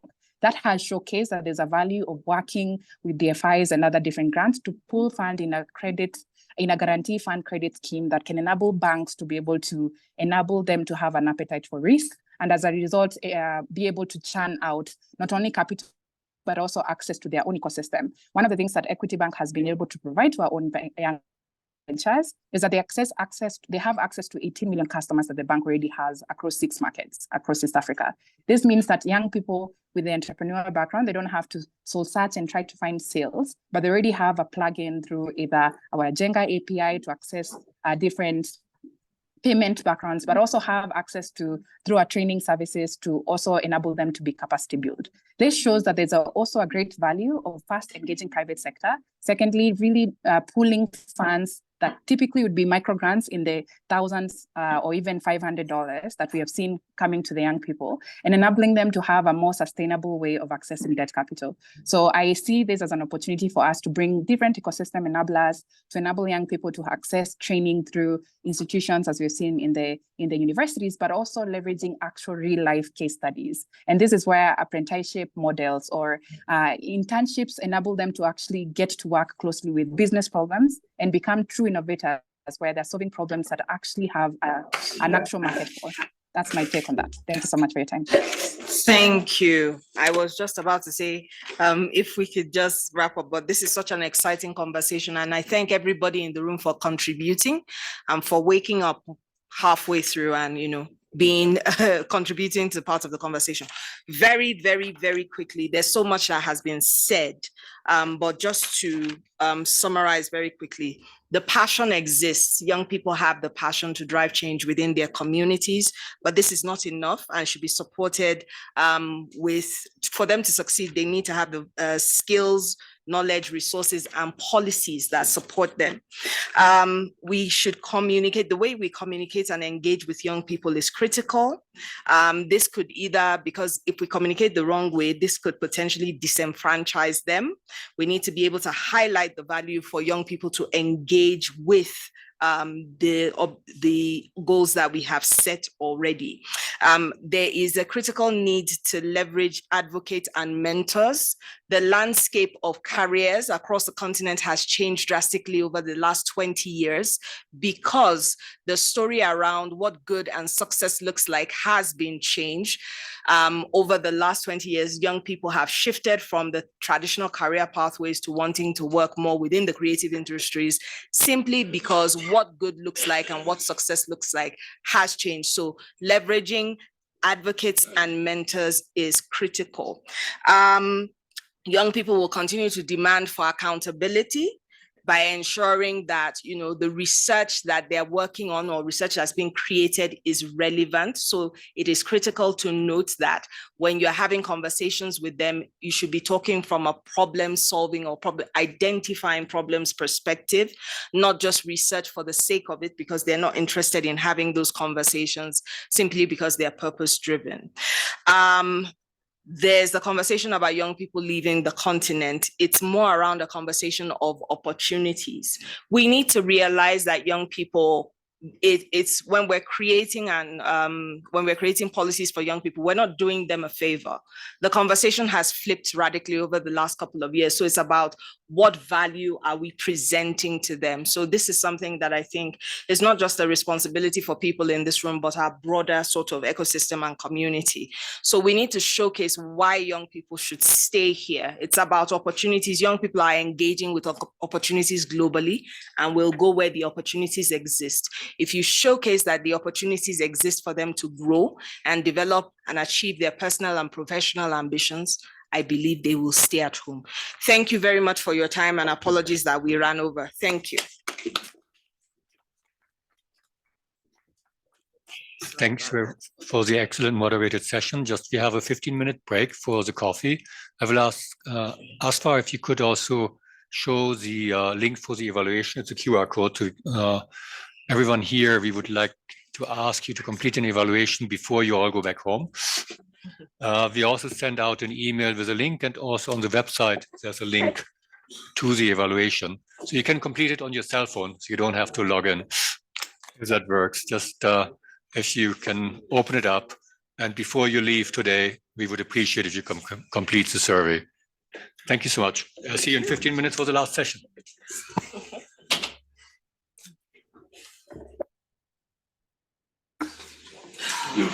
Thank you.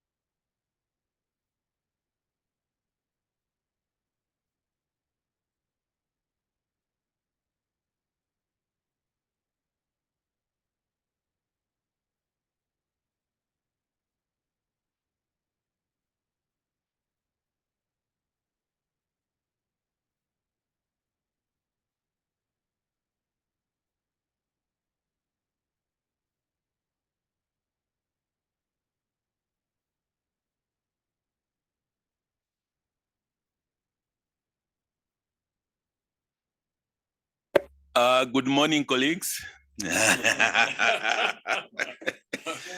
No, good morning.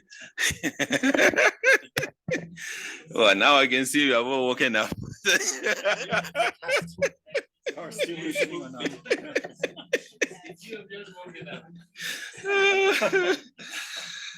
Okay, now that you're awake, let's go to our last session, perhaps the most important of the sessions of today, partly because anyway, part of the work that we have been discussing the whole day is supposed to feed in what we are going to do in what I think we're called closing session, which means you can't say a word after we have closed, I guess.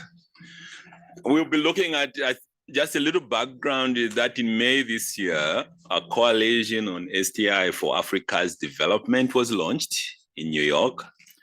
It has co-leads 5 countries at the time we launched it.